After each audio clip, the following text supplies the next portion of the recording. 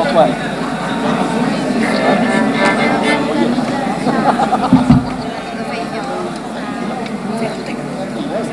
You told me the story.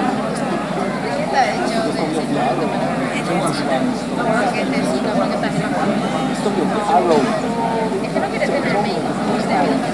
So, what was it?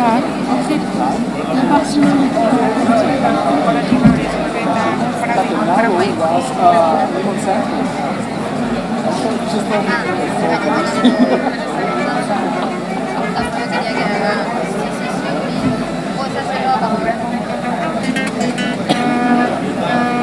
Atiendan, para Guadalupe, Sol, Néstor, para Guadalupe, Soli y gallina. ¿Ok? ¿Está? Ustedes tienen que estar preparados para tocar cualquier cosa. ¿Verdad? ¿Sí o no?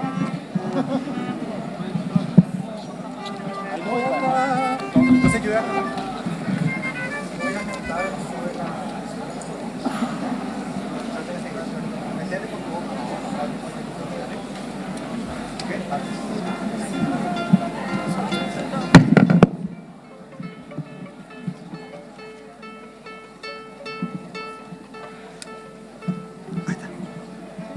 Gracias, gracias.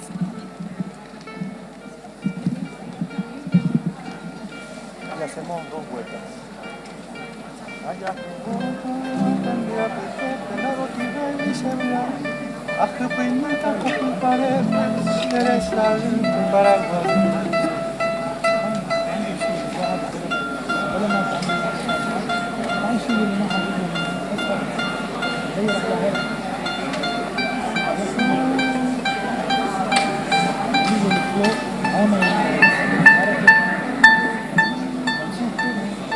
Caballero.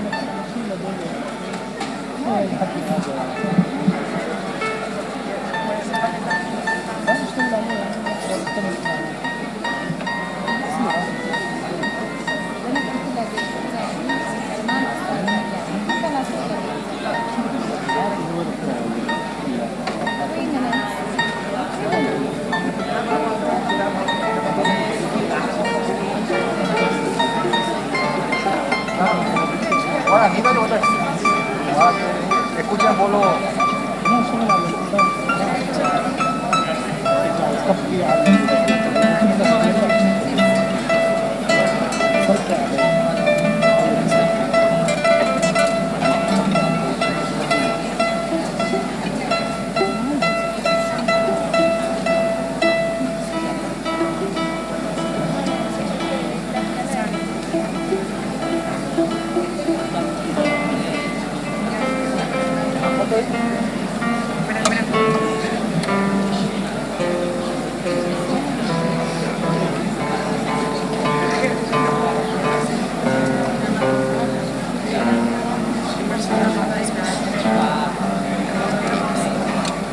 Aprobado orquesta de categoría.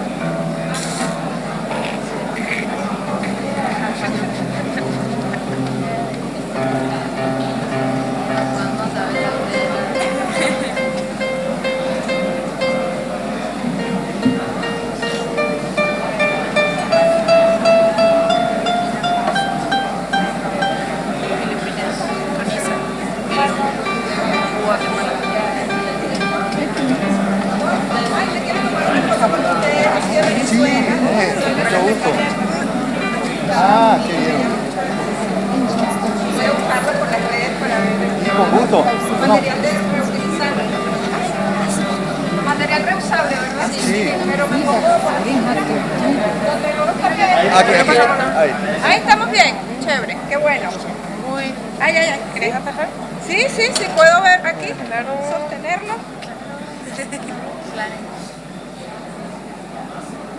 Y una vertical para Instagram. ¿Salen todos? Muy bien. Ay, gracias, de verdad. Muchas gracias. Los voy a etiquetar cuando los suba a las redes. ¿Perdón? ¿Cuánto tiempo de creación? 18 años.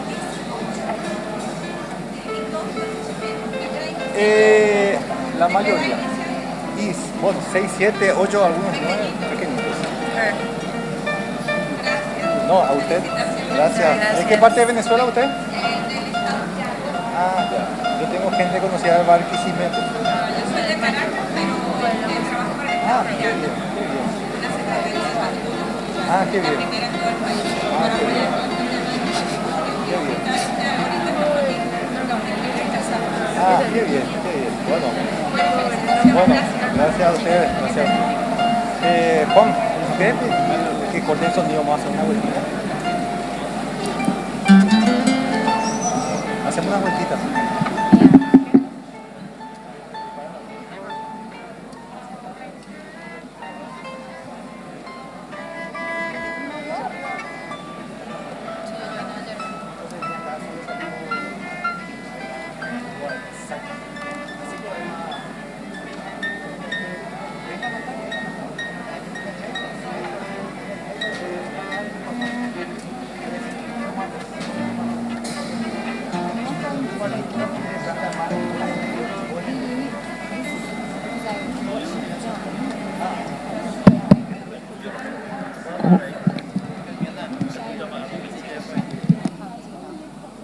No, maybe not necessarily the weekend to pero esto no vamos a ver la que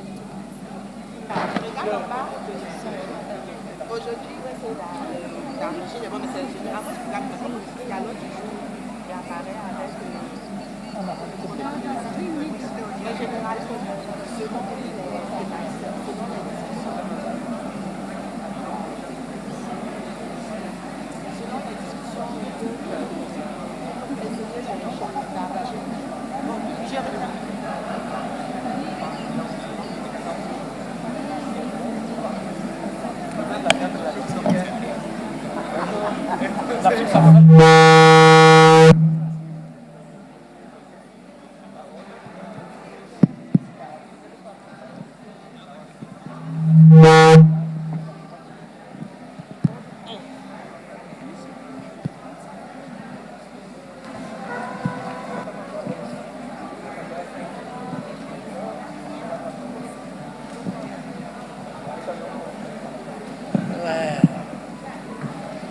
Podemos hacer una prueba si quieres. Lo enciendo, pero no se apaga. No, pero es un ruido de fondo.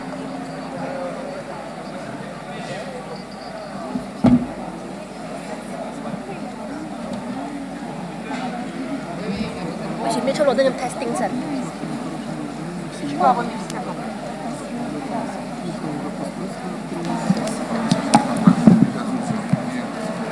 Muy buenos días. Se encuentra entre nosotros el excelentísimo presidente de la República del Paraguay, Su Excelencia, el señor Santiago.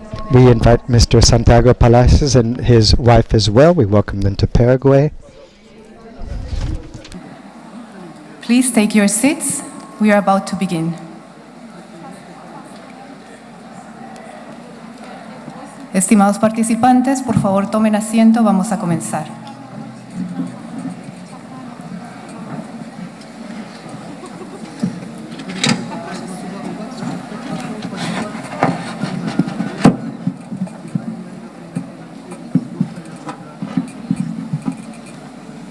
Ladies and gentlemen, allow me to recognize the President of the Republic of Paraguay, His Excellency, Mr. Santiago Peña Palacios, the First Lady, Leticia Ocampos, UNESCO Director General, Madame Audrey Azoulay, the Minister of Culture, Adrián Ortiz Semidey, the Minister of Foreign Affairs, Rubén Ramírez Lescano, the Minister of Education and Science, Luis Fernando Ramírez, Chairperson of the 19th session of the Intergovernmental Committee for the Safeguarding of Intangible Cultural Heritage, Her Excellency Ms. Nancy Velar de Gorostiaga, the UN Resident Coordinator in Paraguay, Mr. Igo Garafulich, UNESCO Assistant Director General for Culture, Mr. Ernesto Otone, Director of UNESCO Montevideo Office, Mr. Ernesto Fernández Polcuch, the Secretary of the 2003 Convention for the Safeguarding of the Intangible Cultural Heritage, Ms. Fumiko Ohinata.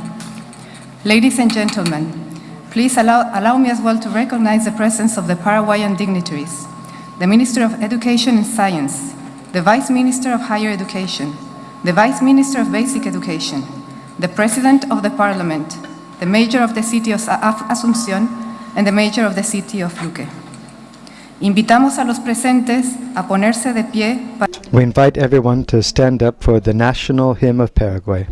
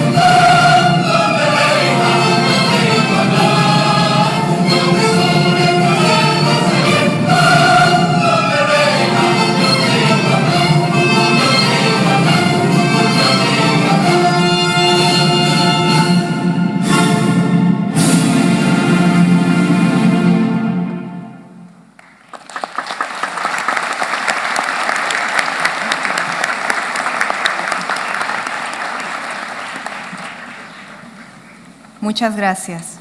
Ahora me gustaría invitar a la ministra de I would like now to ask the Minister of Culture to take the floor.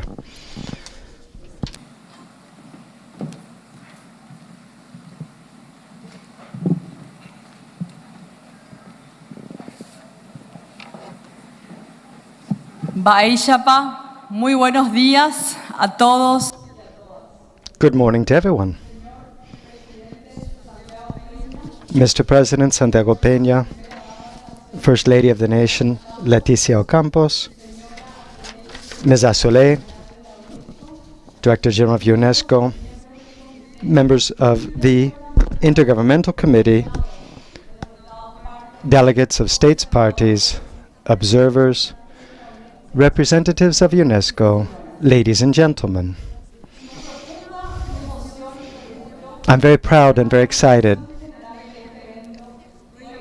on behalf of the general coordinators of this event to warmly welcome you to the 19th session of the Intergovernmental Committee for the Safeguarding of Intangible Cultural Heritage of the 2003 Convention of UNESCO. We have today the great honor to be inviting you here today with music and art to this marvelous city. here in our capital, in this town next to our capital. We're today in the town of Luque. On behalf of the Republic of Paraguay and the National Secretariat for Culture, which is the body for the monitoring and follow-up of the 2003 convention in our country, I'm grateful for the presence and the efforts that you are all making for this noble cause, the safeguarding of our intangible cultural heritage throughout the world. Here in this opening session, I'm happy to see the members of the National Safeguarding Committee, as well as the members of the Permanent Committee for the National Commission of Cooperation with UNESCO, led by our Minister Luis Ramirez. The significant contributions made have been fundamental so that Paraguay can continue to shore up the efforts being made to protect, promote, and transmit our living cultural expressions, the very soul of all of our communities. We're honored to have you here with us today, you international delegates that have come from all over the world. We consider you to be essential allies in this global task to safeguard traditions, knowledge, and practices. This space here is a space of dialogue, a space for cooperation that gives us the opportunity to think about that which we have achieved already under the 2003 convention, while at the same time facing those challenges that we have in order to guarantee continuity of this invaluable heritage that has brought us all here together today. As the Minister of Culture of Paraguay, I once again would like to express how very grateful I am to the entire team of UNESCO and to everyone here present for having chosen our country, Paraguay, as the host of this important event. And today that it is here in Paraguay, in the very heart of South America, that we see the heart of the culture of the world. This meeting once again shows how much commitment we have and how much commitment the President of the Republic has as well to work together with all of you towards building a world based on peace, which values and preserves cultural diversity, that unifies us in friendship towards a common good. I wish you a wonderful and very fruitful session. I invite you as well to enjoy the hospitality of our people,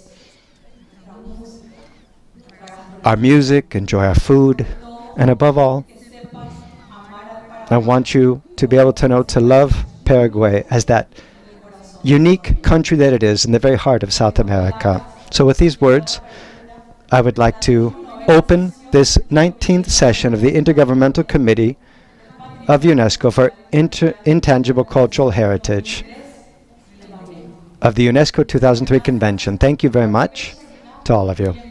Welcome. Welcome to Paraguay.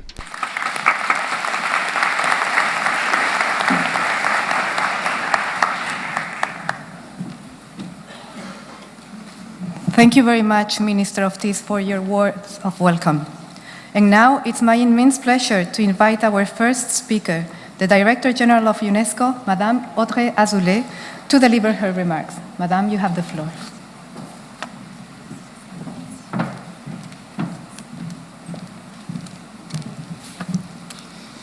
Valle Chapa. Señor Presidente del Paraguay, estimado Mr. President of Paraguay, dear Santiago Peña, Madam First Lady, dear Leticia Ocampos, distinguished ministers, ladies and gentlemen, friends. It gives me great pleasure to be here with all of you, with the authorities from Paraguay, to give you the welcome here to this city, Asunción, in opening this 19th session of the Intergovernmental Committee for the Safeguarding of the Intangible Cultural Heritage. First and foremost, I'm very grateful to see so many of you here, friends.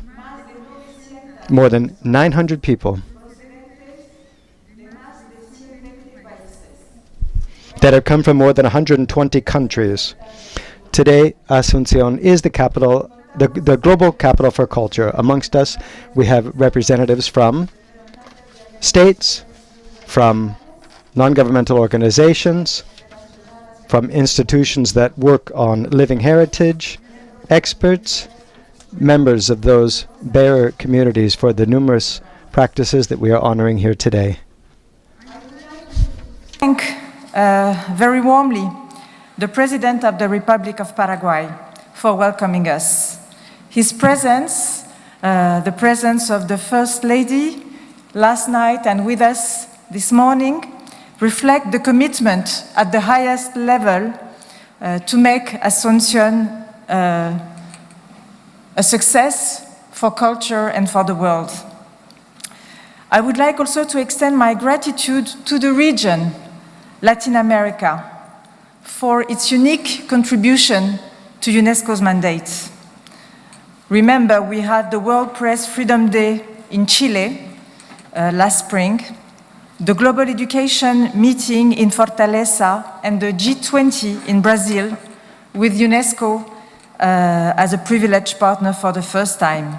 We had the COP16 on biodiversity, also very close to our mandate and close to the issue of the day, in Colombia last October, and today, this World Meeting for Intangible Heritage. These events, these initiatives, show how much the region is contributing to UNESCO's mandate, offering the world platforms and solutions to address our common challenges. And today we meet in a country with a uniquely rich and diverse living heritage. And I think we will hear more of that later. A heritage that was also very beautifully showcased last night in yesterday's gala. And I would like to thank very much the Minister of Culture, Adriana, for this wonderful celebration. It's also a country that boasts a deep-rooted bilingualism, both in its daily life, its literature, its art, its craftsmanship, its talent, its music. This coexistence of the diverse heritages and languages reflects a long and very still present history, exactly like the practices that our convention seeks to safeguard and uphold. Our convention is still young, barely 20 years old, but it has already achieved wonders, not only by linking our generation to all those that came before, but also continuously strengthening the bond between its now 183 member states, signatories. Its success is the result of your collective commitment. It has transformed the understanding, the perception of heritage. I would like to thank in particular the states that contribute on a voluntary basis to the Intangible Cultural Heritage Fund, which has supported almost 70 countries in their heritage safeguarding efforts since 2018. And aside more than 700 inscriptions to date from over 180 countries, this convention has reinvented the very notion of heritage to the extent that today we can no longer, and we should no longer, separate the tangible, the sites, the places, from the intangible, the sites from the practice.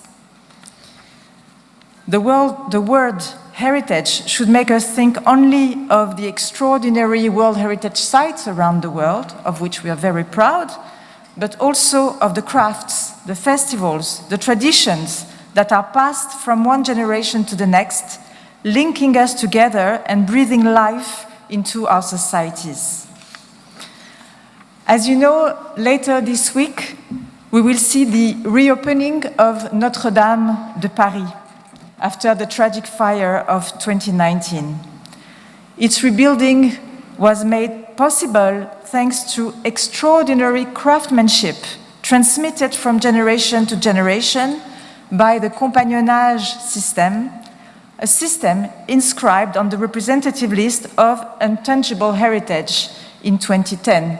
So here again, for one of the wonders of the world, intangible heritage is key.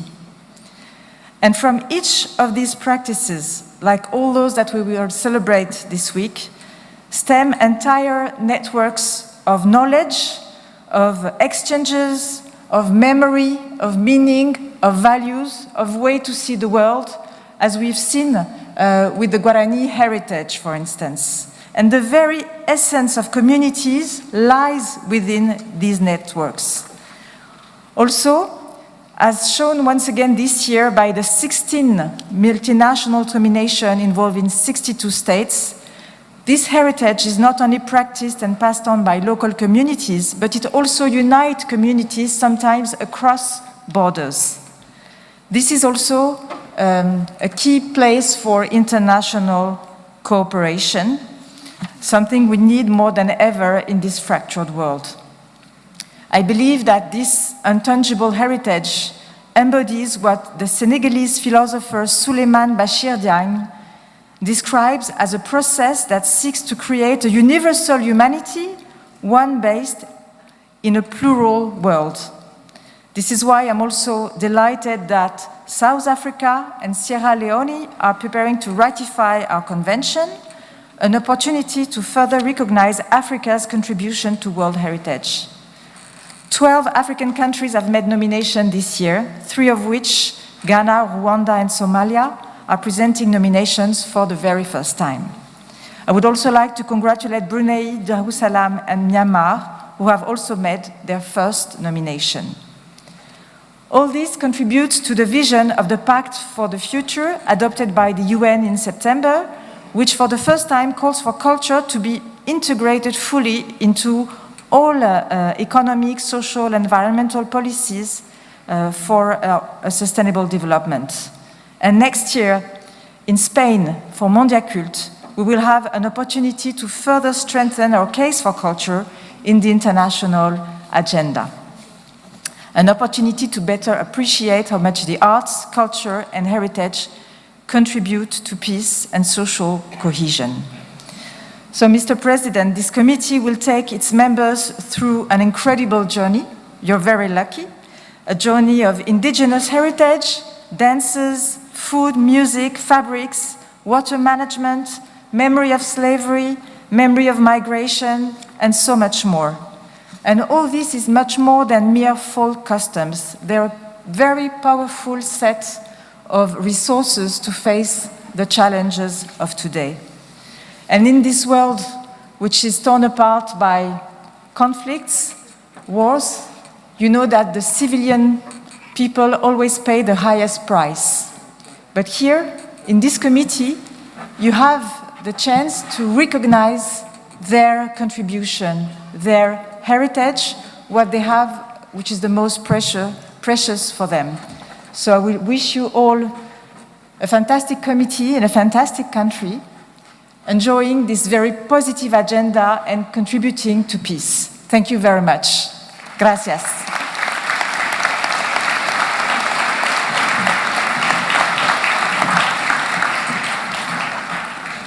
Thank you very much, Madam Director General, for these very heartfelt words. It's now my great pleasure to invite the President of Paraguay, His Excellency Mr. Santiago Peña Palacios, to deliver his remarks. Mr. President, the floor is yours.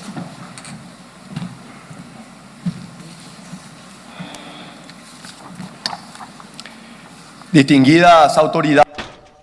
Distinguished authorities, representatives of member states, esteemed delegates, ladies and gentlemen, it's a great delight to give you the warmest welcome this morning to our land, where we have some of the largest rivers of South America, which come together to forge a unique nation, where Guarani and Spanish weave a unique symphony of cultural identity, with culture being the very essence of our identity. Welcome to this extraordinary, unique country whose glorious history has not been written in prose but in verse, as was said by the great poet José Martín. This is a country which has fought with sweat, blood and tears to survive, to overcome, and above all, to be proud of its national identity. That is Paraguay. Throughout our history, we've suffered during the colonial times, isolation. We've seen wars, the Triple Alliance Wars, which decimated 2/3 of our population, the Chaco War with Bolivia, and years of military governments. All of these challenges have shaped us with a unique sense of identity as a country with a rich, multicultural identity, with this sense of, as Natalio González said, miracle. It is not a coincidence, therefore, that this 19th session of the Intangible Cultural Heritage Safeguarding Committee is being held in the heart of our continent. This is a country which has made the preservation of its intangible heritage a national cause, which is part of its DNA. History has taught us that peoples who protect their identity are those who build their future on solid foundations. And this is what Paraguay embodies. We have been able to preserve our indigenous languages, and as an official language, we don't preserve our traditions as museum pieces, but as living parts of our daily lives. The intangible heritage that brings us together today is not just an abstract concept. It's the Paraguayan art, it's ancestral medicine which is practiced in our countrysides, the tereré, which brings together our communities, the stories of resilience and beauty. These expressions define us and also give us a sense of the future. There is a sense of transformation, and within this context, we have a very important endeavor ahead of us. We need to come together to build on the singularity of each of our expressions, to come together. We're not just here to talk about traditions of the past, but to ensure that future generations inherit a world where cultural diversity is a source of wealth and pride. Over the next few days, we will take part in a discussion that goes beyond borders. Every discussion will move us closer to having an international legal framework which safeguards our most valuable forms of intangible cultural heritage. UNESCO has played a key role in this process, and we wish to reaffirm our unwavering commitment to its work, and we thank the member states for sharing this historical task of safeguarding intangible cultural heritage of humankind. I invite you, after this session, to also discover our country, Paraguay, in all of its diversity. A country which does not only celebrate its intangible cultural heritage, but also uses it as a source of development. Here, I wish to recall the great, wise indigenous people of our land, Guarani, whose culture we proudly support as part of our identity. As part of their many legacies, the Guaranis left us a myth of creation called Augura Peta, which is about the foundations of human language. According to this story, Father Yamandu, the author of the universe, first created human language, and in doing so brought light to the lands. Poetic words such as Leon Cadujan translated from Guarani. This was what existed before the creation of the universe. With this, our brothers and sisters from the Guarani peoples have taught us that the foundations of our universe lie in language, in communication among ourselves. And I am convinced that over the next few days of fruitful discussions, you will know, dear friends, how to use this language to find new ways to protect our valuable, intangible cultural heritage. Thank you very much.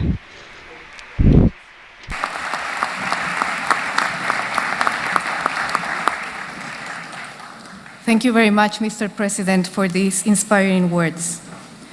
Ahora, damas y caballeros. Now, ladies and gentlemen, we will enjoy a performance by Cateura Orchestra of Recycled Instruments.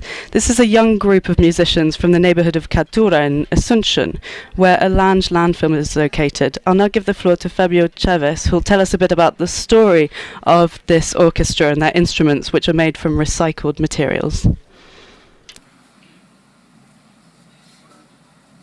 Buenos días.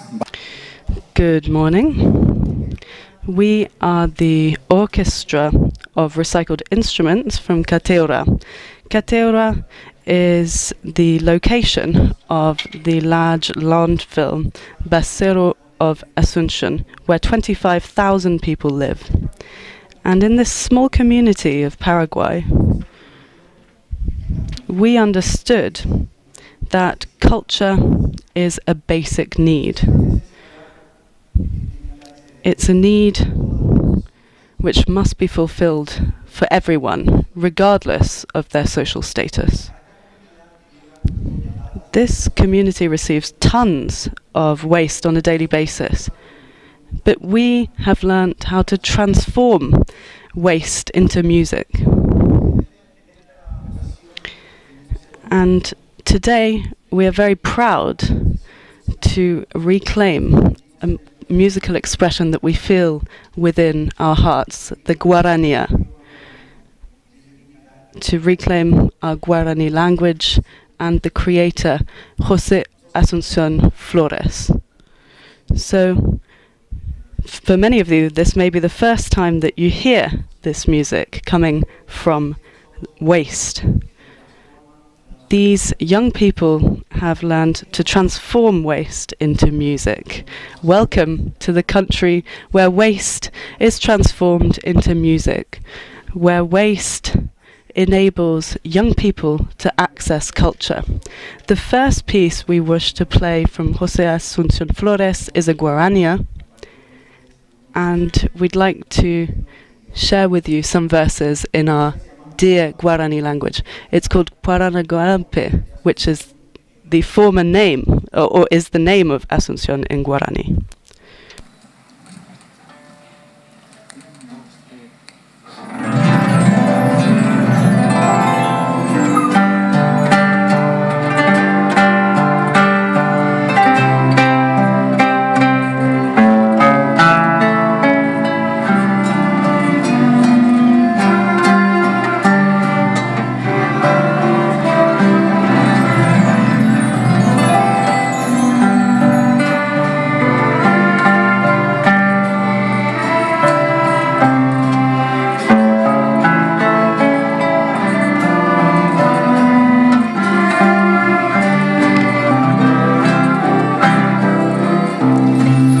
Ayahe ota pende aptepe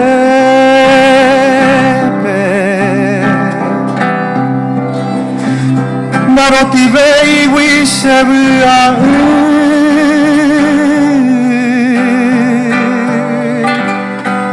Ahupuinita kopu jarepe Sherezaupe Paraguay Plaza Uruguaya, selva aromada,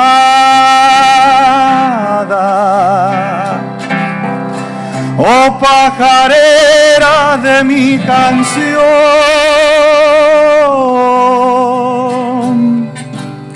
orgullo mío, cúpula amada, el oratorio de la Asunción.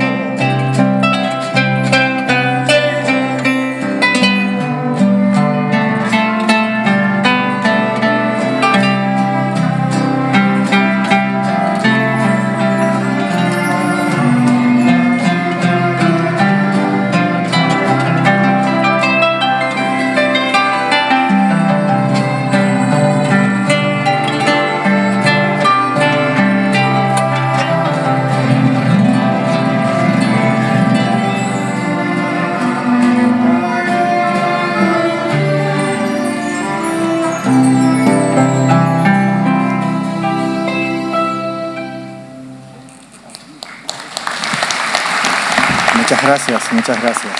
Thank you very much. José Asunción Flores José Asunción Flores also made 2 other symphonies. The first is Soli and then Atico Canto.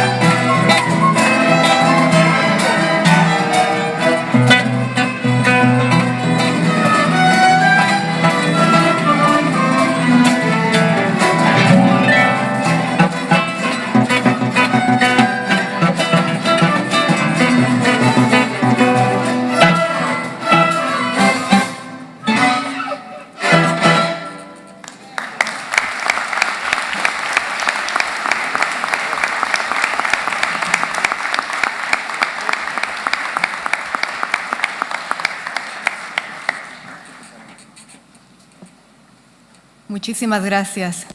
Thank you very much. The story of this orchestra is an inspiration for all of us here. Please continue to express and share your experience through music. Thank you very much, dear musicians. Let's come for the chairperson of the 19th session of the Intergovernmental Committee for Safeguarding of the Intangible Cultural Heritage to take the floor. Her Excellency, Ms. Nancy Ovelar de Gorostiaga. Madame, the floor is yours. Muchas gracias. Thank you very much. Les doy la bienvenida. I would like to welcome all of you to this meeting here in Asunción, Paraguay, our land of rivers, music, and sun. I'm honored to have been entrusted by the committee for chairing this session, and I will do my utmost to fulfill the responsibilities given to me in this role. I declare open the 19th session of the Intergovernmental Committee for the Safeguarding of Intangible Cultural Heritage.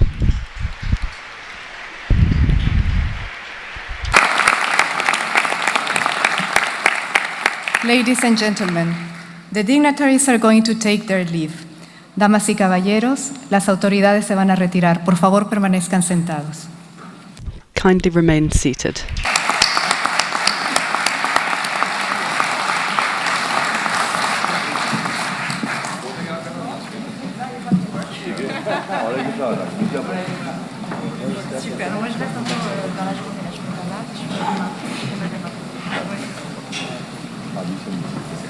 Muchas gracias.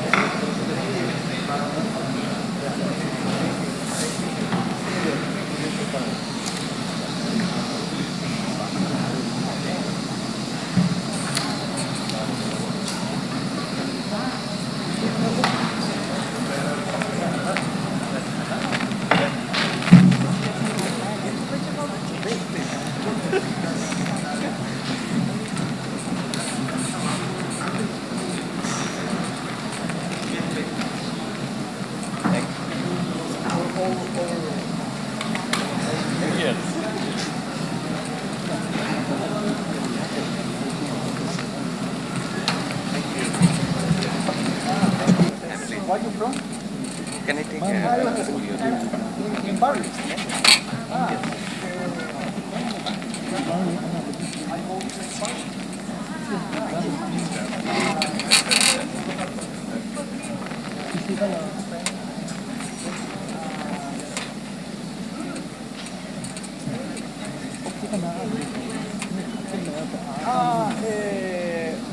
For Jesuita college, the 4 districts. Yeah. Okay. Thank you. Thank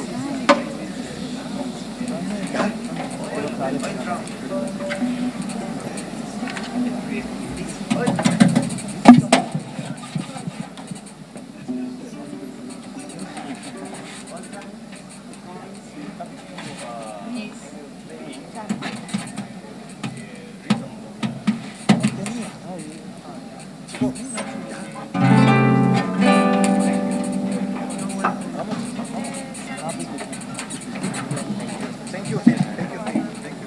Enjoy for Paraguay.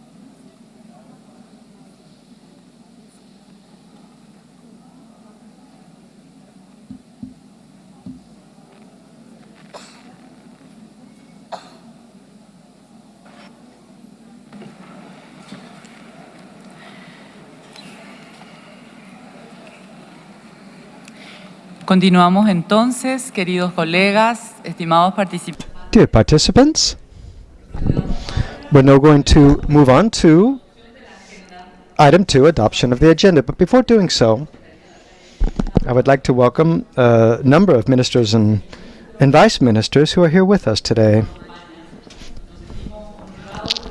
We're honored by their presence. Dear ADG Otoni, could you please help us in recognizing the presence of these dignitaries? I'd also like you to say a few words to greet the participants as we start this session. The floor is yours, sir. Thank you very much, Chairperson. And so during these days, as you said, we're going to be having the presence with us of His Excellency, or Ms. Sadat Yusufofa, Deputy Minister of Culture of Azerbaijan, His Excellence, or Ms. Excellent Esperanza Present, the Ministry of Culture of the Plurinational State of Bolivia, Juan Carlos Cordero, Vice Minister of Culture and Creativity and Industry and Heritage of Bolivia, His Excellency Ms. Sarkona, Minister of Culture and Art from Cambodia, Mr. Impapidum, Minister of Art and Culture of Cameroon, Excellency Mr. Juan Trao, Minister of Culture and Tourism of China, His Excellency Mr. Correa Rodriguez, Plenipotentiary Ambassador of Foreign Relations for Colombia, Ms. Saya Maria Delgado, Vice Minister of Memory, Heritage, and Culture from Colombia, Lucet Martinez Celando, Vice Minister of Culture of Cuba, Excellency Ms. Hibo Humin Asue, Minister of Youth and Culture in Djibouti, Excellency Milagros Herman, Culture Minister from the Dominican Republic, Mr. Mark Okraku Mantli, Minister or Deputy Ministry of Tourism in Ghana, Excellency Ms. Maria Ramirez, Vice Minister of Foreign Relations of Guatemala, Ms. Laura Cotis, Vice Ministry of Culture and Natural Heritage from Guatemala, Mr. Fariso, Minister of Culture of Indonesia, Mr. Ali Darabi, Vice Minister and Deputy of Cultural Heritage from the Islamic Republic of Iran, Excellency Ms. Olivia Grange, Minister of Culture, Gender, and Sports in Jamaica.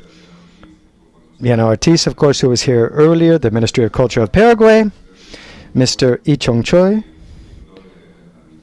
Administrative Director of Korean Heritage, Mr. Mario Marushka, Secretary of State of the Ministry of Culture of the Republic of Slovakia, Mr. Daoud Advice Hama, the Ministry of Information, Culture and History of Somalia, Mr. Jordi Martin Graui,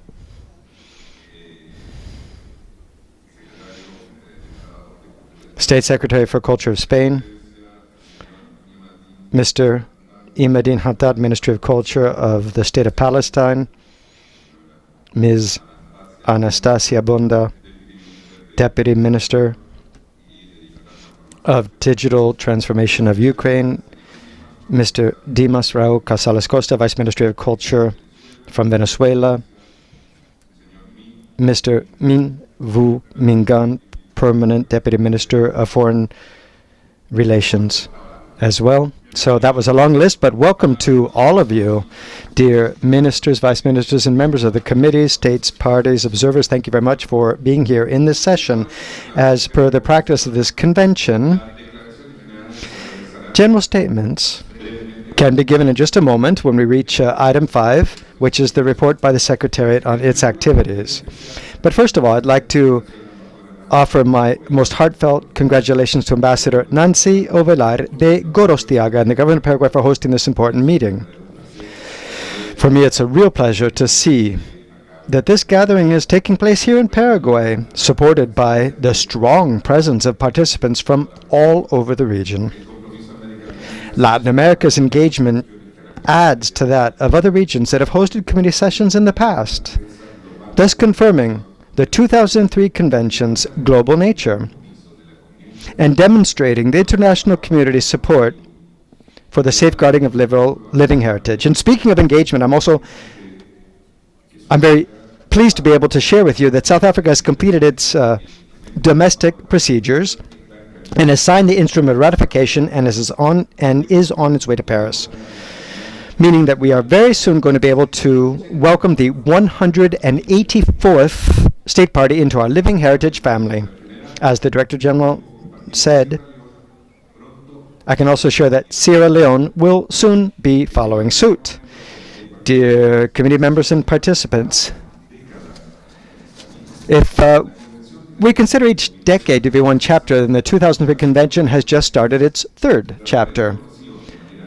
Having firmly acknowledged the importance of living heritage, I wonder what kinds of stories will be written in this third chapter by the stakeholders of the Convention.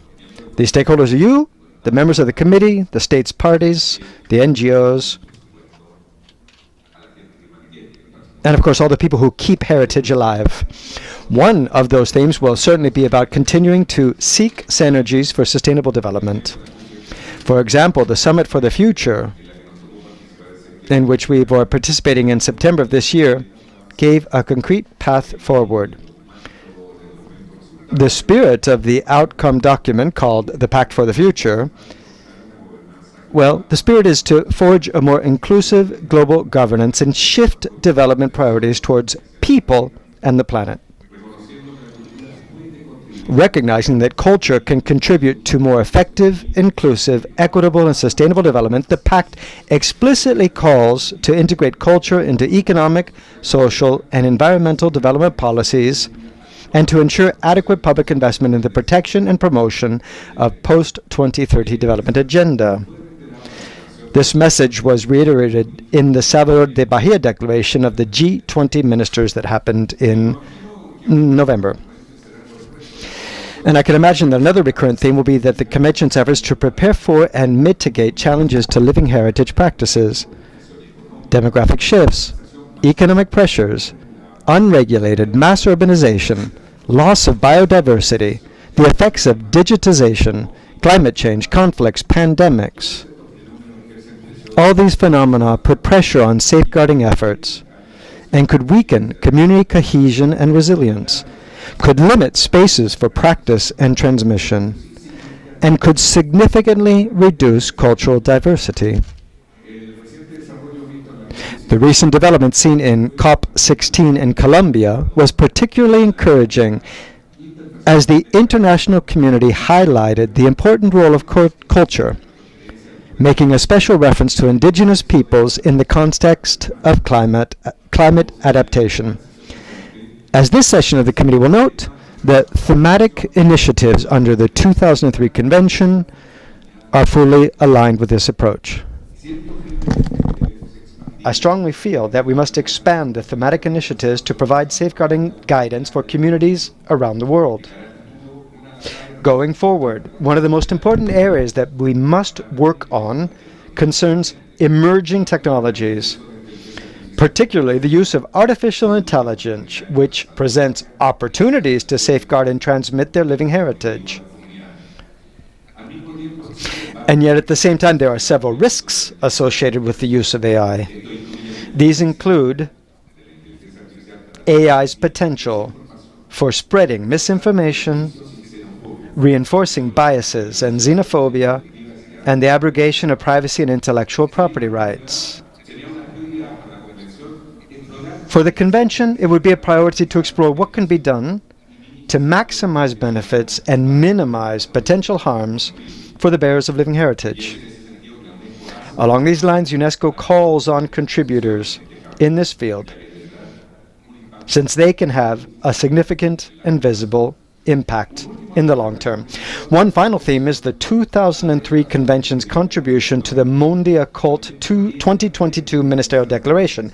UNESCO is tasked with organizing a World Forum on Cultural Policies every 4 years and forming a World Report on Cultural Policies. There was a first edition, and now this report is being produced on a quadrennial basis built on information provided by member states, by you. I've just gotten back from Spain, where a regional consultation for Group 1 was held. I was there with my colleagues from Spain, and I'm pleased to say that it was an extremely fruitful consultation in which member states were fully engaged in the discussions, sharing their commitments and the implementation of the 6 priorities identified in the Mondia Cult 2022 declaration, as well as their lessons learned and room for improvement encountered so far. There's no need to say that the Intergovernmental Committee is an important engine for developing the Convention, and we're very much looking forward to accompanying your discussions throughout this year.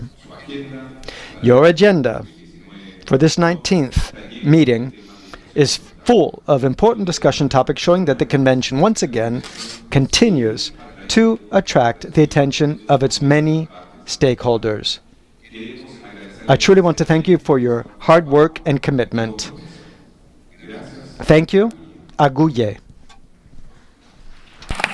Gracias, ADG Otone. Thank you, ADG Otone, for your kind words and for sharing your vision for the future of the 2003 Convention with us. Before giving the floor, or moving on to the next point, I would like to give the floor to the Secretary of the Convention to share some practical information with us. Fumiko, the floor is yours. Madam Chair, and greetings to all the participants. On behalf of the Secretariat, I greet you and thank you very much for coming all the way to Paraguay. I hope that you are seated comfortably. We also greet the online participants following this session from around the world. The list of participants is available on the Convention's website. As announced today, to date, nearly 1,000 people have registered, and number is still growing. As part of your on-site registration, you received a badge giving you an access to the 19Com area. We strongly request you please to keep your badge visible at all times. Interpretation is available in English and French, and Spanish interpretation is also made available with a gracious support from the Kingdom of Spain. You will see on the screens the interpretation channels for the different languages. The live webcast is available on the committee's 19 sessions webpage, and you will see also on the screens the login and password for the Wi-Fi network that is accessible both in the plenary room and in the 19Com venue. The committee will meet daily from 9:30 to 12:30 and from 2:30 to 5:30. There will be a 2-hour lunch break every day. A small exception is made on Wednesday when the day's session will stop at 4:30 in the afternoon because the host country is kindly inviting the registered participants to an event. We will provide details shortly. And for all of the week, no evening sessions are planned. Delegations who wish to give a general statement during the session are encouraged to do so during the examination of item 5, report by the Secretariat. And if you have prepared any statements, it would be useful for the interpreters to receive them in advance at the address shown on the screens. And I ask my colleagues to just leave it on the screens for a little while. And it does not matter if your text is not yet final, it will greatly help the work of the interpreters. These statements will only be seen by the interpretation team and the Secretariat. Also, I would like to add that there are photographers who will cover this session.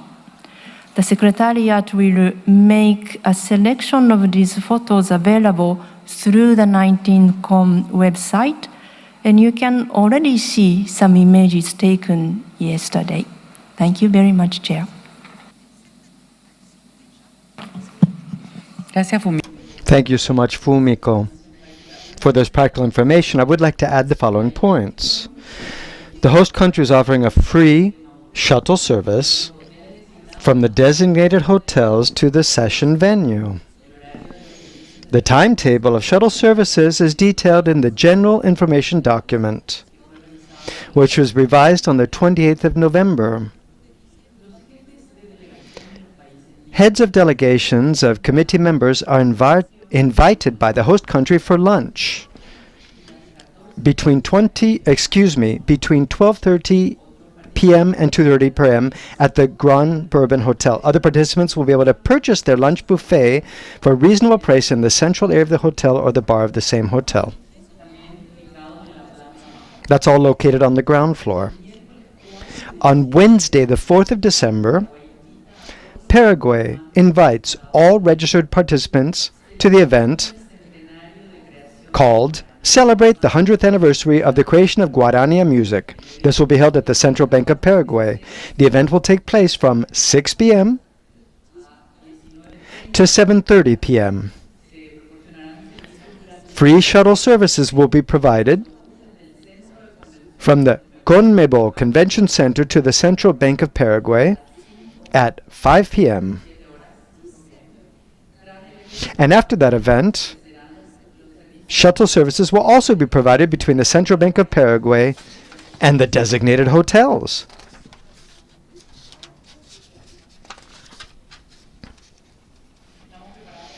So we're now ready to move to the adoption of the agenda, I believe. Is that true?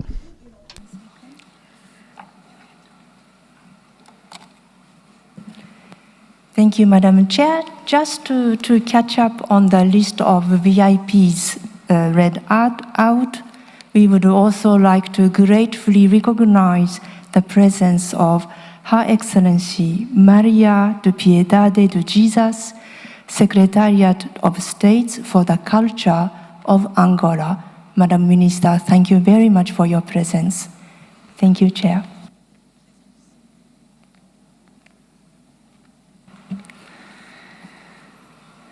Estamos preparados para pasar.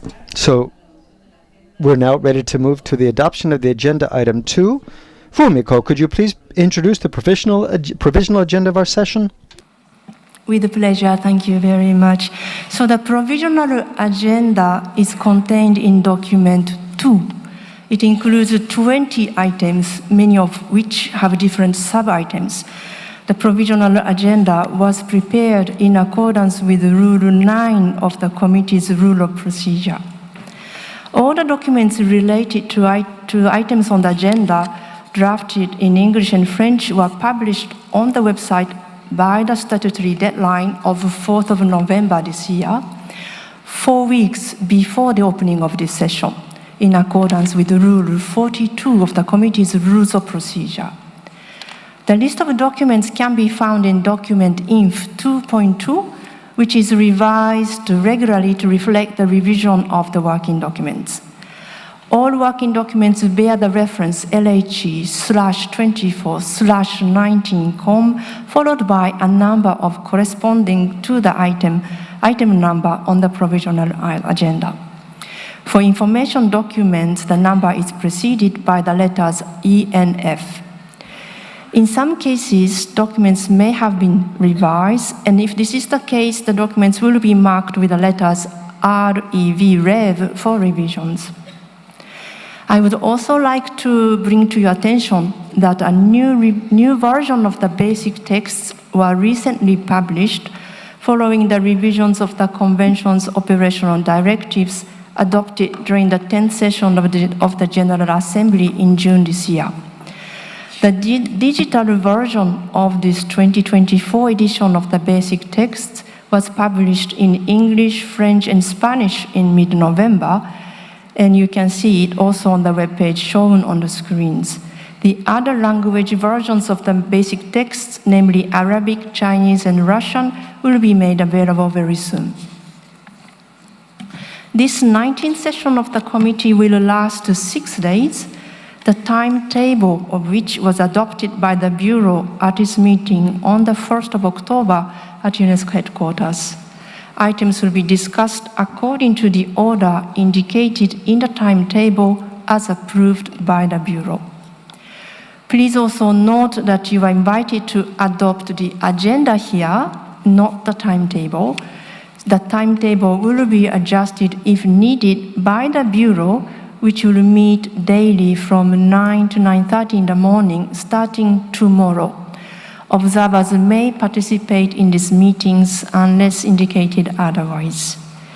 I would also like to mention that a series of side events has been organized, including exhibitions, performances, seminars, and roundtables, and currently the calendar includes as many as 58 events. I believe this is the highest number we ever had, side events calendar for the committee session. Then the calendar of side event is available on the webpage of the 19th session of the committee. Madam Chair, of course, I remain at the disposal of the committee to answer any questions. Thank you very much. Muchas gracias, Fumiko. Thank you very much, Fumiko. Dear committee members and colleagues, I'd like to now provide some general guidance on how I intend to structure the discussion over these 6 days. Our schedule is quite tight, given all the points and discussions we need to address. For this reason, I ask committee members to limit their speaking time to 2 minutes.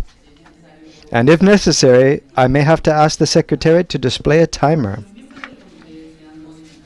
If committee members wish to amend the draft decisions to be discussed, they may do so via a form available on the webpage of the committee's 19th session, which should be submitted by email to the address indicated on the form and displayed on screen right now.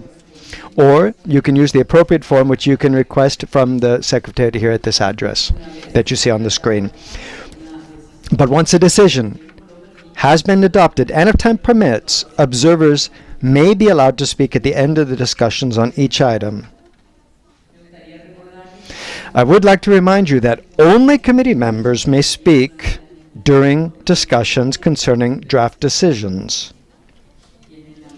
Are there any questions about our working method?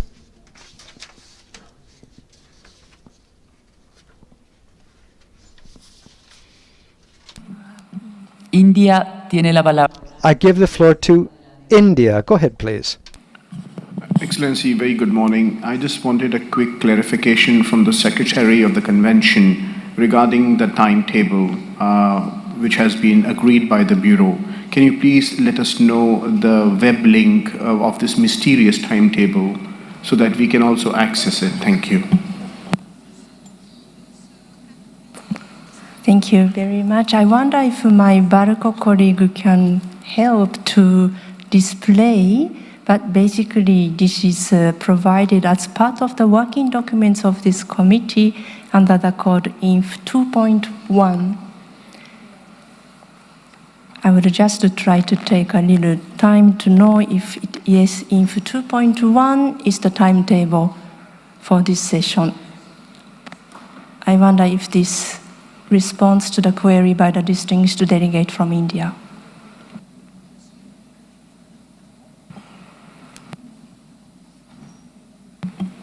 Yes, Excellency. We are accessing the Word document, but it's taking some time to download. And I understand this is going to be updated after every Bureau meeting? Fumiko, por favor. Yes, thank you. This is the practice of this convention, this committee, that let's say, at the end of each day, the Secretariat updates the provisional timetable to reflect in the actual happenings of the session.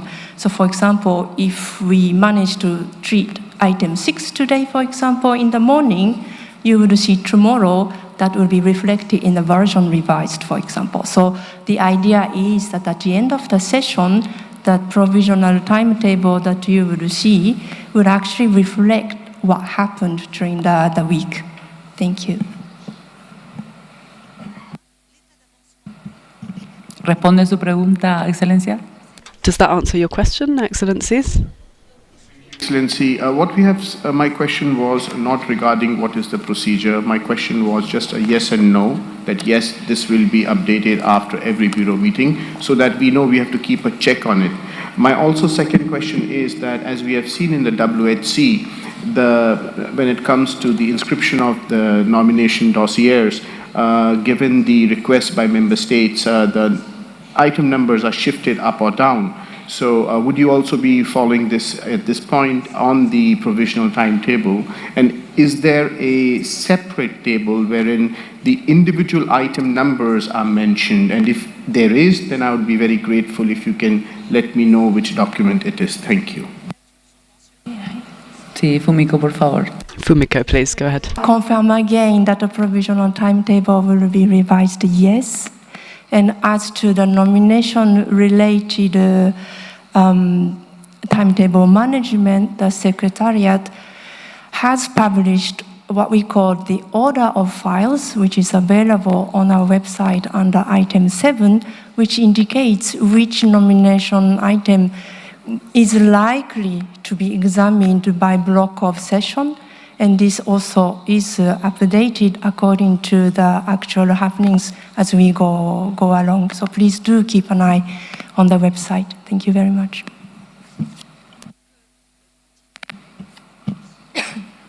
Bueno. Very well, thank you, Fumiko. We can therefore proceed with the adoption of Decision 19.com2, located in paragraph 1 of document 2.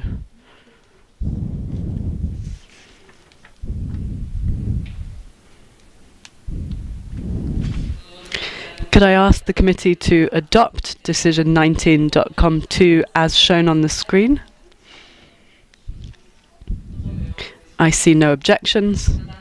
I therefore declare Decision 19.com2 adopted.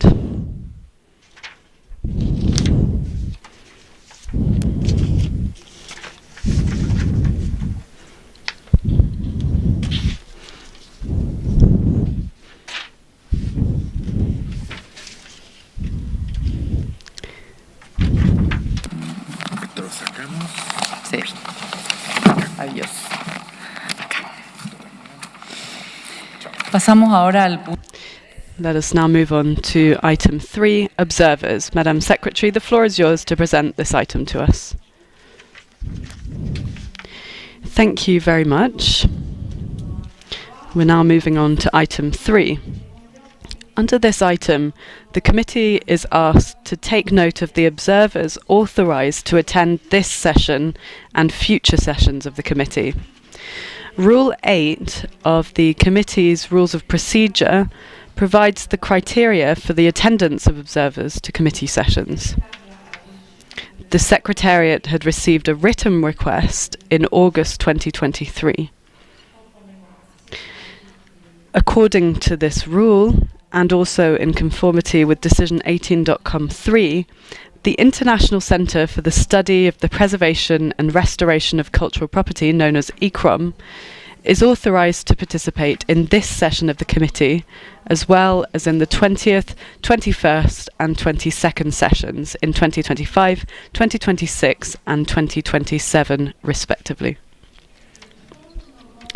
On the 30th of November 2024, the Secretariat also received a written request from the Arab League Educational, Cultural and Scientific Organisation, ALEXO, which seeks authorization to participate in the committee as an observer at its 20th, 21st and 22nd sessions in 2025, 2026 and 2027 respectively.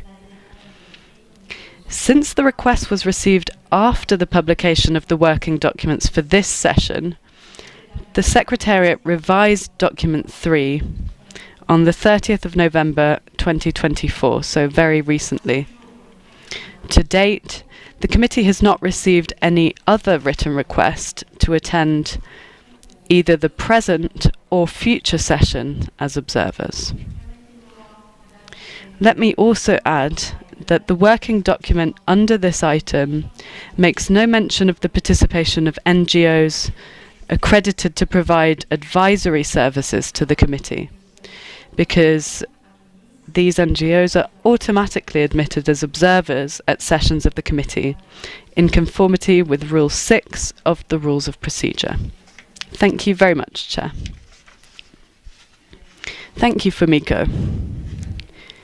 I now open the floor. If anyone wishes to take the floor, please raise your plate.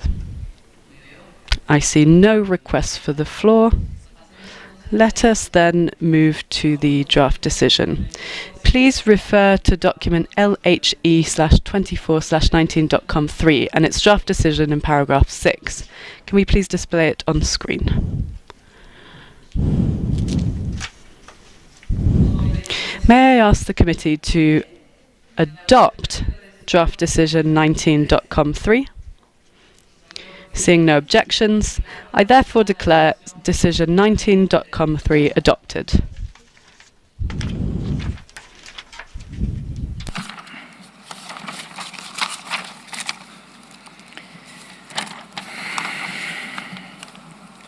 Pasamos ahora al punto. We now move on to item 4, summary records of the 18th session of the committee. Madam Secretary, the floor is yours to present this item to us. Thank you very much. So in application of Rule 45 of the Rules of Procedure of the Committee, Document 4 presents the summary records of the 18th session of the committee. We hope that the document provides a faithful summary of the interventions made by all the members of the committee and observers during that session. Recordings of the debates are available on the webpage of the 18th session of the committee. Thank you, Madam Chair.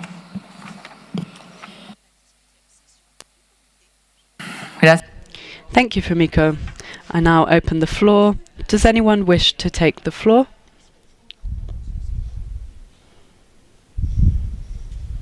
I see no requests for the floor.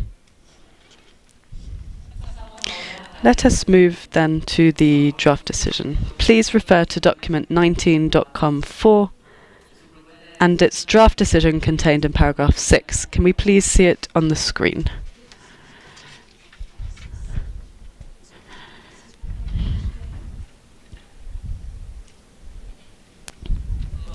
May I ask the committee to adopt the draft decision 19.com4 as displayed on the screens? Seeing no objections, I hereby declare decision 19.com4 adopted.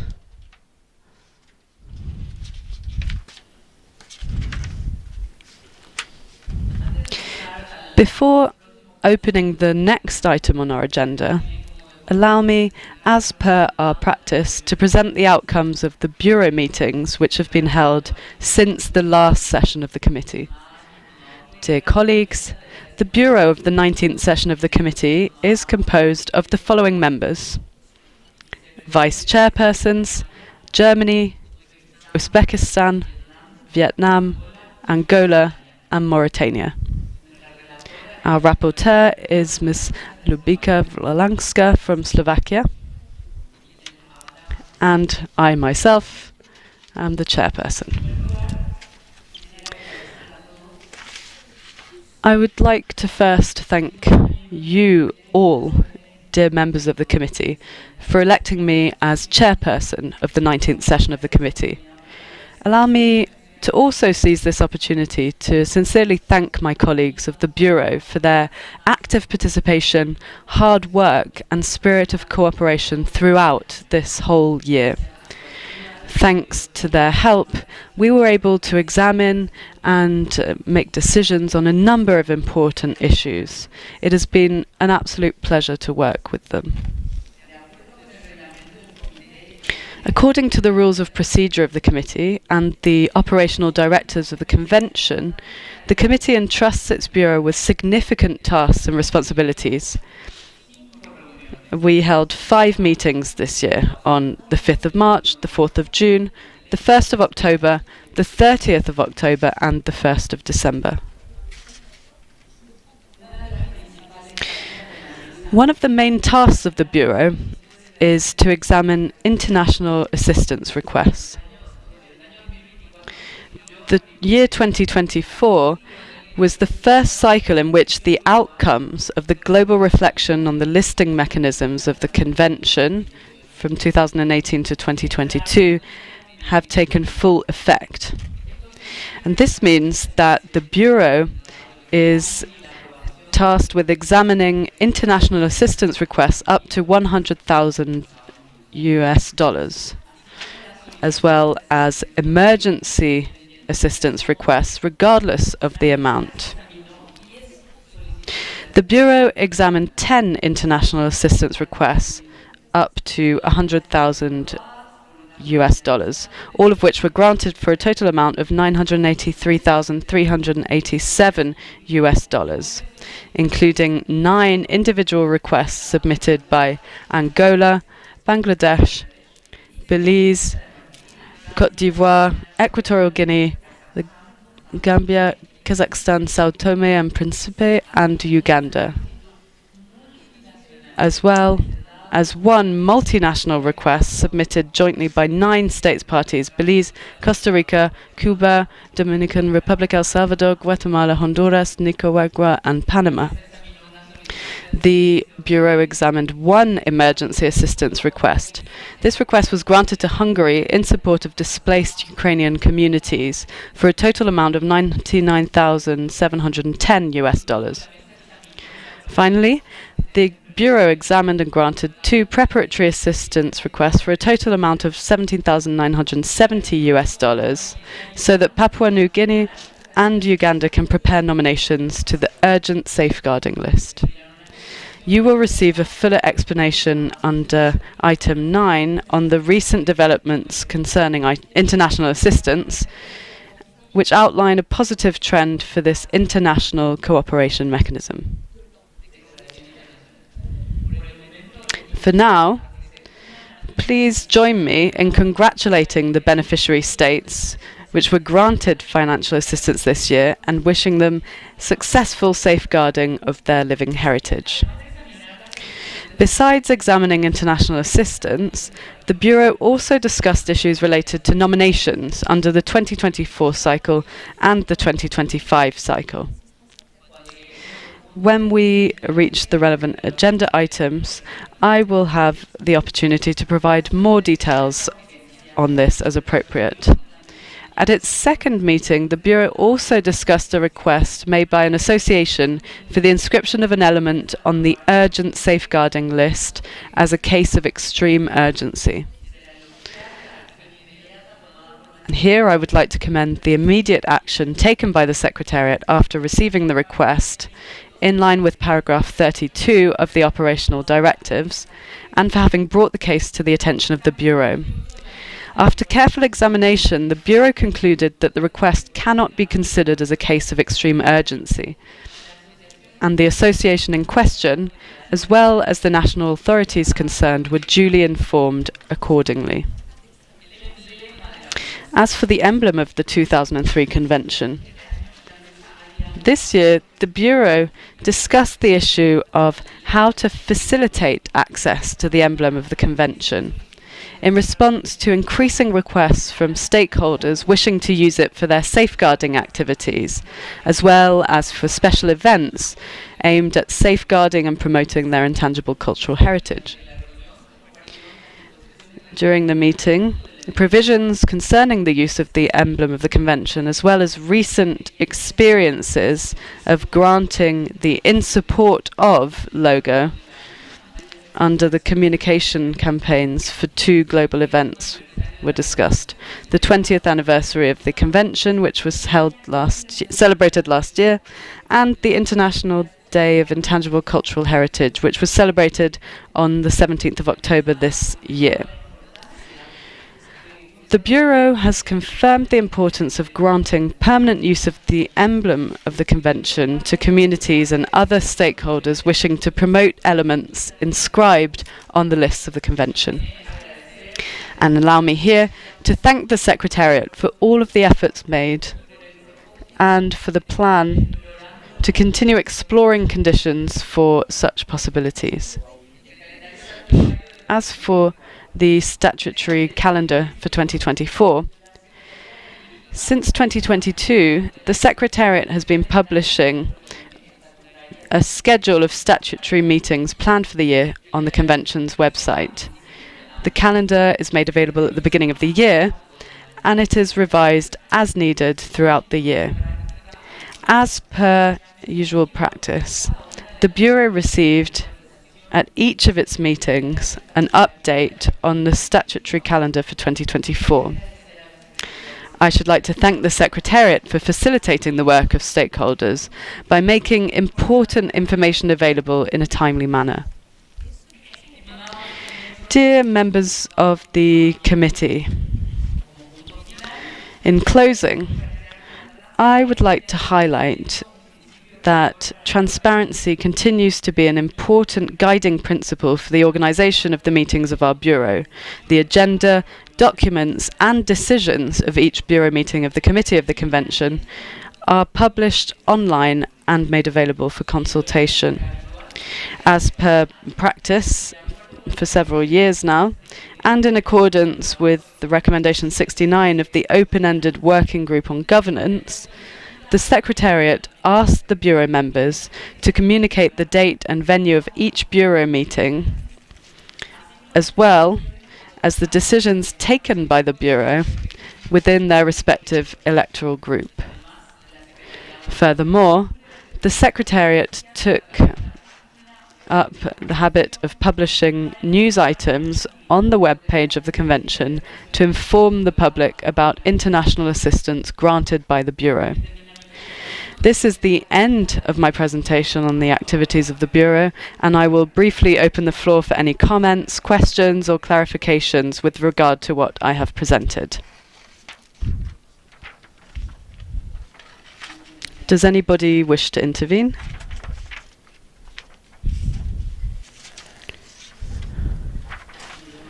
I see no request for the floor, and there are no decisions to be adopted for this report, so we are therefore ready to move on to our next item.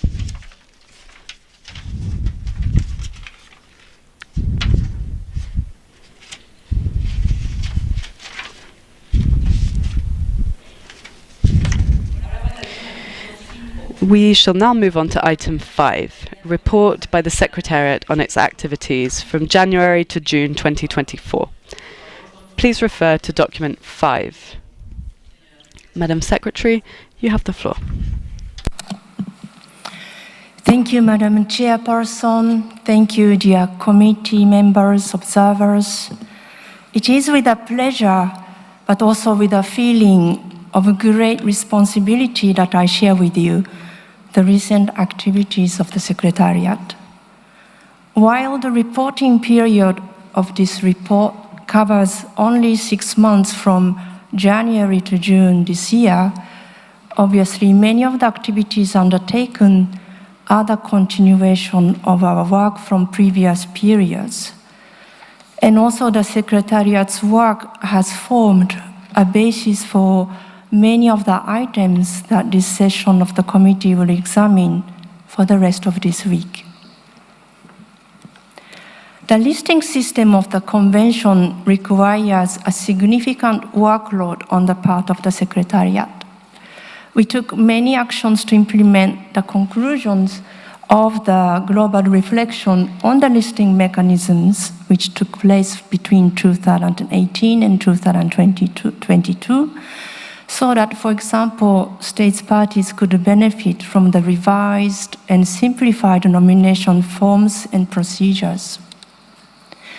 The team also managed well the international assistance mechanism, which continued to be used extensively during the reporting period. And good progress can be noted also as regards the broader implementation of Article 18 of the Convention, particularly as regards the development of a new online platform for sharing good safeguarding experiences. Moving on, the Secretariat continued to work on intangible cultural heritage in emergencies, for example, by facilitating cooperation between living heritage bearers and disaster management agencies, for example, by developing a handbook for humanitarian actors working with living heritage, or, for example, by supporting Ukraine, the State of Palestine, and so on. The Secretariat was also part of the international coordination meeting held in September this year to find ways to strengthen international coordination in safeguarding culture in emergencies. Another international mechanism of the Convention which showed a very promising development is periodic reporting. In particular, the capacity building approach undertaken for Africa has brought excellent results, as you will see later, and the Secretariat also provided similar capacity building support to the Asian Pacific region. The Secretariat believes that the thematic approach is vitally important for the further development of the Convention. An update on these initiatives, notably on the economic dimensions of safeguarding intangible cultural heritage and living heritage and climate change and safeguarding of living heritage, will be reported to you later.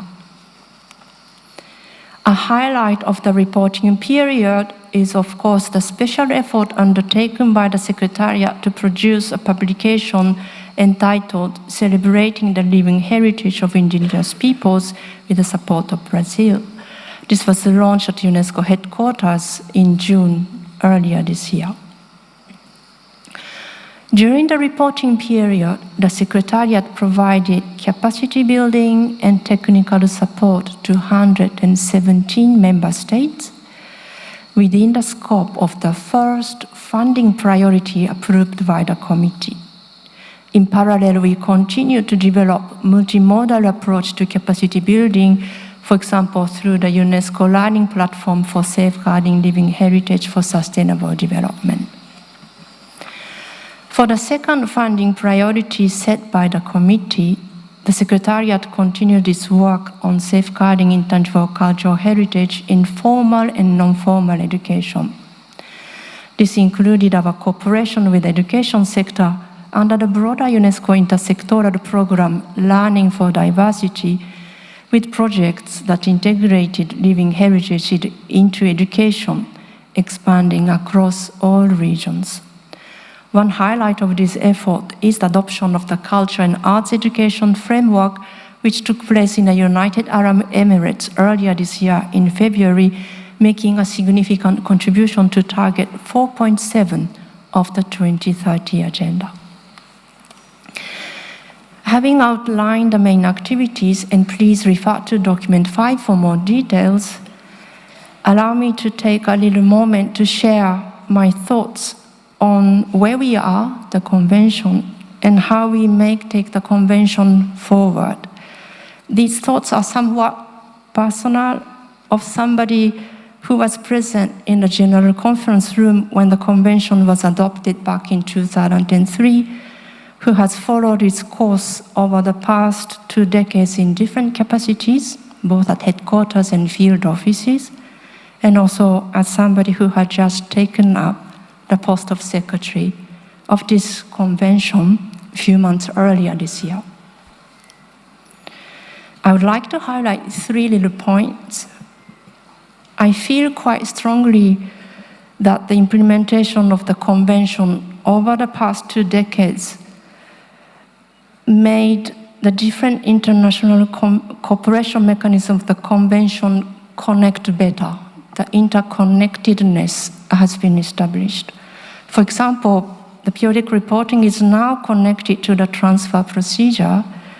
The preparatory international assistance is made more accessible, therefore linking the international assistance to the representative list. Safeguarding approaches observed from different capacity building initiatives are going to feed into the Article 18 initiatives for sharing good safeguarding experiences, and so on and so forth. I feel that there is a coherence within our convention system, and I would like to nurture these connections going forward. My second point concerns a kind of feeling of the phases and development of phases. I often speak about the development of the conventions indeed in phases. We have gone through the initial phase of looking for ratifications, which was followed by a phase to sort out internal rules in the form of operational directives and other key documents such as ethical principles. And then another phase kicked in then to set up our capacity building approach. And now, having come out of the 20th anniversary of the convention last year, the feeling is that we are in the phase of further thematic development.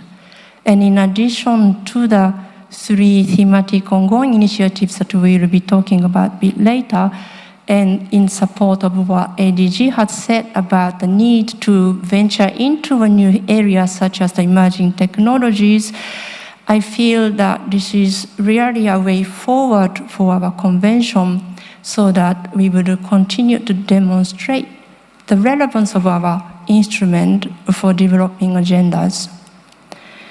And to cap it all, above all, I am most grateful and encouraged by the presence and support of the Living Heritage family that has grown around the convention. I mean, these are the state parties, NGOs, Category 2 centers, UNESCO chairs, facilitators, and of course, communities around the world.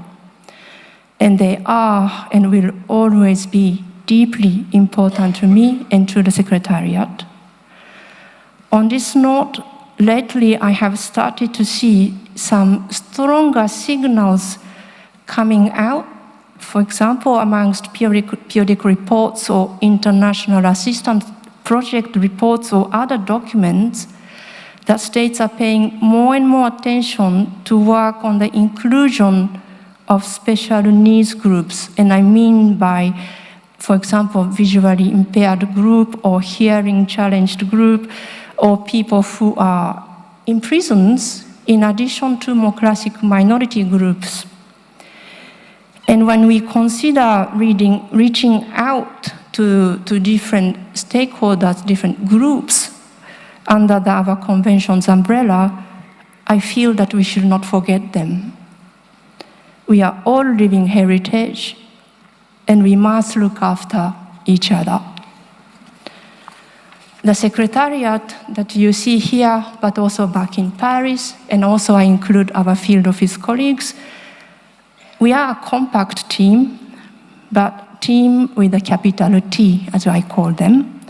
And we are ever so convinced of the importance of living heritage.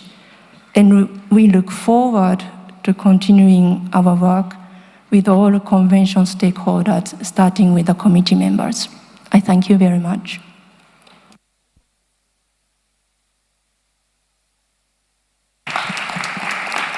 Gracias, señora secretaria. Thank you, Madam Secretary, for your report, which gave a very good overview of the activities undertaken by the Secretariat. I'm sure that many of you may have questions or comments, so I now open the floor first to the committee members. Bangladesh, please go ahead. You have the floor, Excellency.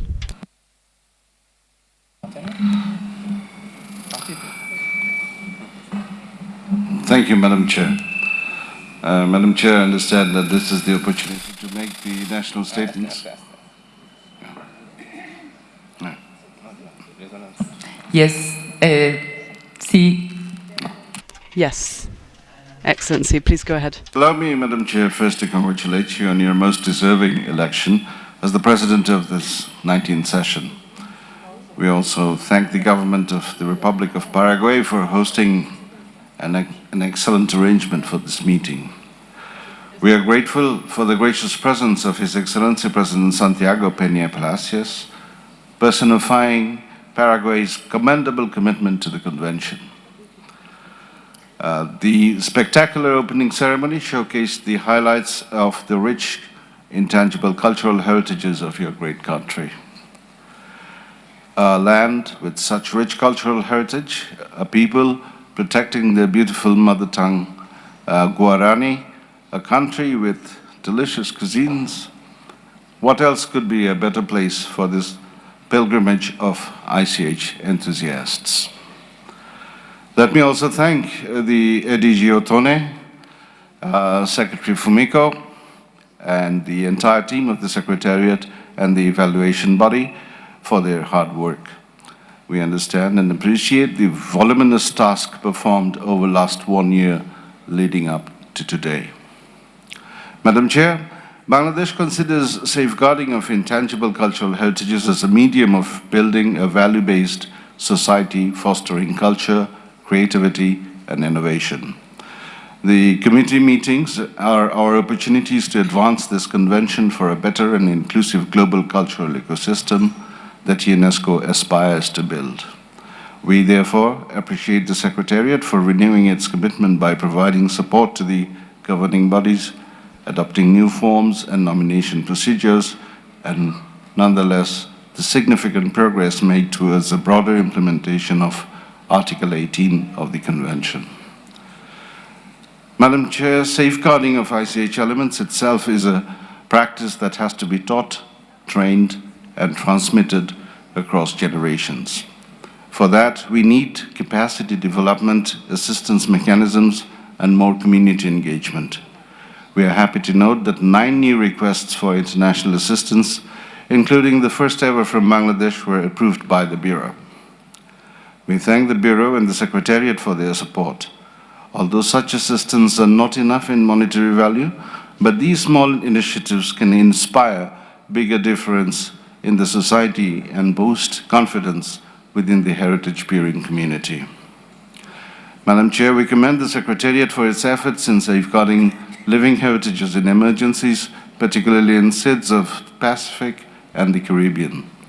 We also appreciate the Secretariat for utilizing funds from the Convention to support Palestine in its most challenging times. We laud the member state parties who made contributions to these initiatives. We further commend the Secretariat for implementing the first funding priority in 117 member states and making steady progress in the second funding priority. Inculcating a practice of safeguarding through formal and non-formal education could bring a paradigm shift in the entire process. Safeguarding of heritages should be seen as a standalone priority and must be backed up by appropriate policies and institutions.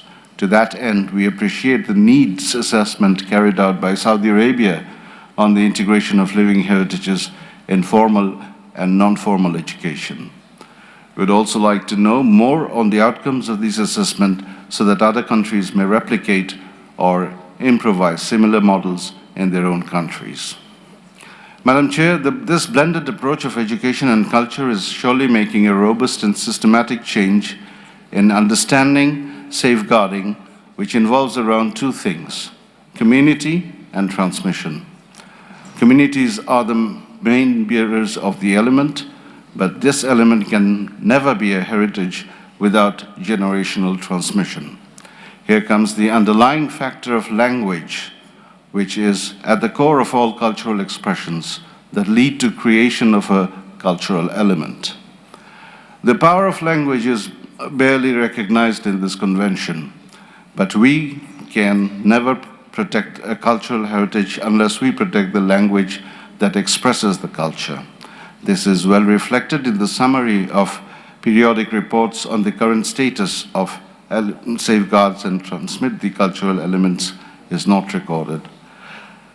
This should be a part of inventorying and the nomination process. To that end, we call upon state parties to engage in the upcoming commemoration of Silver Jubilee of the International Mother Language Day, which is going to be celebrated on 20th and 21st February 2025. We also invite the Secretariat to showcase its activities on living heritage and mother language. Let us all use the platform to pay tribute to the languages that carried forward our cultural practices over generations. This can be further leveraged by welcoming the indigenous people whose living heritages are expressed and transmitted in their own languages. Bangladesh delegation would welcome all of your contributions and would be delighted to connect your ideas with the respective divisions of the Secretariat.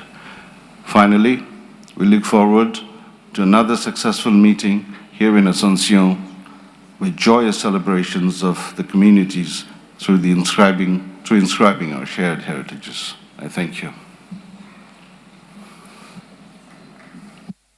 Muchas gracias. Thank you very much, Excellency. I hope that your experience, like everyone else, is so fruitful to us here in Paraguay. I'd like to read the list of countries that I've got here now for interventions, so you can put your flags down. India, Malaysia, Mauritania, Slovakia, Paraguay, Barbados, Angola, France, Ethiopia, Burkina Faso, China, the United Arab Emirates, Nigeria, Algeria, Uzbekistan, Vietnam, Germany, Zambia, Spain, and Uganda. I give the floor to India. Go ahead, please, sir. Thank you, Madam Chair, for giving India the floor. We appreciate your leadership in guiding this important session and express our gratitude to the government of Paraguay for graciously hosting this meeting. We thank the Secretariat for their ongoing dedication in advancing the objectives of the 2003 Convention. I thank all the participants in this gathering, where we collectively work together towards the safeguarding of our shared intangible cultural heritage. India acknowledges the Secretariat's comprehensive report on its activities and appreciates its efforts. The outlined achievements, particularly in capacity building and thematic programs, are commendable in ensuring that living heritage remains a vibrant contributor to sustainable development. With 15 elements inscribed on the representative list, India remains steadfast in its commitment to safeguarding living traditions and ensuring their transmission to future generations. Through these efforts, India not only upholds the values of the Convention, but also celebrates the diverse communities that embody this heritage. Excellency, India has actively participated in various capacity-building initiatives under the Convention. In February 2024, India attended the capacity-building workshop for country focal points for periodic reporting in the Republic of Korea, co-hosted by UNESCO and ICH CAP. This was complemented by the capacity-building workshop on periodic reporting hosted by India in May 2024 in collaboration with UNESCO's New Delhi Regional Office. These workshops brought together cultural experts and consultants to enhance India's periodic reporting mechanisms. Additionally, India is planning to organize a national capacity building workshop on the 2003 ICH Convention, its processes and listing mechanism. This initiative is part of an ongoing series of workshops aimed at sensitizing stakeholders, particularly relevant government functionaries and academia. India also participated in the final follow-up session for periodic reporting in the ASPEC region in October 2024. These engagements reflect India's ongoing commitment to strengthening its capacity to safeguard intangible cultural heritage effectively. India hosted the 46th session of the World Heritage Committee in July 2024, a monumental event that demonstrated its ability to successfully organize large-scale international gatherings. This, along with India's leadership during its G20 presidency, underscores the country's capacity to contribute significantly to global cultural diplomacy. India's G20 presidency marked a paradigm shift by endorsing culture as a stand-alone goal in the global development agenda, highlighting its transformative role in creating jobs, fostering inclusivity, and driving sustainable growth. Honorable Prime Minister of India, Shri Narendra Modi, has consistently championed mindful initiatives that benefit not only India but the global community. The Mission Life, Lifestyle for the Environment campaign advocates an environmentally conscious and sustainable way of life. This aligns with the relationship between cultural heritage and climate action, where our living heritage and associated traditional knowledge systems passed down intergenerationally offer solutions to contemporary challenges. These systems exemplify the sustainable resource management and ecological balance that modern societies strive to achieve. India firmly believes that the Convention must address current limitations on nominations to better represent the vast diversity of intangible cultural heritage. Revisiting the requirement to prioritize between multinational and individual nominations and increasing the frequency of nominations would ensure equitable opportunities for countries with immense cultural diversity, such as India and the countries in Africa and other parts of the world, to showcase their heritage. India reaffirms its support for the Secretariat and looks forward to continuing its collaboration with all state parties to achieve the shared mission of safeguarding intangible cultural heritage for the benefit of humanity. Thank you, Madam Chair.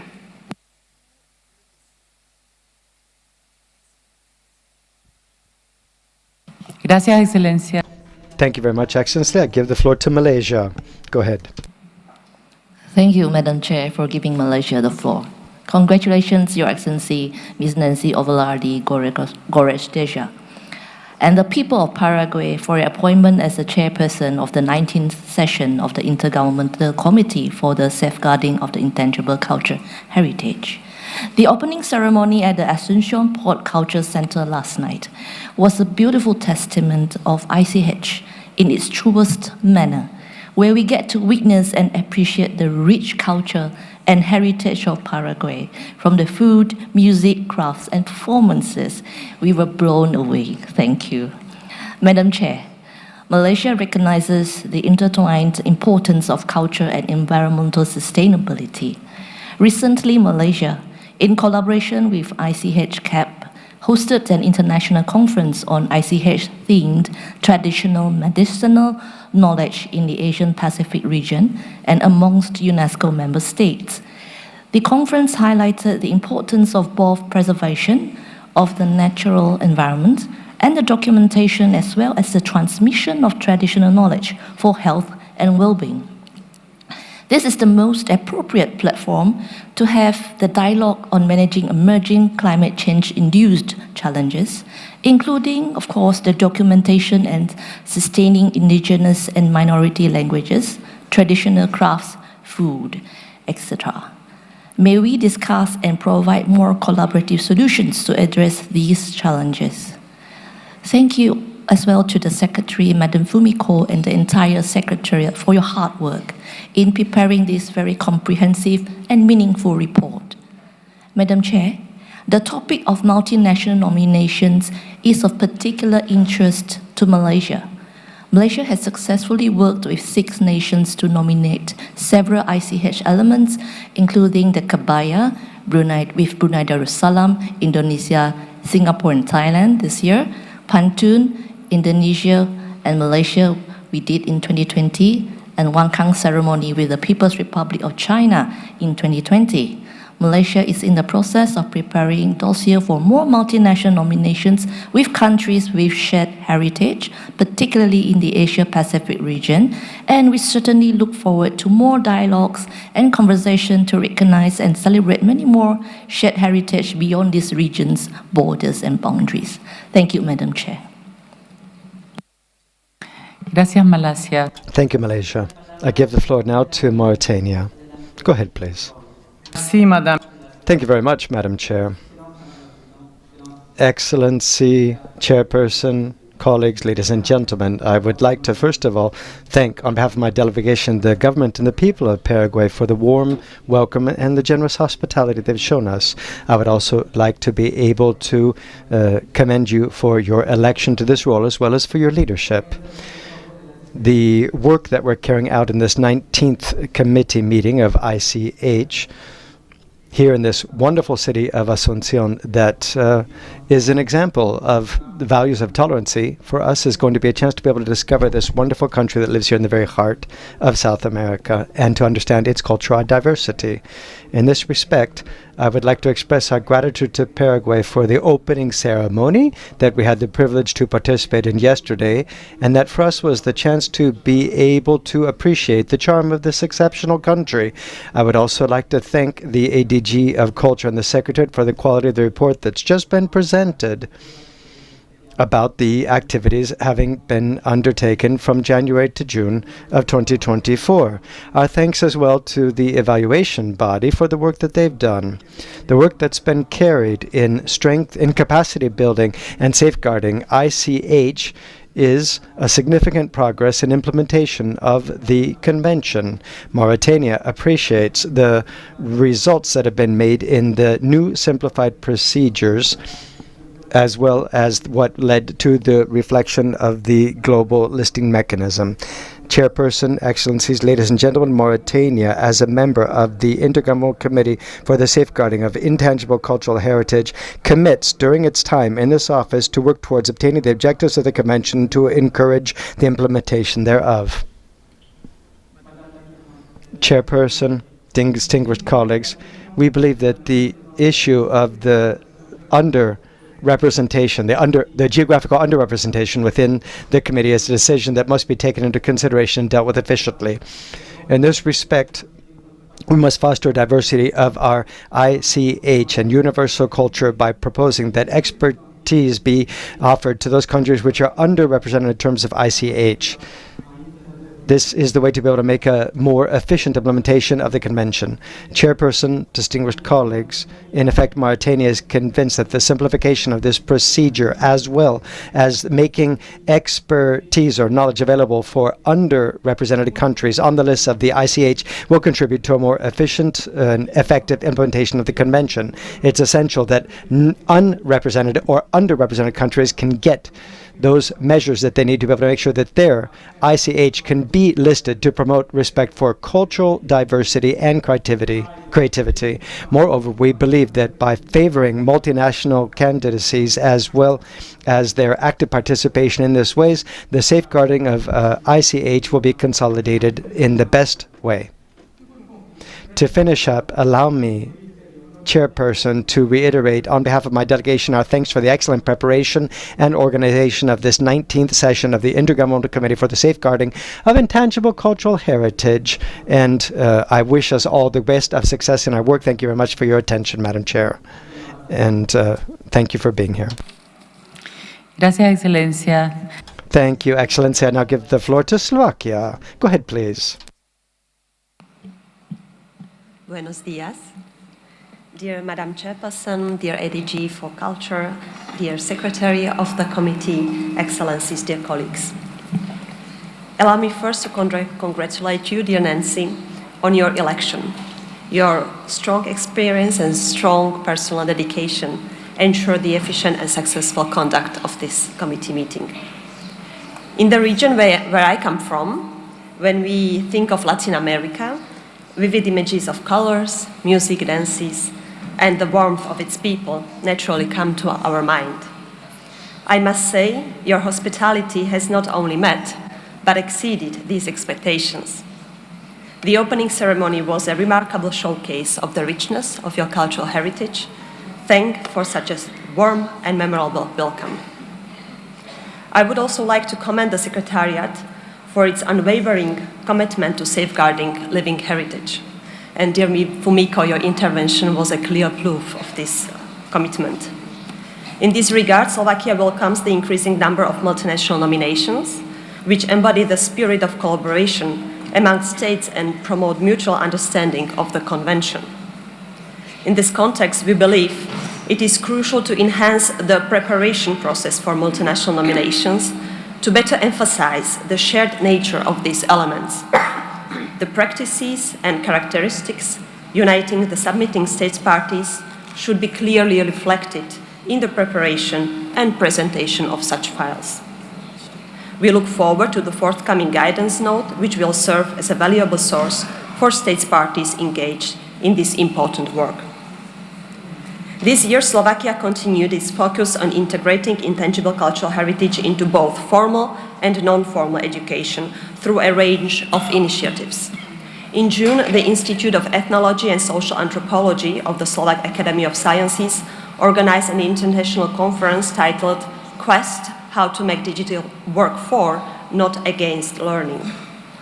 This gathering brought together teachers, educators, experts, innovators, and other stakeholders to explore the pivotal role of digital tools, educational applications, and gamification in shaping the learning experiences of students across age groups. At the conference, we were proud to present a new educational mobile application, Heritage Quest AR. Developed as part of the project Exploring the Past in Peace, this application uses augmented reality to help children and youth discover living heritage elements in an engaging and innovative way. Additionally, during the 10th session of the General Assembly of the States Parties to the 2003 Convention, Slovakia organized a workshop on intangible cultural heritage and education. This event offered valuable insights into methods for supporting and inspiring the transmission of ICH-related knowledge in educational contexts. We also recognize the critical role of UNESCO in safeguarding living heritage in emergencies. We welcome the support and assistance provided to Ukraine, Palestine, small island developing states, and other regions and countries affected by conflicts or disasters. In conclusion, I wish to express my gratitude to ADG for Culture, Mr. Ernesto Ottone, to you, Madam Secretary Fumiko Ohinata, and the entire Secretariat for your extraordinary work and for preparing such a comprehensive report. And before I close, I would like to ask one question regarding the new form and nomination procedures implemented into this 2024 cycle. At this stage, is it possible to share any preliminary feedback or conclusions on the effectiveness of these simplifications? Thank you very much. Muchas gracias, Excelencia Ana. Thank you very much, Excellency. We take note of your questions and we'll get some answers to them soon. And I'll give the floor to Paraguay. Go ahead, please.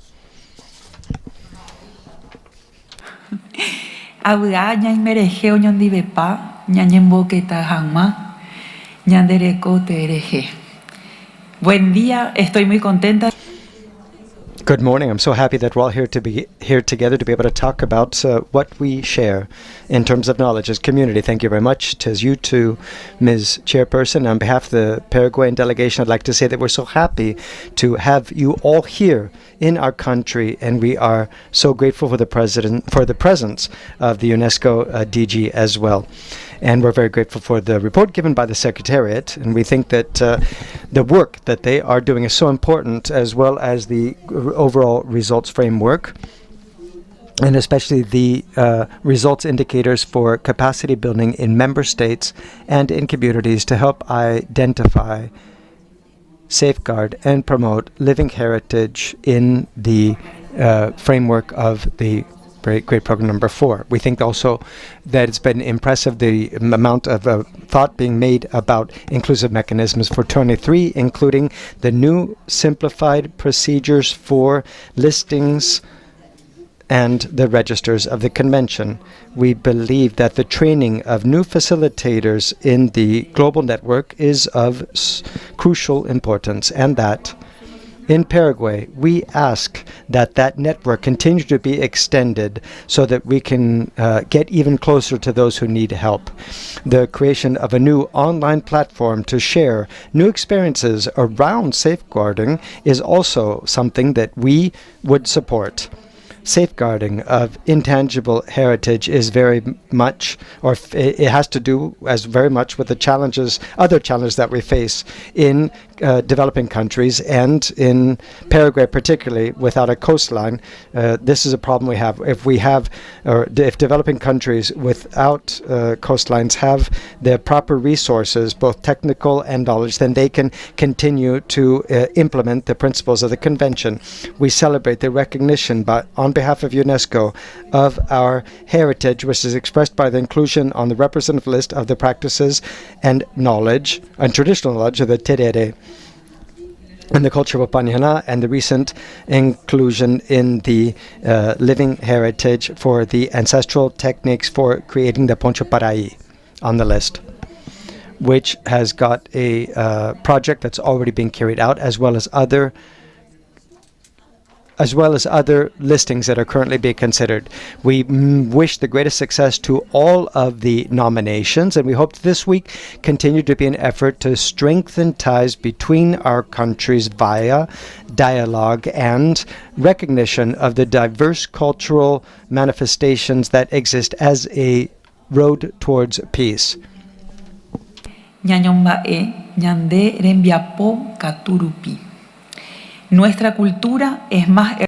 Our culture is more beautiful thanks to the work we do together. Thank you to all of you. Gracias, señora Natalia Antola. Thank you very much, Ms. Antolia Antola. I now give the floor to Barbados. Go ahead, please.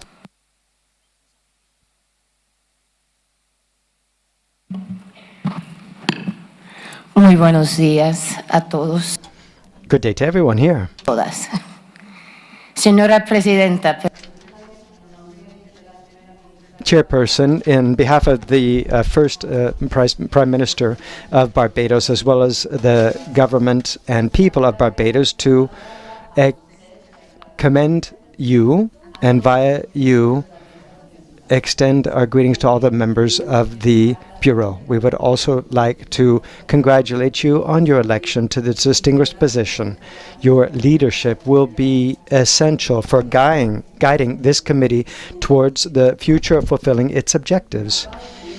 Barbados recognizes and values the work that has been done by the Secretariat in this period, especially in safeguarding intangible cultural heritage in those that require support in the Caribbean. We see that natural catastrophes are endangering our cultural heritage, which see that the Secretariat needs to use or implement strategies that take into account urgent needs as well as long-term challenges that come from the climate crisis that we're going through. We would also point out the importance of integrating intangible cultural heritage within educational systems, especially via the program Learning for Diversity, UNESCO's program. Barbados is accelerating the work that's carrying out, the awareness-raising campaigns, focusing on young people via alliances with our Ministry of Education, as well as carrying out initiatives such as the ICH Day in schools. Chairperson, we would like to point out the need to adapt measures to specific contexts and tailor them to the needs of each member state, especially of small island developing states, whose vulnerable situations are unique. Barbados remains committed to facing the climate change and in guaranteeing the preservation and transmission of essential traditions for our communities. To finish up, Chairperson, we're very grateful to the Secretariat as well to the members of the member states for all the dedication that they've showed, and we remain firm in our commitment in collaborating and in actively participating towards moving towards obtaining the goals of the Convention. Thank you very much.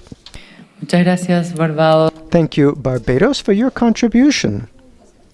I'd like to now give the floor to Angola. Excellency, go ahead, please. Bonjour à tous. Good morning to everyone.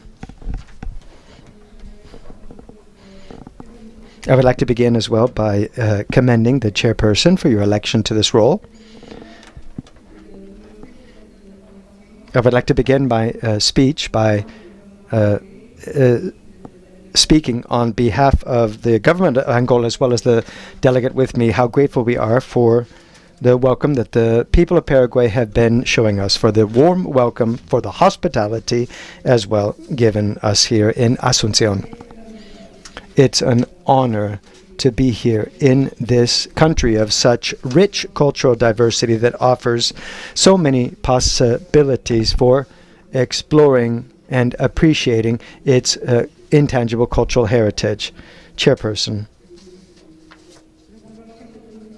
the 2003 Convention is an essential tool for safeguarding intangible cultural heritage because it recognizes the essential role that this has in creating identity, promoting intercultural dialogue, and the sustainability of communities throughout the world.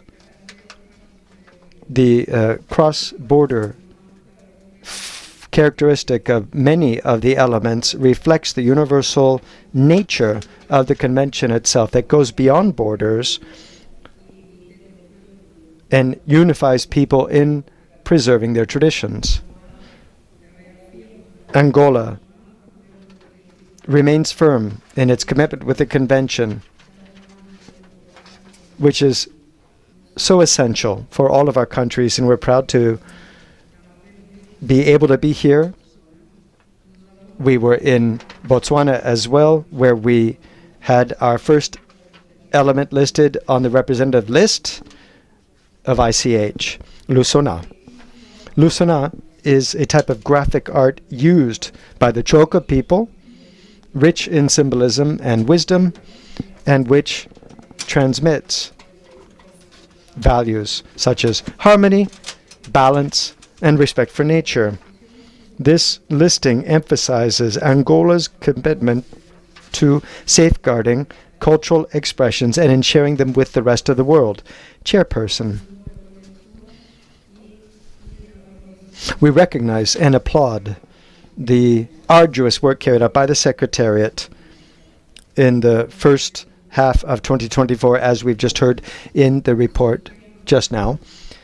The continued support to the governing bodies, as well as the initiatives for urgent emergency cases, and the extension of geographical representation with the listing of more elements in Africa are all important stages to ensure that cultural diversity of the entire planet is protected sufficiently. We are particularly grateful for the efforts made by the Secretariat in promoting multinational candidacies and in capacity building, thanks to which countries such as Angola have been able to collaborate with other countries and learn from them within the framework of the convention. Lastly, we support the recommendation suggested in the report, the recommendations, in particular the one about capacity building to integrate intangible cultural heritage in sustainable development policies, and we're convinced that working together we will be able to build a future in which intangible cultural heritage will be recognized as an essential pillar of diversity and world peace. Thank you very much, Madam Chair. Muchas gracias. Thank you very much, Angola. And I'll give the floor to France. Excellency, you have the floor. Thank you very much, Chairperson. From the outset, allow me to join my voice to the other delegates who have already thanked the authorities of your country for the remarkable welcome which has been extended to us. Agoye. Madam Chairperson, France has returned to the Intergovernmental Committee for the Safeguarding of Intangible Cultural Heritage, and we are extremely proud of this. Since the convention was ratified by France in 2006, our country has been particularly attached to the Convention for the Safeguarding of Intangible Cultural Heritage, and this attachment is reflected through our financial support.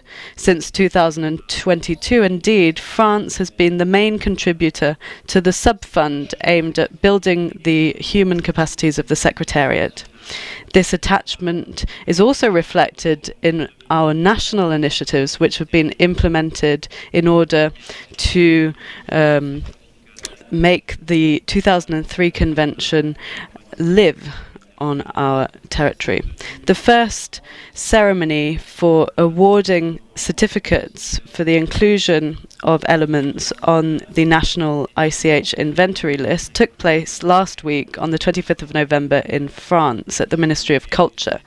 27 heritage elements which were included on the inventory in 2023 and 2024 were celebrated with the presence of the minister. This event aims to reward communities who are involved in safeguarding their living heritage and raises awareness among the general public about the value of ICH for society. This ceremony will be held on a yearly basis from now on. In addition to this major event, in 2025, the National Agenda for Intangible Cultural Heritage will be launched.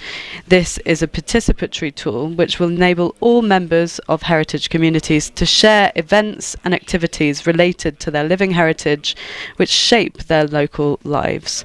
This will enable all inhabitants to discover the wealth of heritage practices in their territories.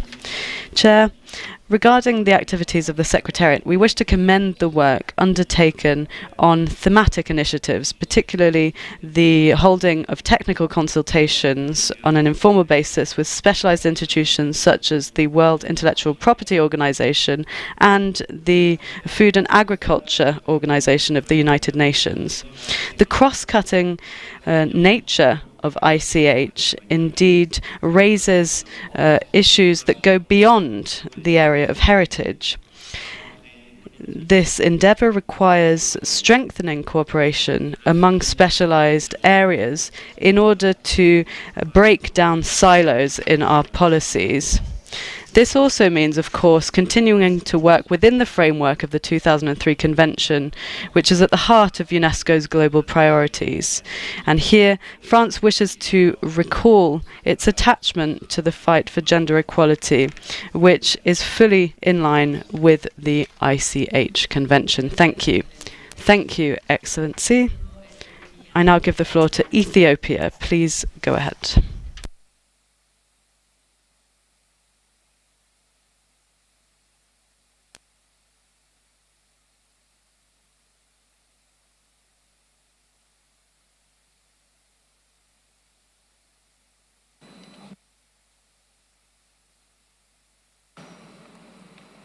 How about now? Yes. Thank you, Madam Chairperson. I would like to join previous speakers in congratulating you, Madam Chairperson, on your election, and through you, to the people and government of Paraguay, our congratulations for graciously hosting the 19th Intergovernmental session of the Intangible Cultural Heritage Committee meeting and the colorful opening ceremony we assisted yesterday, which attests the rich and diverse cultural heritage of your beautiful nation. Madam Chairperson, Ethiopia would like to commend the Secretariat for the clear and detailed report that has been presented to us on its activities, key achievements, and challenges encountered from 1st January 2024 to 30 June 2024. We note several elements, but would like to express appreciation for the important renewed efforts carried out by the Secretariat to support various organs of the Convention in the realization of activities, as well as the revised and simplified procedure for nomination procedures of files.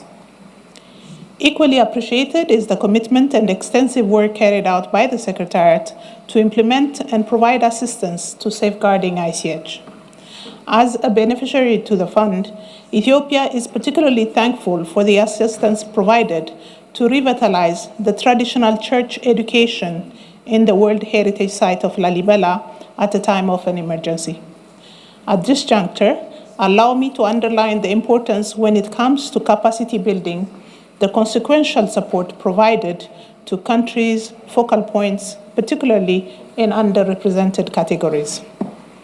We would also like to emphasize the importance of the efforts of the Secretariat to continue to advocate for the full recognition of culture in post-2030 Sustainable Development Agenda, following the recognition of culture as a key part of an equitable future at the Summit of the Future during the 79th session of the UN General Assembly and in the lead-up towards the 2025 Mondial Cult.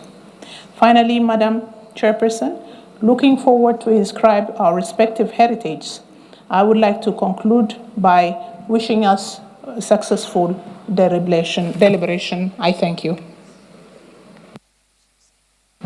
Thank you very much, Ethiopia.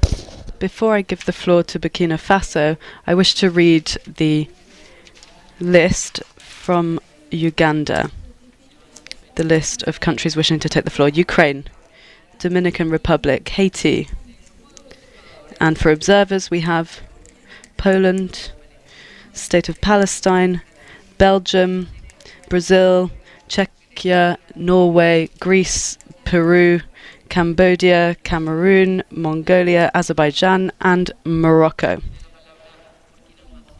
Burkina Faso, you have the floor. Please go ahead. Madam Chair, on behalf of the delegation of Burkina Faso, I wish to reaffirm our support and express our best wishes for the conduct of your work. We also wish to express our sincere thanks to the authorities of Paraguay for the excellent hospitality and welcome we have received from the highest authority of the country. We look forward to seizing this opportunity once again to celebrate the deep dimensions of humankind in spirit and in soul. We commend the Secretariat for its report on activities and diversified efforts that have been undertaken in terms of initiatives, the willingness to adapt the intangible cultural heritage to situations such as emergency situations and climate change are key aspects for us. The consequences of crises, conflicts and disasters require that we pay particular attention to ICH in situations of emergency. This is why we thank the Secretariat for the programs developed in relevant countries with the support of donors. We encourage the Secretariat to, on the one hand, continue implementing the emergency program in Africa and in particular in the Sahel, and on the other hand, fostering the sharing of good practices in this regard.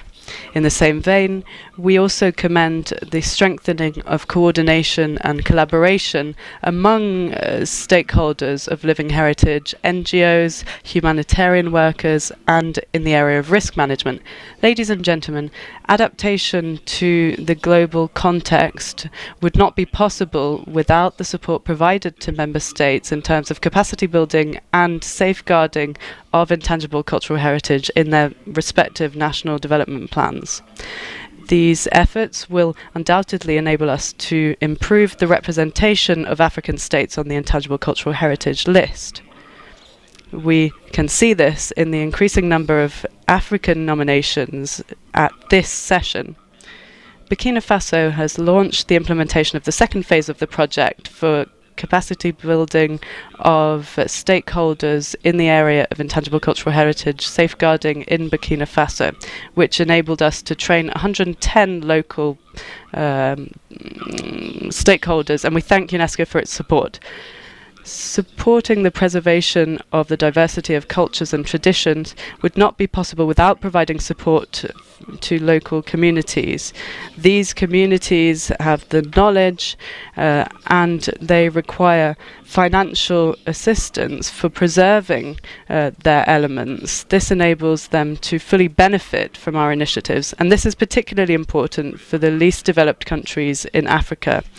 These initiatives could incentivize communities to protect their living heritage. In addition, we believe that the multi-annual initiative aimed at building resilience of communities could also foster safeguarding intangible cultural heritage. Lastly, we commend the Secretariat's efforts to make available a platform on ICH, as well as its work in the field of education. In closing, recognizing culture as a common good under the SDGs for the post-2030 agenda, in our view, means mainstreaming the notions of sustainable peace into intangible and tangible heritage alike. And here we once again reiterate our full support for this endeavour. Thank you. Thank you, Burkina Faso. I give the floor to China. Please go ahead. 谢谢主席女士，我谨代表中国代表团感谢巴拉圭承办本届常会，并对您担任主席表示祝贺。相信在您的带领下，本届会议将取得圆满成功。感谢秘书处所做的工作报告。这一年来，秘书处在文化助理总干事和秘书长的带领下，为推动公约实施做出了积极努力，为公约的健全治理提供了有效支持。我们注意到，秘书处在非遗与可持续发展、非遗保护能力建设、履约报告提交、国际援助等方面的工作取得了持续进展，中方对此表示赞赏，愿继续对秘书处的工作给予积极支持，同时愿与各缔约国进一步加强交流合作，更好地促进公约的实施和发展，为丰富文化多样性和人类创造性做出应有的贡献。谢谢。Thank you, Madam Chair. On behalf of the Chinese delegation, I would like to express our sincere gratitude to Paraguay for hosting this session of the committee and to extend our congratulations on the election of your chairmanship. We believe that under your esteemed leadership, this session of the committee will be a great success. We also wish to thank the Secretariat for its comprehensive report on its activities. During the reporting period, under the leadership of Mr. ADG Ernesto Aldone and the effort made by Ms. Fumiko Ohinada and her team, the Secretariat has contributed a lot to promote the implementation of the Convention and has provided effective support for its sound governance. We take note of the Secretariat's continued progress in advancing thematic works such as enhancing ICH and the sustainable development, capacity building, submission of periodic reports, and facilitating international assistance.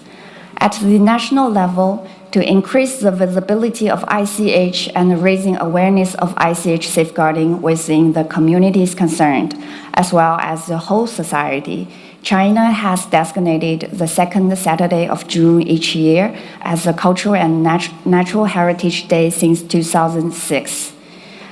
China has forged an extensive network of actions that involves communities, governments, and various social sectors.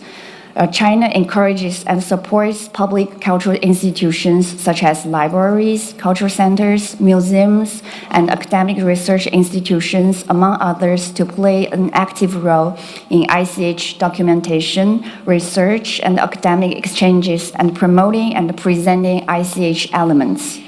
China appreciates the capacity building support provided by the Secretariat to the country focal points in the Asia-Pacific region, which indeed helped the states parties in the region to better prepare the periodic reports.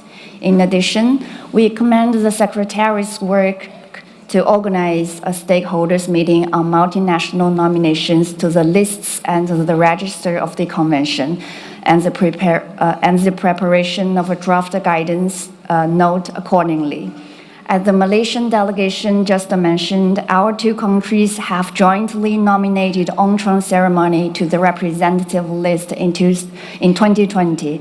In the future, we would like to further cooperate with other states parties and the communities concerned on the multi-nomination. Madam Chair, China appreciates all the efforts made by the Secretariat and remains fully committed to actively supporting the Secretariat's work.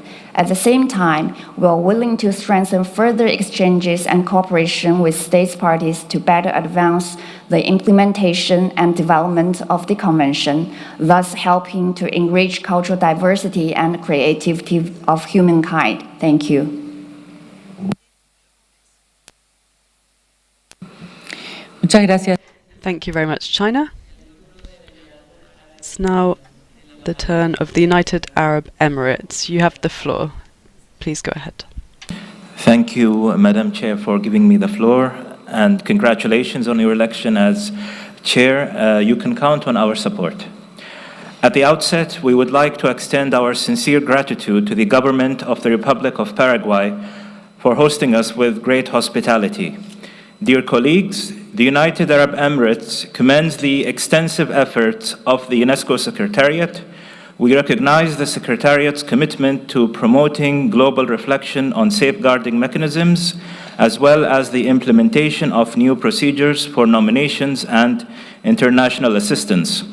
This report highlights significant progress in capacity building, particularly in Africa and small island developing states, and underscores the essential role of training and support initiatives for local communities. We also appreciate the Secretariat's efforts in integrating intangible cultural heritage in broader formal and non-formal education through the UNESCO intersectoral program Learning of Diversity. Such initiatives play a vital role in safeguarding intangible cultural heritage and fostering intercultural dialogue in line with the Culture and Arts Education Framework adopted early this year in the United Arab Emirates, as well as its contributions towards achieving the target of 4.7 of the 2030 Agenda. This UAE remains committed to enhancing the role of culture and heritage in global education systems. Moreover, we support the ongoing reflection on Article 18 to enhance the sharing of good protection practices, and we echo the Secretariat's call for increased cooperation to promote inclusiveness and representativeness in future cycles. In this spirit, we also support increased capacity building to ensure diverse expertise in safeguarding intangible cultural heritage and its transmission for unique local contexts and perspectives, such as those from indigenous knowledge systems. In closing, we thank the Secretariat for its efforts and remain committed to working together to safeguard our shared intangible heritage for future generations. Thank you very much, Madam Chair. Muchas gracias. Thank you very much to the United Arab Emirates. We share that vision on the importance of education for safeguarding intangible cultural heritage. I now give the floor to Nigeria. You have the floor. The chairperson of the committee, Madam Director General, Assistant Director General of Culture, Mr. Otoni, members of the committee, excellencies, distinguished colleagues. Thank you, Madam Chair, for giving me the floor, and congratulations on your assumption of the chairperson of the 19th session of this committee, taking place in the beautiful city of Asuncion. We had an extraordinary reception yesterday with so many different entertainments.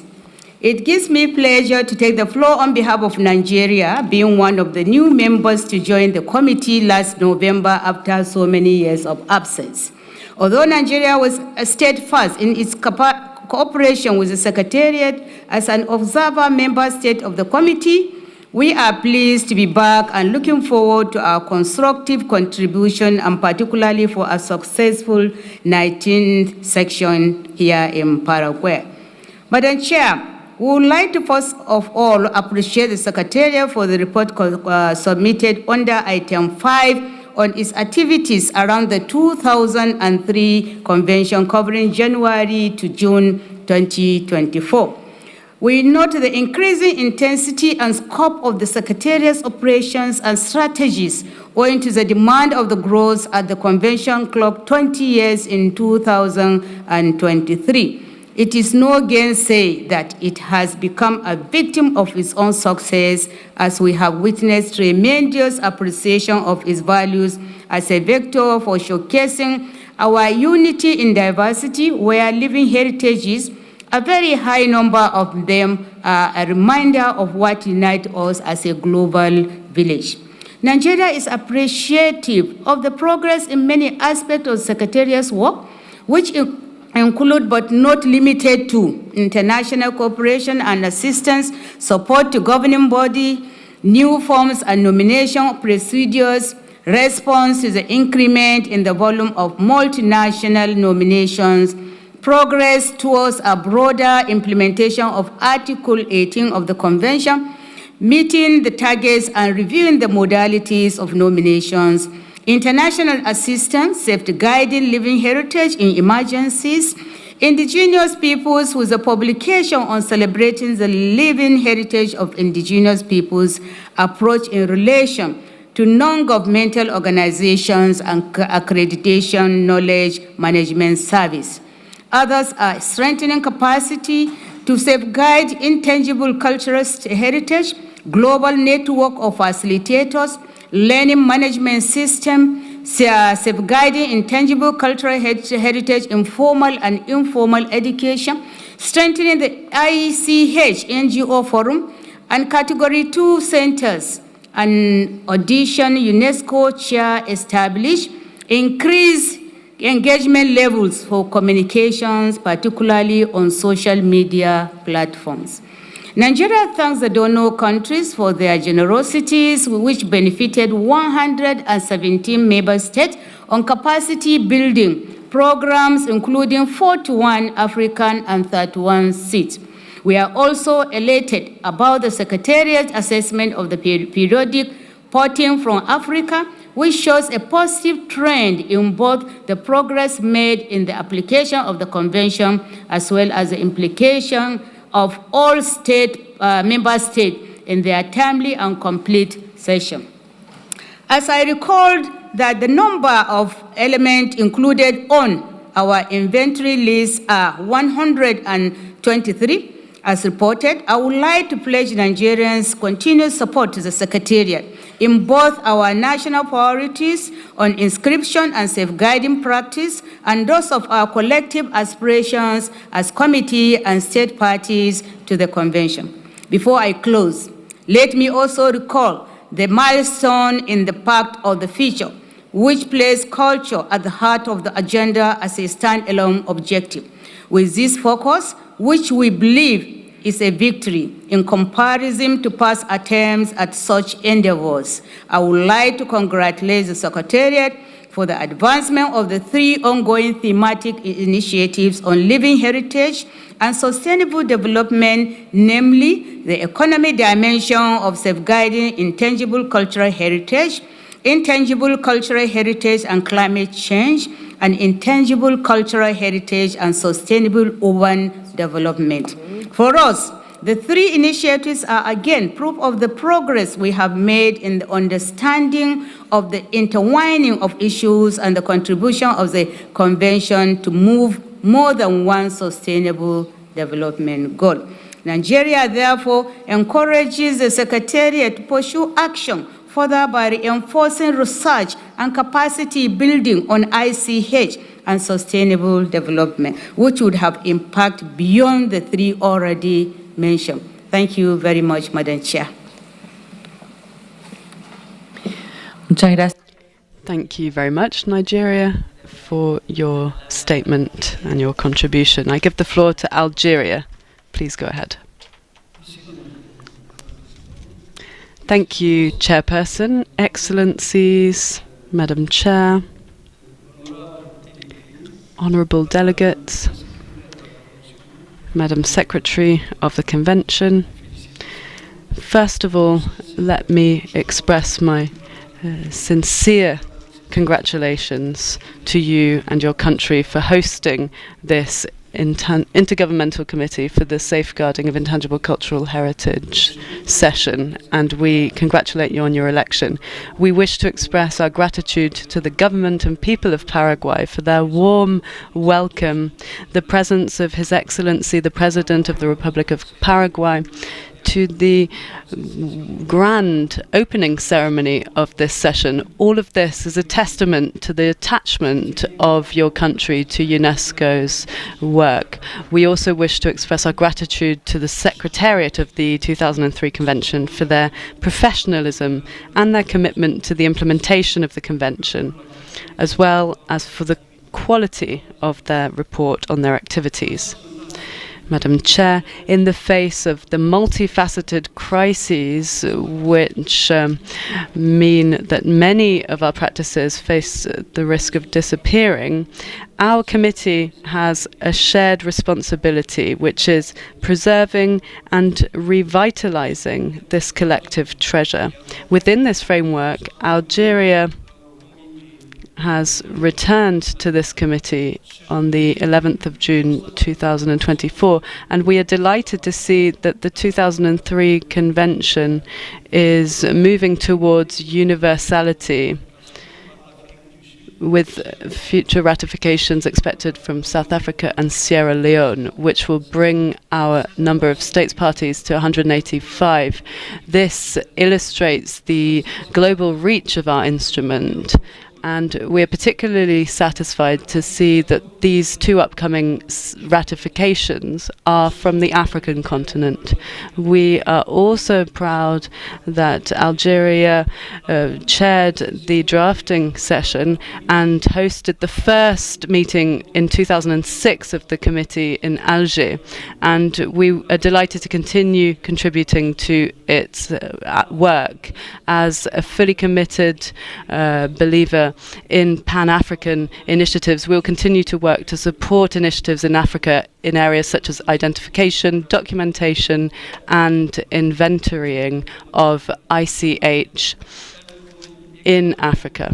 We also are committed to working as part of the network of practitioners, experts, and cultural professionals. We wish to highlight the role played by the Regional Centre for the Safeguarding of Intangible Cultural Heritage in Africa. Their commitment was applauded within the Secretariat's report.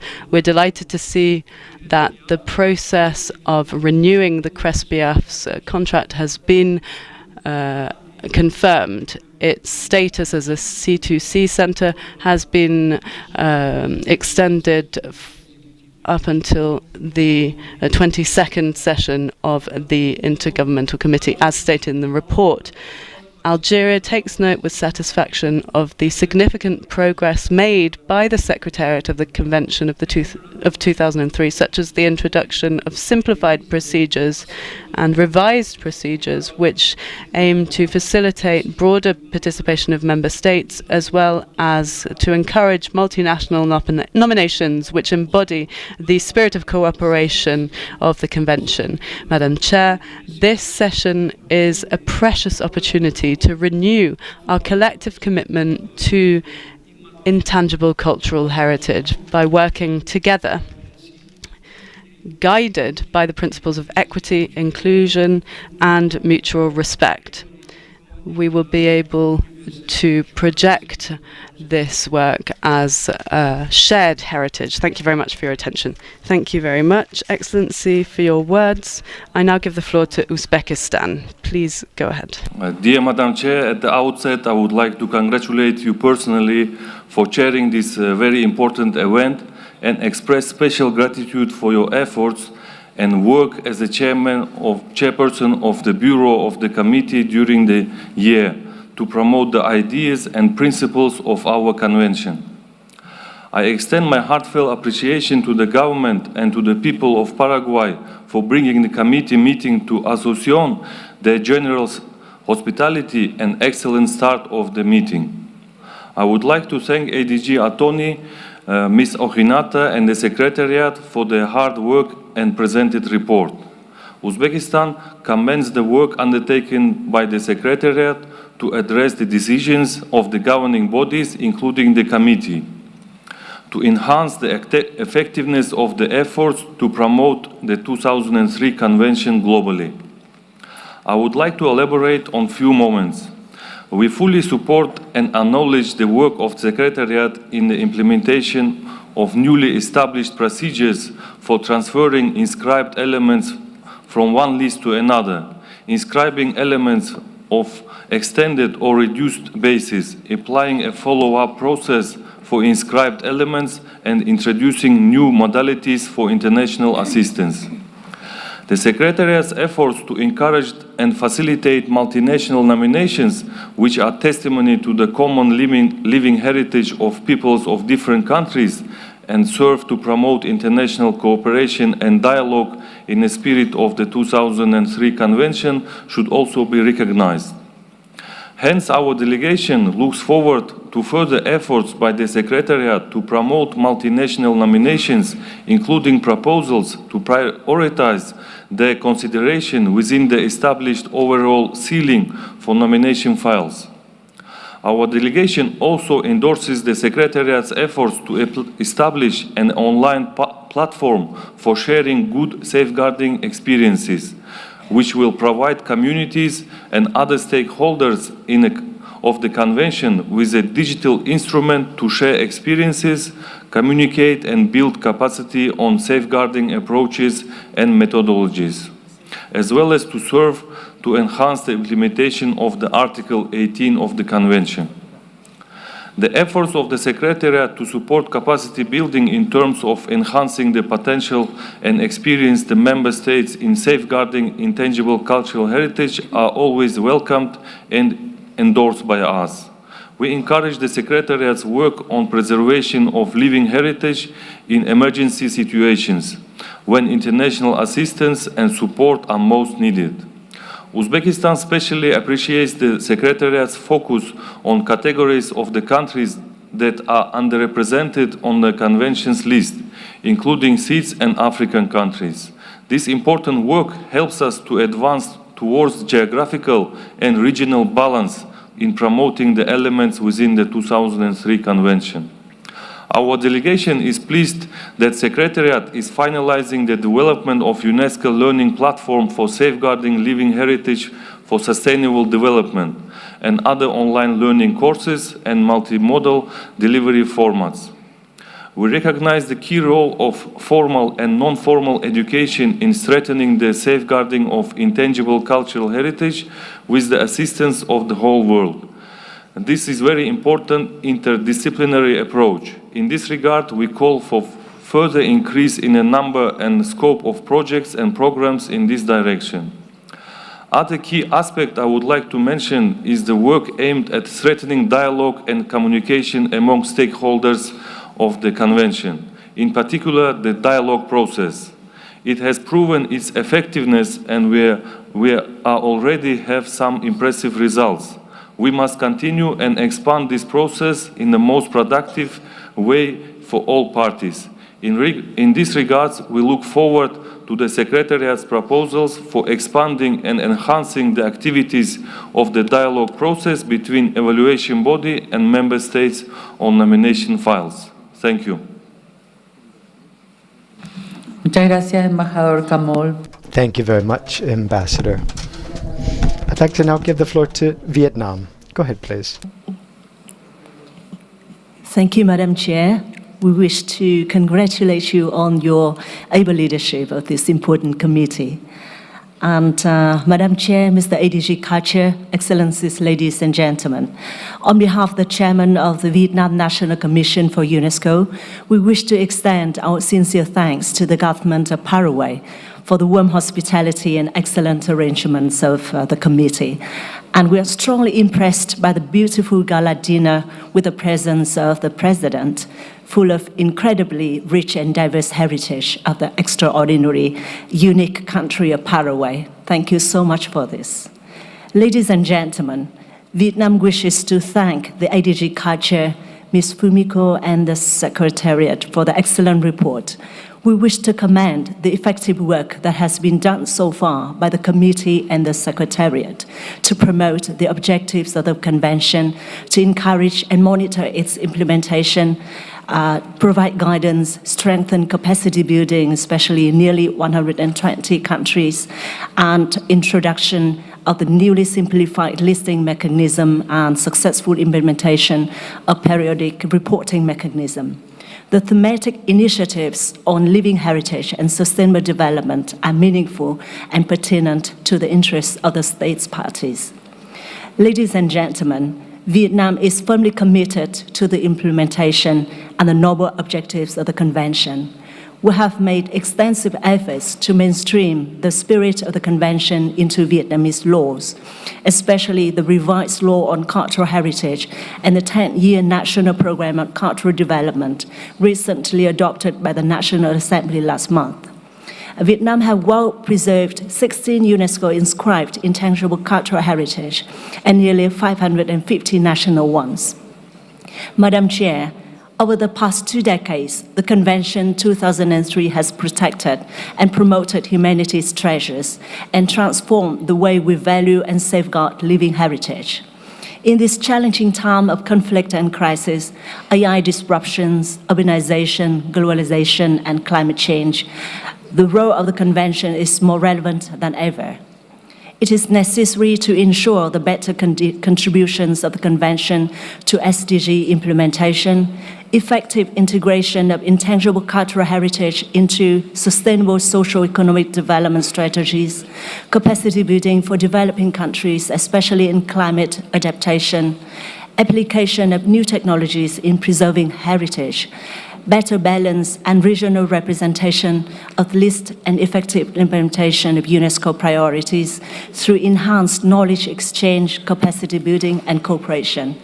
And in these endeavors, you can count on Vietnam, an active member of the committee, to work closely with you to unleash the power of culture and living heritage for social cohesion, peace, and sustainable development. I thank you. Muchas gracias. Thank you very much, Ban Lin. Welcome to Paraguay. Now I'd like to give the floor to Germany, who will be speaking on behalf of the group of Friends of Ukraine. Go ahead, please, Excellency Kirsten. The floor is yours. Madam President. Estimado señor Dear Assistant Director General of Culture Ernesto Artoni, excellent President, our Chairperson Nancy Ovelarde Gorotiaga, Secretariat and colleagues. We would like to express our sincere gratitude to the government and the people of Paraguay for hosting this session of the Intergovernmental Committee for the Safeguarding of the Intangible Cultural Heritage. We'd also like to thank them for their warm hospitality. The wealth of heritage, of cultural heritage in Paraguay, including their indigenous traditions and Guarani culture, is an inspiring reminder of the importance of safeguarding intangible cultural heritage. This morning here in this room, we all saw this. We saw how important it is to safeguard importance and to make sure that all communities are involved in this task as we listen to this short concert we had that was very inspiring and very moving. This concert given by young people who turn rubbish into music. My warmest congratulations to those young people. Likewise, we would like to offer our heartfelt thanks to Her Excellency, the Chairperson Nancy Ovelar de Gorotiaga, for her exemplary leadership, dedication, and wisdom in guiding the work of this committee. We are sure that under her leadership, under your leadership, dear Nancy, our sessions will be filled with debates, filled with significance, and with very important results as well. Of the UNESCO Secretariat, which plays such a vital role in the success of the committee's initiatives. I'd like to also thank you, dear Fumiko, for having shared your reflections on the future of our convention this morning in this room. We are convinced that the recent periodic reportings and the nomination files present a wonderful diversity of intangible cultural heritage all around the world. They illustrate that the 2003 Convention represents an intersection of tradition and innovation. Furthermore, the Convention is also an instrument to facilitate the further development of the societies towards the freedom of every individual. Hence, it is not merely an instrument to preserve traditional social structures and historical values, but demands us to go further. Accordingly, Germany wants to also underline the need for an inclusive understanding of gender roles in the implementation of the Convention, in alignment with UNESCO's priority for gender equality. En conclusion, bien que des défis demeurent, nous restons. Despite all the challenge that we have, we are sure that thanks to enhanced cooperation with the Secretariat, the committee, and communities and all of the stakeholders, we'll find together the solutions that we need to make sure that we can guarantee the protection and promotion of intangible cultural heritage for future generations. Our common goal must be the preservation of diversity and the wealth of human culture to make sure that it continued to be a source of unity and resilience for everyone. Aguye. To the statement on behalf of 38 countries, state parties to the 2003 Convention. As we gather here in Asunción, Paraguay, for the 19th session of the Intergovernmental Committee, we reaffirm our collective commitment to safeguarding intangible cultural heritage under the framework of the 2003 UNESCO Convention for the Safeguarding of the Intangible Cultural Heritage. This effort reflects our recognition of living heritage as vital expressions of diversity and essential pillars of sustainable development. However, as we speak, the Russian Federation continues its unprovoked and unjustifiable aggression against Ukraine and its people. This full-scale invasion, now persisting for more than 1,000 days, has caused devastating loss of life, immense human suffering, and widespread destruction across all regions of Ukraine. Statistical data compiled by UNESCO and the Ministry of Culture and Strategic Communication of Ukraine highlights the extensive physical damage, as over 1,000 cultural heritage sites were affected by the atrocities, including 2 World Heritage Sites. Among the irreparable damages are numerous sites of profound cultural significance, highlighting the intersection between war and the erosion of cultural identity. Yet, while the loss of tangible heritage is immense, the repercussions on Ukraine's intangible cultural heritage, rooted in the shared intergenerational sense of belonging and identity, are far harder to quantify and, in many cases, irreversible. Every aspect of intangible cultural heritage recognized under the 2003 Convention now faces unprecedented threats, underscoring the urgent need for continued unified international action. Therefore, we commend UNESCO's continued efforts to support Ukraine's endangered heritage, both tangible and intangible, including its assistance in enhancing intergenerational transmission through the provision of a resource kit for teachers and educators. This kit promotes an innovative methodology that bridges living heritage, education, and science. We reiterate our demand that the Russian Federation immediately, completely, and unconditionally cease all military action against Ukraine and withdraw from its territory within its internationally recognized borders. This statement was given on behalf of the following countries: Albania, Austria, Belgium, Bulgaria, Chile, Croatia, Cyprus, Czechia, Denmark, Estonia, Finland, France, Germany, Greece, Iceland, Ireland, Italy, Japan, Latvia, Lithuania, Luxembourg, Malta, Moldova, Monaco, Montenegro, Netherlands, Norway, Poland, Portugal, Romania, San Marino, Slovak Republic, Slovenia, Spain, Sweden, Switzerland, Ukraine, United Kingdom. Aguye, thank you very much, Madam President. Muchísimas gracias, querida Kirsten. Thank you so much, Kirsten. Thank you to Germany. So we're getting to the end of our morning session, but before we go to lunch, I would like to express a warm welcome to the interpreters. we'll be hearing the performers that we'll be hearing some music that represents Paraguayan hospitality. Marcel, Gabriel, and Soconas, young performers that will be giving us this musical greeting, interpreting Welcome My Brother from Abroad by Carlos Sosa with the harp, the Paraguayan harp, played by Marcela Rosas. Let's take a moment before going to lunch to listen to this Paraguayan music. Thank you very much. Go ahead, please.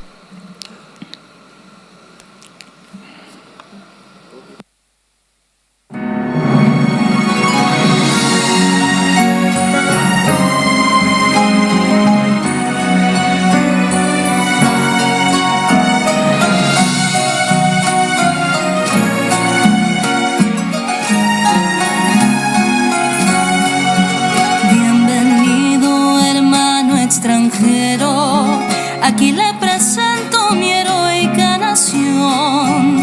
Yo le pido que sea sincero. Verdad que no existe igual que Asunción. Bienvenido, señor de otras tierras.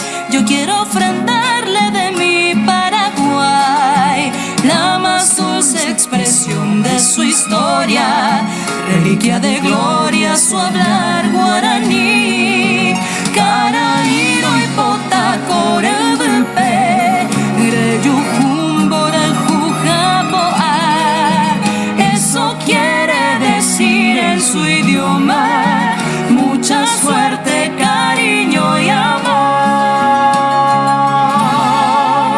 Manduaca tu eterna jata, obesiva ore uguiabei. Traducido le digo que llevé 1000 recuerdos de Pacaraí.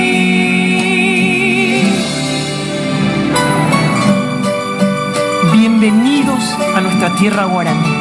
Bienvenidos al Paraguay. Bienvenido, hermano extranjero. Aquí le presento mi heroica nación. Serenata con arpa y guitarra y una enredadera de luna y jazmín. Bienvenido, señor de otras tierras. Mi pueblo está lleno de cordialidad y un paisano al pasarle la mano es un libro abierto de sinceridad. Caraíro y potaco rebepe, reyujú, boray jujapoa.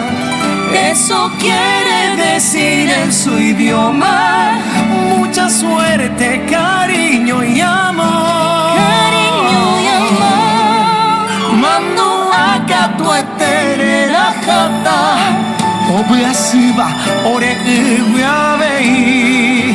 Traducido le digo que llevé 1000 recuerdos del Pacaraí. De Pacaraí. Del Pacaraí.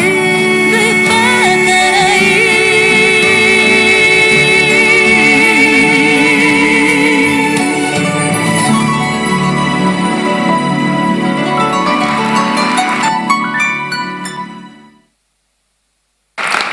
Muchísimas gracias. Thank you so very much, and thanks for your applause as well for our young performers. We're going to be having the lunch break now, and we'll be back here on time at 2:30 p.m., please.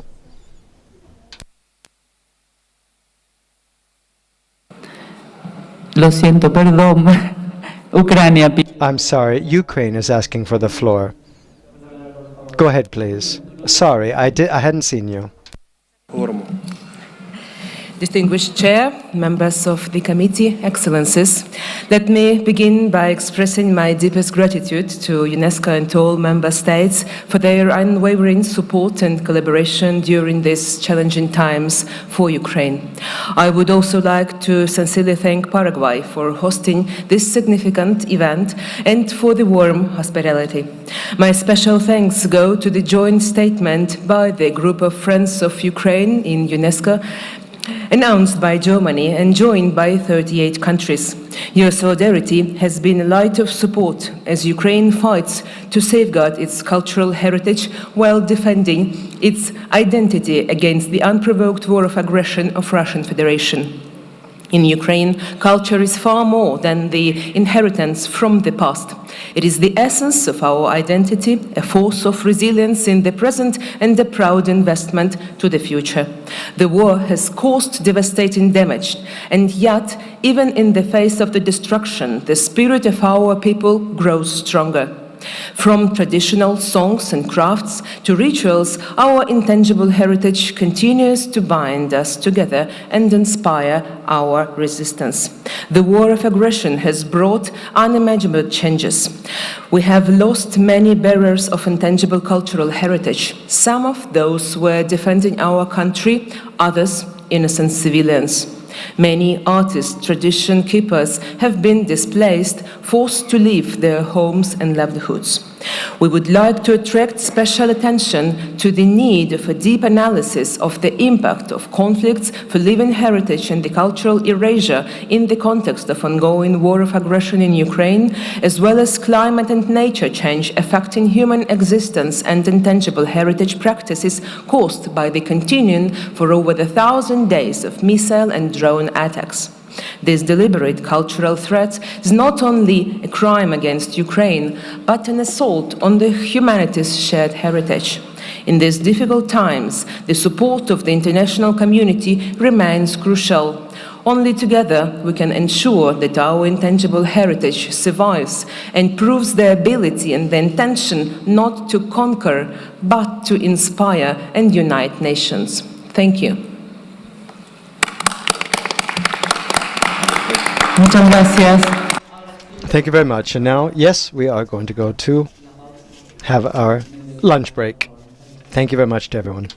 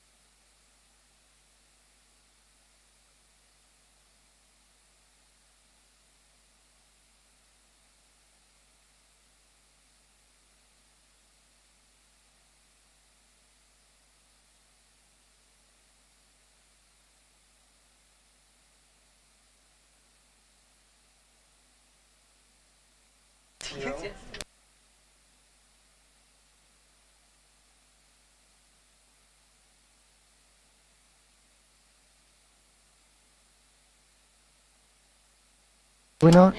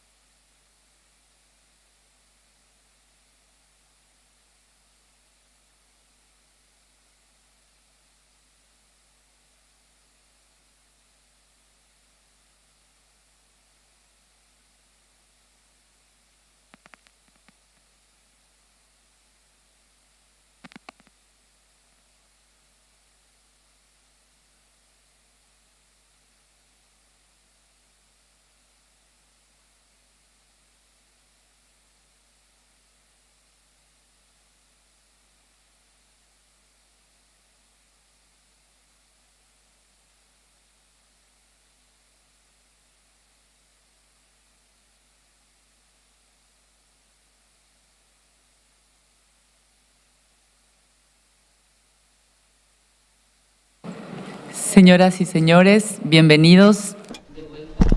Ladies and gentlemen, welcome back. We left off with 5, and now I have the following countries on my list for the members of the community talking next: Zambia, and then Spain, Uganda, the Dominican Republic, and Haiti. I would like to give the floor first to Zambia. La palabra. Go ahead, please. Thank you very much, Chair. Please, Madam Chair, allow the Zambian delegation to congratulate the state of Paraguay for hosting such a magnanimous event. The official opening last night showed us that indeed Paraguay is a country of various and beautiful cultures, one of the global leaders in cultural diversity appreciation. Madam Chair, we can already see the wisdom with which you are handling this meeting by giving an opportunity to everyone to share their views. This is highly commendable, and we are learning a lot from your leadership skills. The Zambian delegation brings greetings from the people of Zambia, who are pleased to be associated with the good work that UNESCO is doing to help us safeguard our heritage as a highly multicultural country. This is something we will cherish forever. As Zambia, we believe that there can be no development without intangible cultural heritage, as ICH represents the philosophy of communities. It represents the people's outlook on life and therefore shows the people's hopes, fears, aspirations, and expectations. It is for this reason that we think that the role of the Secretariat in this regard cannot be ignored. The Zambian delegation, speaking on behalf of communities, groups, and individuals concerned, wishes to report that through the teaching of intangible cultural heritage at university level via the degree program that was sponsored by UNESCO, we are making strides to realize this need for ICH integration at all levels in development. Madam Chair, please allow the Zambian delegation to make a few comments regarding the report by the Secretariat on its activities from January to June 2024. We would like to thank the Secretariat for the comprehensive report and its dedication to duty under the leadership of the ADG for Culture, Mr. Oton. Zambia further wishes to thank the Secretariat for organizing and sponsoring a capacity building workshop on periodic reporting. Like other countries, Zambia benefited from this initiative, and our success was partly due to the training. We extend our gratitude for this support. It is not very easy for countries to organize such capacity building workshops, and through the Secretariat's arranging such, Many countries will benefit if these activities are sustained. The sustenance of such activities directly feeds into safeguarding ICH, as it is through these activities that communities interrogate both their activities and the associated impacts. For this reason, we thank the Secretariat for this activity. Furthermore, we wish to comment on the Global Facilitators Network. One of our experts is a member of this network, and our country has benefited from the continued support of the Secretariat, enabling our experts to attend the Intergovernmental Committee sessions. We hope this can continue. While we acknowledge the fact that central to all safeguarding activities are communities, the Zambian delegation still wishes to recognize the role played by experts in our countries. Experts, by working with communities, have helped communities better their safeguarding experiences of ICH. Communities live their ICH, but experts help these communities become more aware of the diversity beyond the said communities in safeguarding ICH.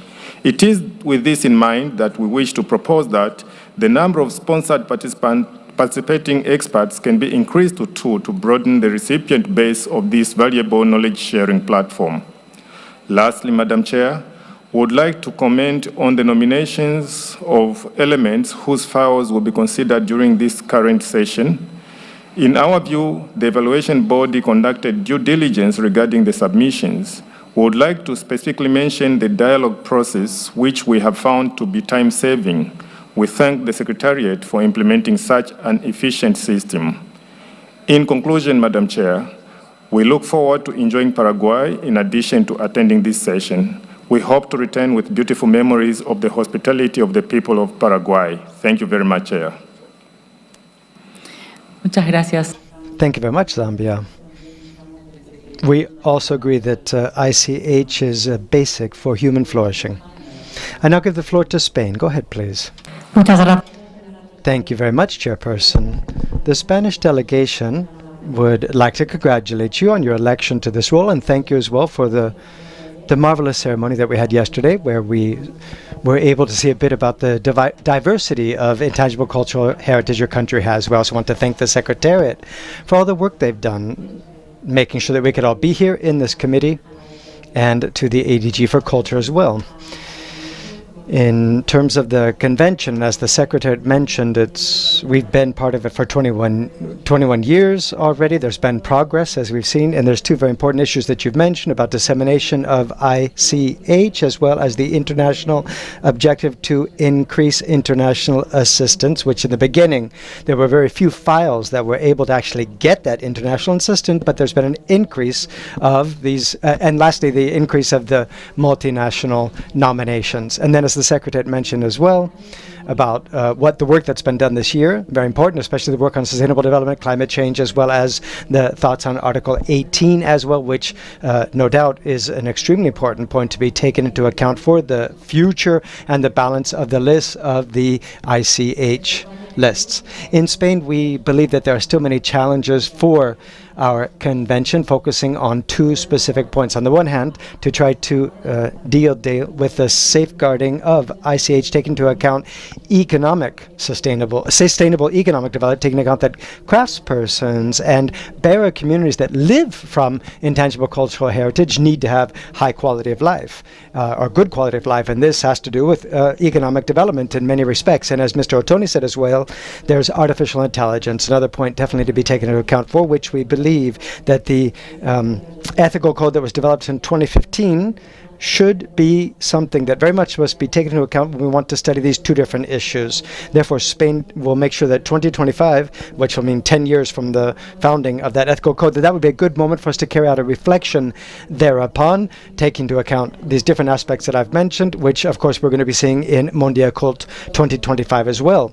Another point that we think is important to take into account is gender and ICH, which, as we've seen in the files of this year and in the report from the evaluation body, we have to think more about how important ICH is in terms of gender equality. And lastly, we would like to invite all states parties to come to Barcelona next year for Mondia Cult, where we're going to be seeing the results of this convention. Thank you very much for your attention. Muchas gracias. Y quiero thank you. I'd also like to take advantage of this opportunity to express my gratitude to the Kingdom of Spain for having given us the chance to have interpretation from and into Spanish, which is important for all of us Spanish-speaking countries. Thank you. I give the floor to Uganda. Go ahead, please. Thank you so much, Madam Chairperson. Uganda delegation takes this opportunity to congratulate you, Madam Chairperson, for taking this distinguished position and for the great hospitality we received yesterday up to today. Special gratitude is made to the highest political support of His Excellency, the President of Paraguay.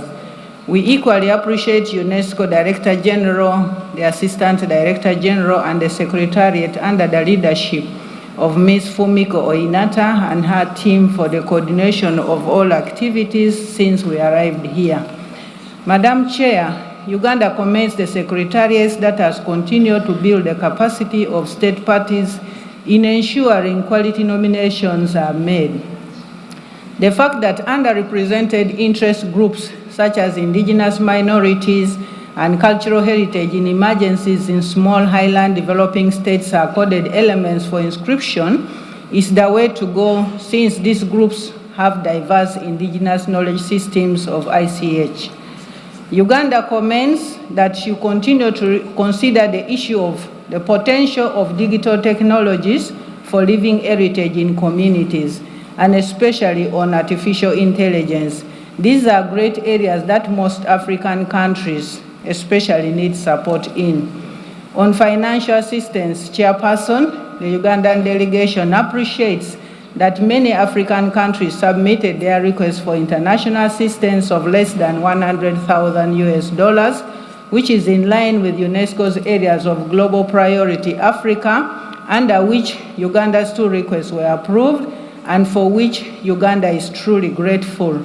International assistance is a great mechanism for safeguarding of ICH in view of the dwindling resources among the African countries and competing demands at state party level.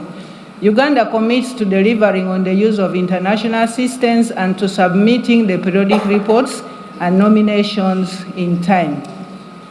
I conclude by finding out from you, Madam Chairperson, what the experiences of the partner states is on reporting on the quadriennial digital reporting platform, which Uganda applied this year. Uganda reiterates, therefore, her support to the activities of the Convention and the Secretariat. Thank you so much for God and my country. Thank you so much, Uganda. I'd like to now give the floor to the Dominican Republic. Go ahead, please. Thank you very much. Distinguished colleague Nancy Olivar, Chairperson of the committee, delegates, colleagues. I'd like to begin by offering my heartfelt thanks to you, Ms. Belar, for your leadership in this 19th committee meeting, this committee for the safeguarding of the intangible cultural heritage.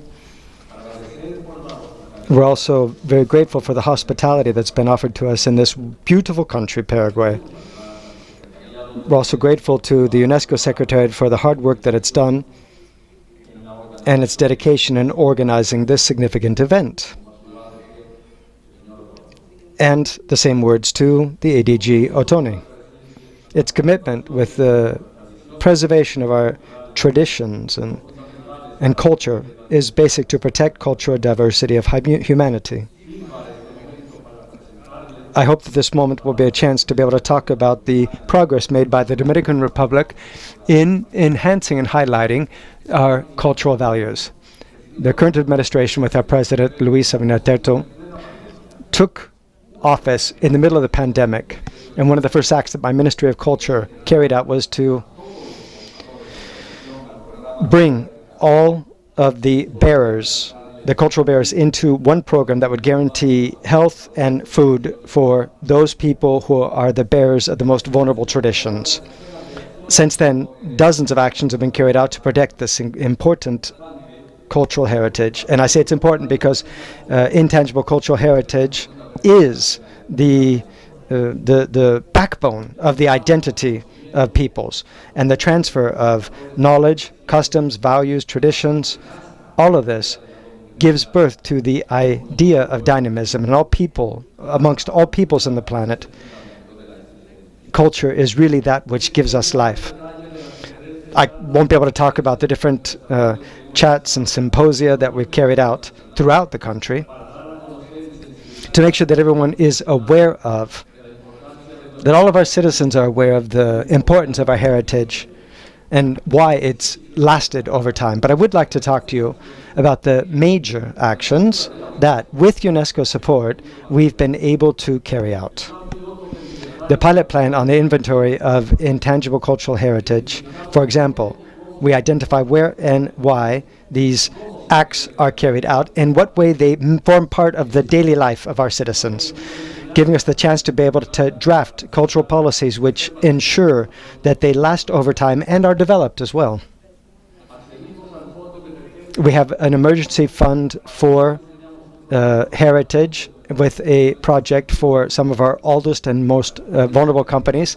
There's the Cofradía of the Espíritu Santo, as well as the Choir of San Pedro and Macorís. These are two different groups that have been affected by the pandemic and which are part of our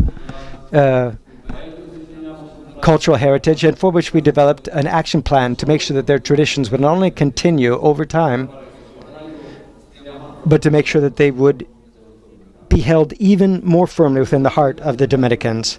We're a country with a lot of tourism, and year after year, this keeps growing. And yet the question is, so what's the connection between tourism and culture? How do they fit together? How can we find a more sustainable tourism? And how can this be part of a capacity building program to make resilient communities that can live together with their livelihood based on sustainable tourism? And thanks to Sexica, UNESCO, and funds coming from Saudi Arabia, this initiative that we're carrying out, which promotes safeguarding of ICH in urban context, but also tries to create synergies between the 1972 and the 2003 conventions. The successful management of ICH requires a combination of technical abilities as well as knowledge of culture, social awareness, and a continued commitment with safeguarding and promoting cultural diversity of the Dominican Republic. It's a whole process, one which has to be planned out and organized efficiently to make sure that we can preserve and highlight the wealth of intangible cultural heritage we have in our country. So along these lines, in this last year, we have created the foundation to be able to strengthen the structure for managing ICH on a national level, trying to work on strengthening the technical teams within our ministry, and we've already drafted an action plan, an awareness-raising plan for key stakeholders within the government to prioritize the areas in which these plans will be carried out. There are opportunities for improving our management. That exists, of course, lots of opportunities, and for that we need UNESCO support. Not so much in issues of really how to do things on the surface, but really in the substance, direct policies that have a positive impact on people and traditions. The first thing is, well, how can we actually recognize these aspects? There are times when customs are so much a part of us that we don't actually even see that they're there. And then, what type of management can be carried out to make sure that after we've recognized these aspects, we can actually enhance and highlight them, to understand their importance, to understand their meaning, so that afterwards, after recognizing them, after highlighting them, we can begin to actually use them to strengthen who we actually are, to make sure that we don't lose our memory of who we are, to make sure that we don't become something else than what we are. Thank you. Muchas gracias, embajador. Thank you, Ambassador Mateo. I give the floor to Haiti. Muchas gracias, señora Presidenta. Thank you very much, Chairperson. Excellency, ladies and gentlemen, ministers, distinguished members of the committee, ladies and gentlemen. So first of all, give me the chance to be able to express my heartfelt gratitude towards the Paraguayan authorities for the warm welcome and hospitality they've been showing us, which is proof of a true commitment towards promoting culture and heritage in all its diversity. I'm also so very happy to be able to, that I'm overjoyed that Haiti is participating in this important meeting, this high-level meeting. It's the first time that we are taking part as members, which is also an important turning point in the history of our country. For us, intangible cultural heritage is the very soul of our people and is the strength that unifies us, especially in the most difficult situations. Each voodoo song, every type of dance, every craftsperson, every dish that we make tells a history of hope and creativity which goes beyond our borders. Every element of ancestral knowledge, each bit of oral tradition, every artistic practice that are on these lists is a precious gem which shows our collective wealth. Since 2010, Haiti has been carrying out a very ambitious voyage to try to come up with an inventory and to highlight its living heritage, which is more than 50 elements that preserve our cultural treasures and strengthen our ties with other communities.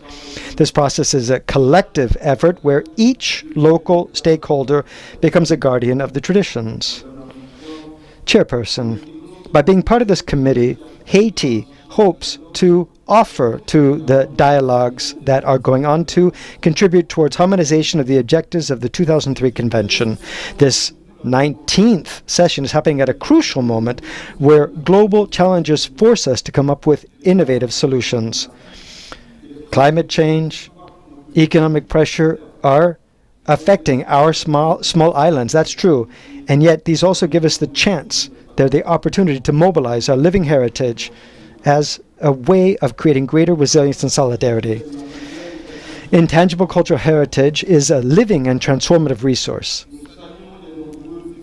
And in this respect, we're very grateful for the effort that's been made to try to integrate this within the risk management framework and to strengthen up the resilience of the local communities and vulnerable communities. In this level, we believe it to be essential that we make sure that we pay particular attention to education and transmitting knowledge to the younger generations, because investing in our youth ensures that there is a change of our heritage which nevertheless stays faithful to its roots. We have this pressing obligation to engage in capacity building and to promote inclusive approaches and offer to all communities the tool that they need to be able to protect and enhance. Committee will shore up solidarity between states and allow for us to promote collective solutions to our common challenges. We are committed to strengthening these partnerships and encouraging intercultural dialogue and in advocating for a greater recognition of culture as a fundamental, essential part of the global frameworks to make sure that living dialogue can be a driving force for dialogue, pace, and sustainable development.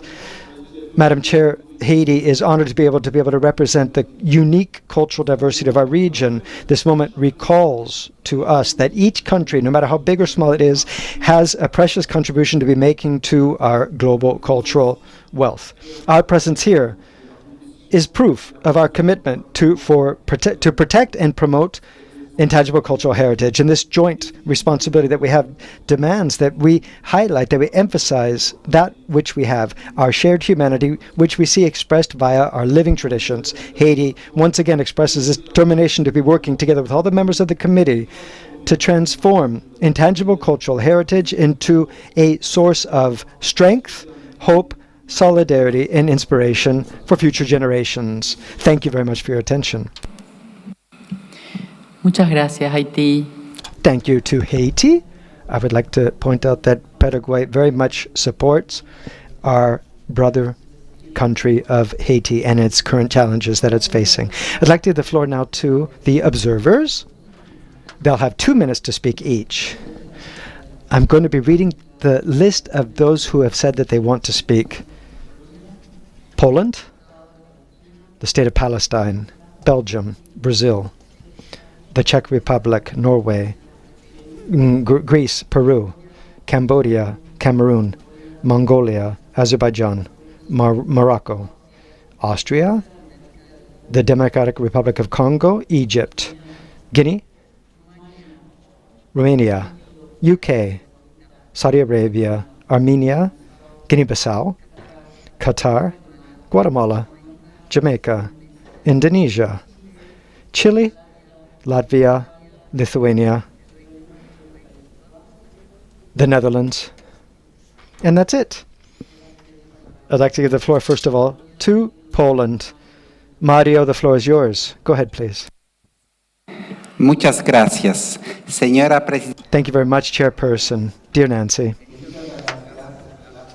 I'd like to thank you and Paraguay for the hospitality that we've been given and that we felt yesterday. We are enjoying the chance to be able to see the cultural wealth of Paraguay. Once again, thank you to you. Aguzen. We also thank the Secretariat and the whole Living Heritage family, NGOs, communities, groups, individuals for all the efforts aimed at safeguarding ICH. This year in October, for the first time we celebrated the International Day of ICH established by the General Conference under the initiative of Poland on behalf of a cross-regional group of states. We hope that the day will contribute to raising awareness on the importance of ICH and cultural diversity. As President Peña has said today, quote, "Cultural diversity is a source of wealth and pride," unquote. I wish to congratulate the Secretariat for a webinar on AI and ICH organized in cooperation with UNESCO Chair on ICH in Public and Global Governance and the University of Warsaw. We look forward to discussing it at the next Mondiacult meeting, as it has been highlighted already today by ADG Ottone. Madam President, ICH in armed conflicts and emergency situations is another key topic.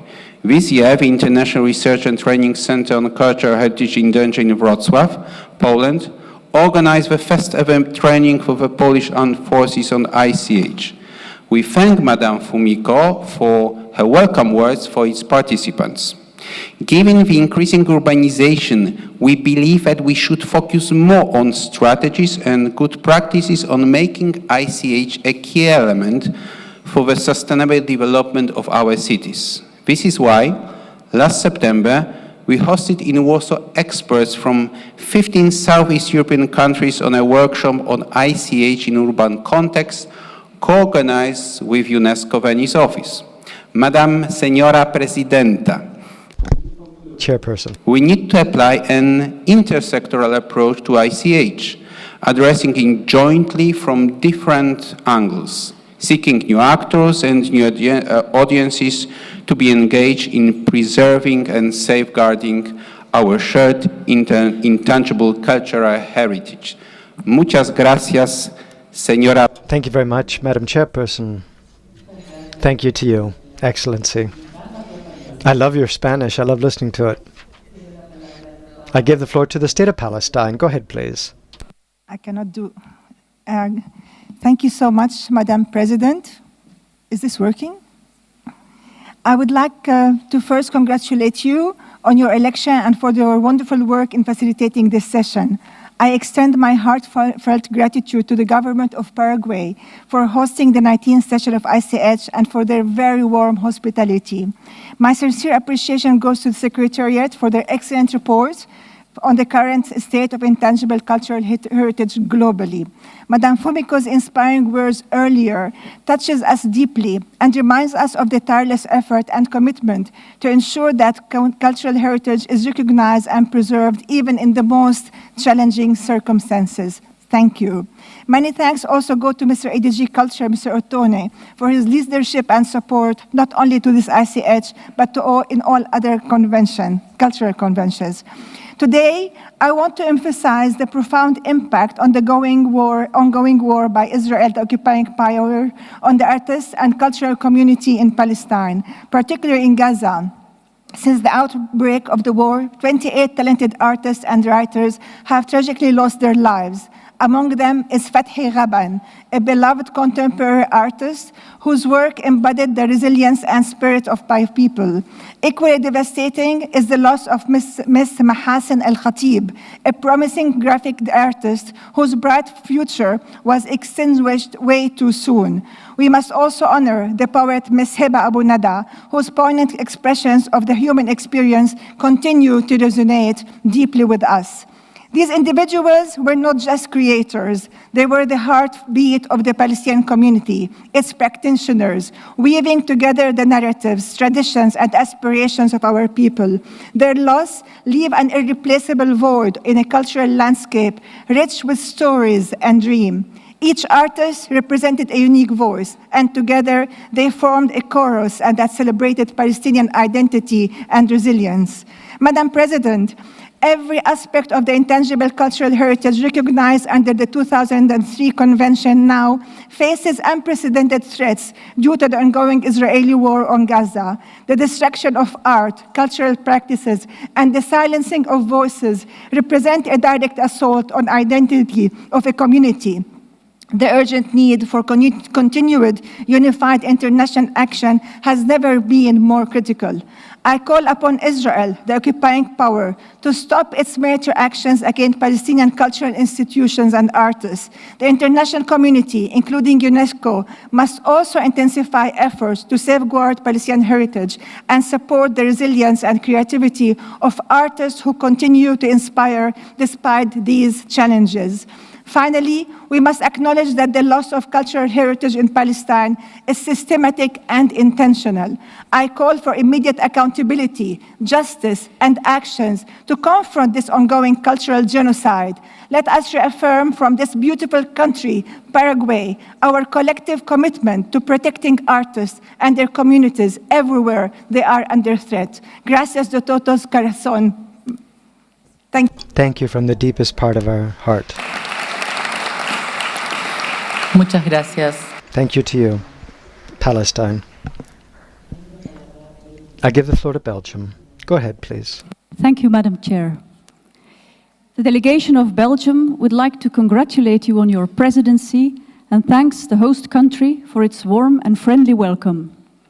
We also thank the Secretariat for its excellent report and for the results achieved during this period. With regard to the Secretariat's reporting on the annual meeting of the Category 2 centres, the delegation of Belgium is pleased to announce its intention to establish a Category 2 centre for Electoral Group 1, committed to foster the regional and international cooperation for safeguarding living heritage and to contribute to achieving the strategic objectives, programme priorities and themes of UNESCO. As many of you will be aware, after more than 20 years of working together worldwide around our wonderful convention dedicated to safeguarding living heritage, only the Group 1 region still lacks a Category 2 centre. Hence, we are working on a proposal within Belgium to take this forward. The various Belgian authorities competent for culture and cultural heritage, at the initiative of the Flemish government and its Minister of Culture, are developing the candidature for the centre, within which we aim to achieve broad stakeholder involvement and to meet the needs of many partners, other competent bodies in Belgium, other states parties, the UNESCO Category 2 centres, UNESCO field offices, the ENFP, European Network of Focal Points, accredited NGOs, UNESCO chairs, facilitators, the wider heritage field and others. We hereby extend a cordial invitation to collaborate. In order to facilitate participation, we will be holding an international information and consultation meeting in the coming months, of which we will keep you informed. From the early days of the 2003 Convention, Belgium has been an active partner in the Convention. By developing a Category 2 centre in this region, located in the heart of Europe, we are very much looking forward to building a strategic partnership with UNESCO to further the broad participation, safeguarding expertise and networking, to promote the 2003 Convention, and to contribute to its implementation, overall results and success. Thank you. Muchas gracias. Thank you very much, Belgium. We're going to be using the timer now to make sure that every country has the chance to say its part. So I would ask everyone to make sure that they stick to the time allotted. I know it's one has to work with great precision, but I know it's possible. I'd like to give the floor to Brazil now. Go ahead, please. Thank you very much, Chairperson. I would like to thank you for the hospitality that your government and people, here I am, have offered my delegation. You know I've got a special relation with your country. I'm always so happy to be able to come back to Paraguay, and here in this particular 19th session, my joy is even greater. Brazil has finished its responsibilities as a member of the committee, and yet we still firmly support the convention because we believe in its potential as a vector for sustainable development. We're grateful to the Secretary for the report that he gave us, and I would like to point out what is said in 11. Indigenous peoples, apoyada por Brasil. So that idea is very much supported by Brazil, and as was said by the Secretariat of the Convention at that moment, the publication and the headquarters of UNESCO at the 10th meeting of the Assembly General of the Member States. And some indigenous representatives present at the event were of the Inawe ethnicity, whose file will be valued to manage its element within the list for urgent safeguarding, and possibly putting it on the representative list the year after that. The government of Brazil is focusing special attention on the knowledge of its traditional peoples, especially those tied to sustainable development goals. In this context, it's a great honor to invite everyone to participate in the side event that will be organized by Crespial with Brazil's support on intangible heritage, climate change, and food safety. We believe that those three aspects are interrelated and are being dealt with by greater initiatives in Brazil, such as the Group of Friends of Climate Change based on the culture of the Alliance Global Against Hunger and Poverty.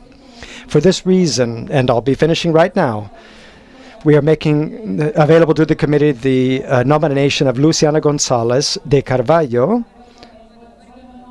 to the evaluation body, an academician with experience on human rights and environmental heritage. Dr. Luciana has been working for years on the interconnection between culture and sustainable development in the Amazon region. Thank you very much, Chairperson. Muchas gracias. Thank you very much, dear Ambassador Paula Alves, for those words. And now Czechia has the floor. Please go ahead. Merci, Madame la Présidente. Thank you, Madam Chair.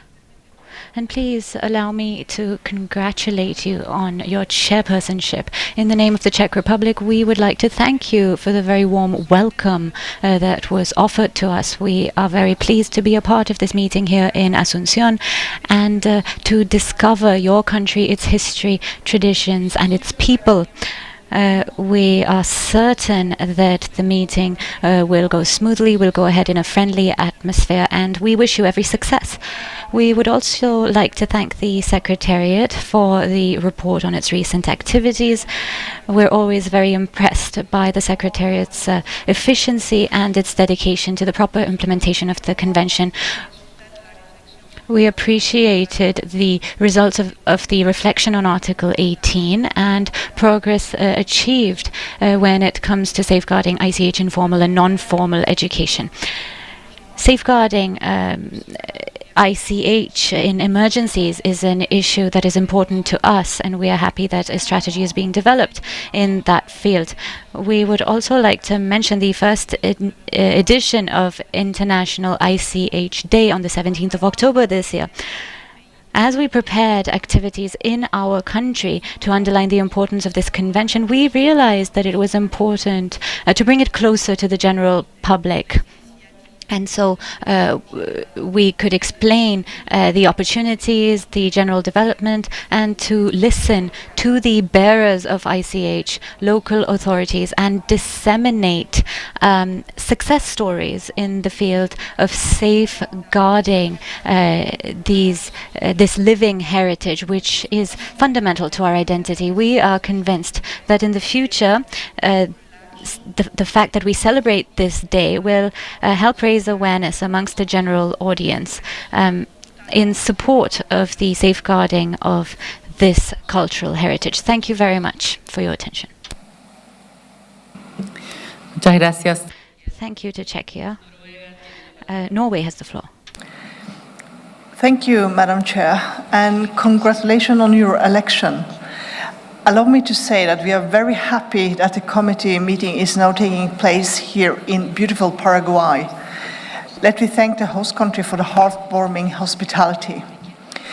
Norway would like to thank and commend the Secretariat for its consistently excellent work. The efforts and achievements made by the Secretariat are remarkable. We would like to express our support to the revision made regarding the listing mechanism, and especially the reflection on Article 18. We are delighted to see that the evaluation on the reflection process so far has led to new insights that will help us safeguard and ensure the sustainability and legitimacy for the broader work with the Convention. We would also like to express our support for the important steps that have been taken to see the work with the Convention as a contribution to sustainable development. As we have highlighted before, we would like to see emphasis placed on a stronger recognition and acknowledgement of the role of the civil society in general, and especially on the involvement of the indigenous communities in safeguarding intangible cultural heritage. We are happy to see that this work, how it will go on. This would be in the spirit of the Convention, as well as in the fulfillment of the SDG goals. We stress that this should be reflected in work and activity plans beyond activities related to outreach or to SDH as such. We appreciate that the integral and significant role of indigenous peoples and communities was underlined in the Mondia Cult Conference in Mexico in 2022. This should be examined more closely. Thank you. Muchas gracias. Thank you, Norway. Greece has the floor. Thank you, Madam Chair. Let me join all the previous delegations in congratulating you for your chairmanship. And we would also like to thank Paraguay for hosting the 19th ICH Intergovernmental Committee meeting and allowing us to get a glimpse of the rich and diverse living cultural heritage of your country. Greece would like to make a special reference to the importance and impact of integrating living heritage in formal education based on the innovative approach introduced by UNESCO on teaching and learning with living heritage. Using ICH as a means of teaching various subjects at school has been proven an effective and creative pedagogical tool which helps, on the one hand, school children to connect with their living heritage, and on the other hand, schools to strengthen their bonds with their communities. Without any doubt, the relationship between living heritage and education is one of mutual reinforcement. Living heritage improves the relevance of educational programs and promotes an appreciation of cultural diversity and the role of culture in sustainable development, a key target of SDG 4. Meanwhile, education plays a vital role in building broad-based awareness of living heritage and efforts to safeguard it. When acknowledged and shared, especially at an early age, living heritage cultivates respect and appreciation for cultural diversity, facilitates intercultural dialogue, and contributes to more resilient, peaceful, and inclusive societies. Taking into account the innovative power of this holistic new approach and the interest reported by Greek teachers to implement it in their teaching practice, the Hellenic Ministry of Culture has been working quite systematically on raising awareness among educators about the pedagogical value of teaching with living heritage.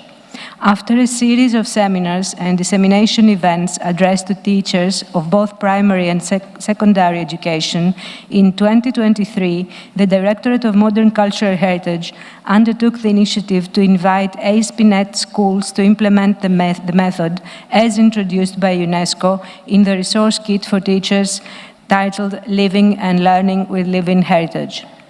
Based on the experience gained, we decided to proceed to the publication of the Greek Toolkit for Teachers, which has been very recently presented to the educational community on the occasion of a capacity-building workshop organized by the Directorate of Modern Cultural Heritage of the Hellenic Republic, with a valuable support and collaboration with the Regional Center for Safeguarding of ICH in Southeastern Europe under the auspices of UNESCO.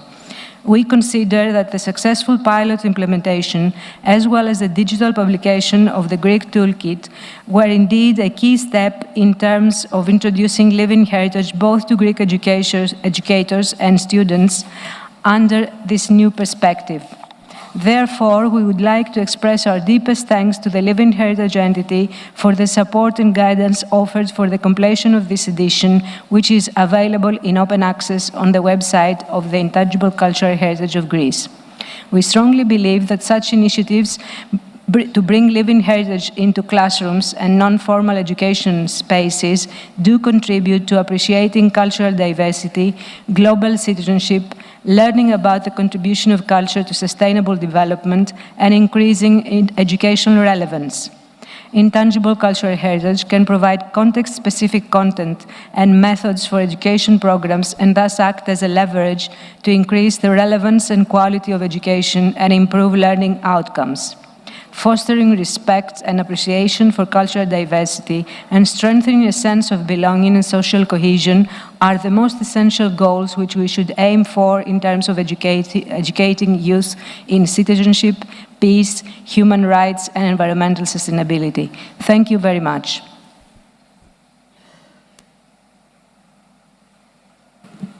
Gracias. Thank you to Greece. Now, every time someone talks about the pedagogical value of ICH, I truly appreciate that. But please note that we do have the timer on screen, and I wouldn't want to have to interrupt anyone. So please, I do implore you to stick to the time limit so that we may finish on time. Peru now has the floor. Please go ahead. Thank you very much, Madam Chair. I would like to congratulate you on your election and wish you every success. I'd also like to thank you for your gracious hospitality from our Paraguayan brothers and sisters. Peru thanks the Secretariat for its comprehensive report on various aspects of the implementation of the 2003 Convention.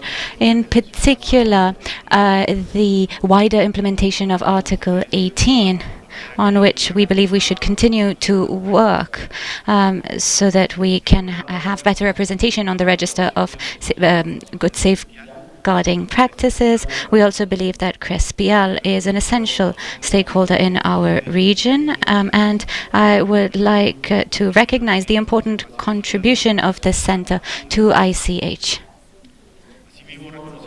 We also recognize and commend the importance of ICH and the preservation of cultural heritage in Peru, and an event held in October this year that strengthened relationships in the region, and the importance of ICH cultural rights and sustainability as part of our cultural policy. Additionally, we believe and thank Brazil for its participation in the project on indigenous peoples, in line with the UN Declaration on the Rights of Indigenous Peoples for a more inclusive and holistic perspective when it comes to safeguarding ICH. We also commend the capacity building efforts for in the training of facilitators in Latin America and the Caribbean, in particular in Colombia this year. Thank you once again to the Secretariat for its efforts, in particular when it comes to greater involvement of bearer communities in safeguarding efforts. Thank you very much. Thank you to Peru. You are a major player in this convention. Cambodia has the floor. And dear colleagues, it is both an honor and a privilege to address you today on behalf of the Kingdom of Cambodia at these significant sessions. As a state party to the 2003 conventions, we reaffirm our steadfast commitment to its mission of safeguarding the living heritage that defines our identities and fortify the social fabric of our communities. Cambodia extends its heartfelt congratulations to the Secretariat for its tireless effort in advancing the convention goal, particularly in alignment with the new direction set forth during the recent 20th anniversary celebrations. Cambodia deeply encouraged by the integration of cultural heritage into education system, a testament to the collective dedication of state parties. Embedding intangible cultural heritage within both formal and non-formal educational frameworks is not merely a means of preservation. It is a powerful way to inspire future generations and to ensure that this living tradition remains vibrant, relevant, and interwoven into the fabric of daily life. Madam Chairperson and dear colleagues, allow me to express my sincere gratitude to the warm hospitality of the host country, the Paraguay, to UNESCO and to all member states for your unwavering dedication to safeguarding our shared and tangible cultural heritage. Let us move forward, united in our shared mission to protect and celebrate the cultural treasures that enrich our life and bind us together as a global community. Thank you very much. Muchas gracias. Thank you, Cambodia. And now, Mongolia has the floor. Please go ahead.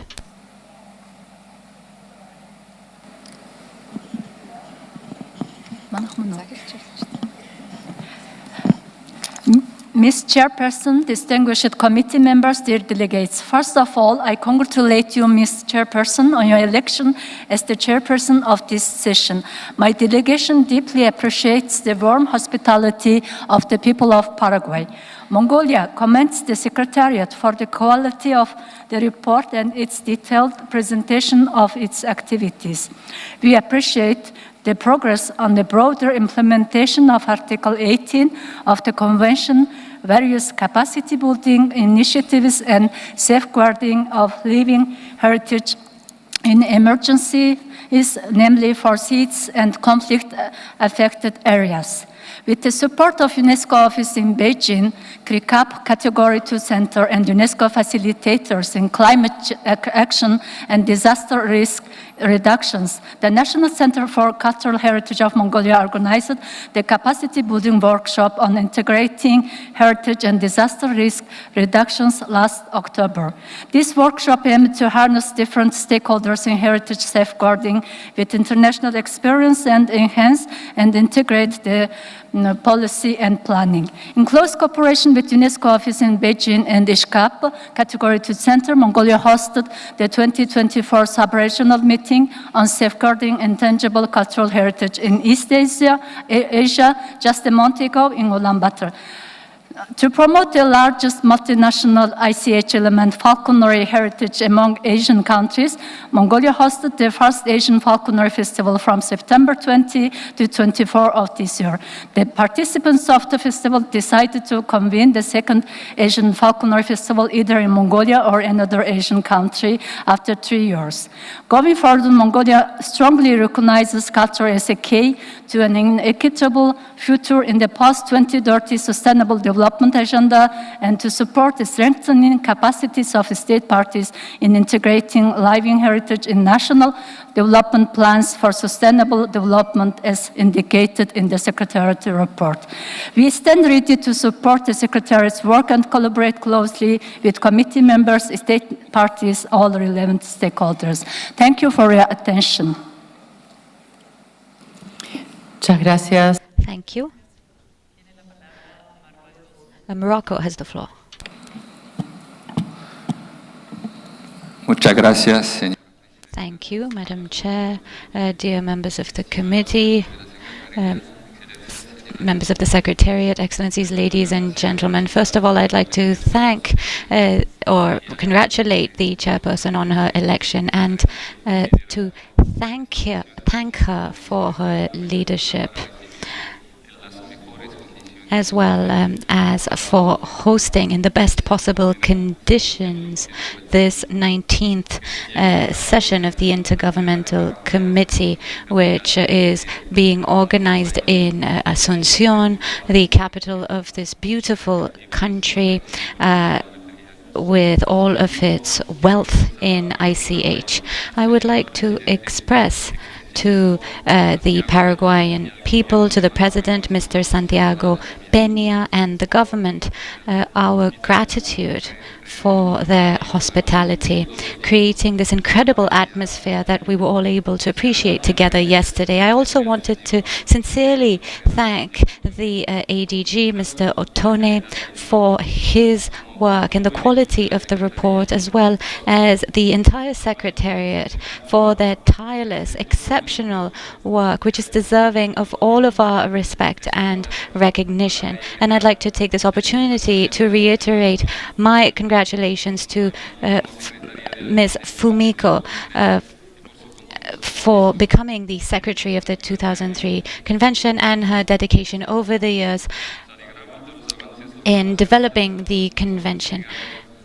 We are also grateful to the Secretariat for its effort described in its reports as regards capacity building and new means of inscription for the 2024 cycle, the work of the evaluation body, which examined the files, which have increased 20% this year, the preparation of the guidance note on multinational files with the support of Slovakia, whom we thank, the organization of Category 6 experts on ICH and climate change, as well as the fundamental principles and operational directives on ICH and emergencies, the work that was done on that. All of that leads us to think about how, as states parties, we can support the work of the Secretariat through thematic initiatives that are innovative in order to open up new avenues for safeguarding and the promotion of intangible cultural heritage, with concrete success stories and collaboration across disciplines.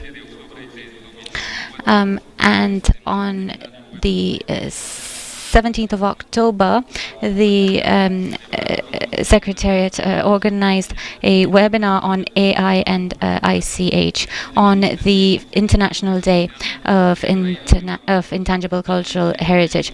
The Kingdom of Morocco intends to launch with the Secretariat a series of workshops on heritage education, on artistic education in Africa, and strengthening the capacity of teaching staff in that field, as well as the use of AI in safeguarding, preservation and promotion efforts for ICH among our communities. Those ambitious efforts shall support the Secretariat's efforts for the recognition of culture and the post-2030 development agenda in the framework of the Summit for the Future and Mondial Cult 2025, which is chaired by Morocco. Thank you very much for your attention. Thank you, dear Ambassador Samir. I still remember the session in Rabat when you chaired the session. Austria has the floor.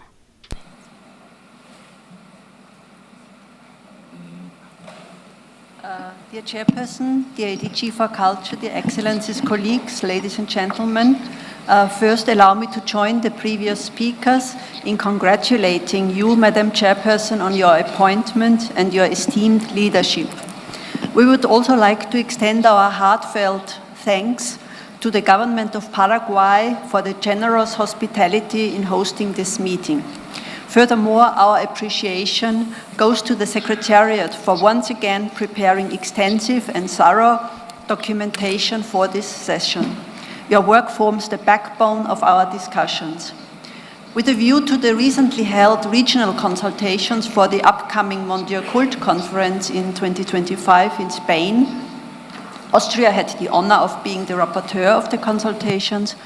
We would like to reiterate our commitment to the Sustainable Development Goals and particularly the contribution of intangible cultural heritage.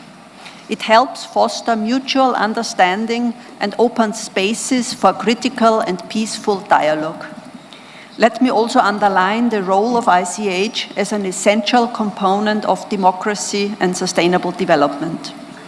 The objective of a standalone goal dedicated to culture will contribute to prioritizing culture on the policy agenda and should therefore be crucial at Mondial Cult 25. Given its great impact on the ecological, social and economic dimensions, ICH will have an essential contribution to the global report. Not to forget the engagement of civil society organizations, which will be critical to the process. This year has once again been marked by a high number of applications recommended for inscription. We wish to congratulate all those who have submitted successful applications. The simplification of application forms has undoubtedly contributed to the high rate of recommendations and encouraged many new submissions this year. Thank you.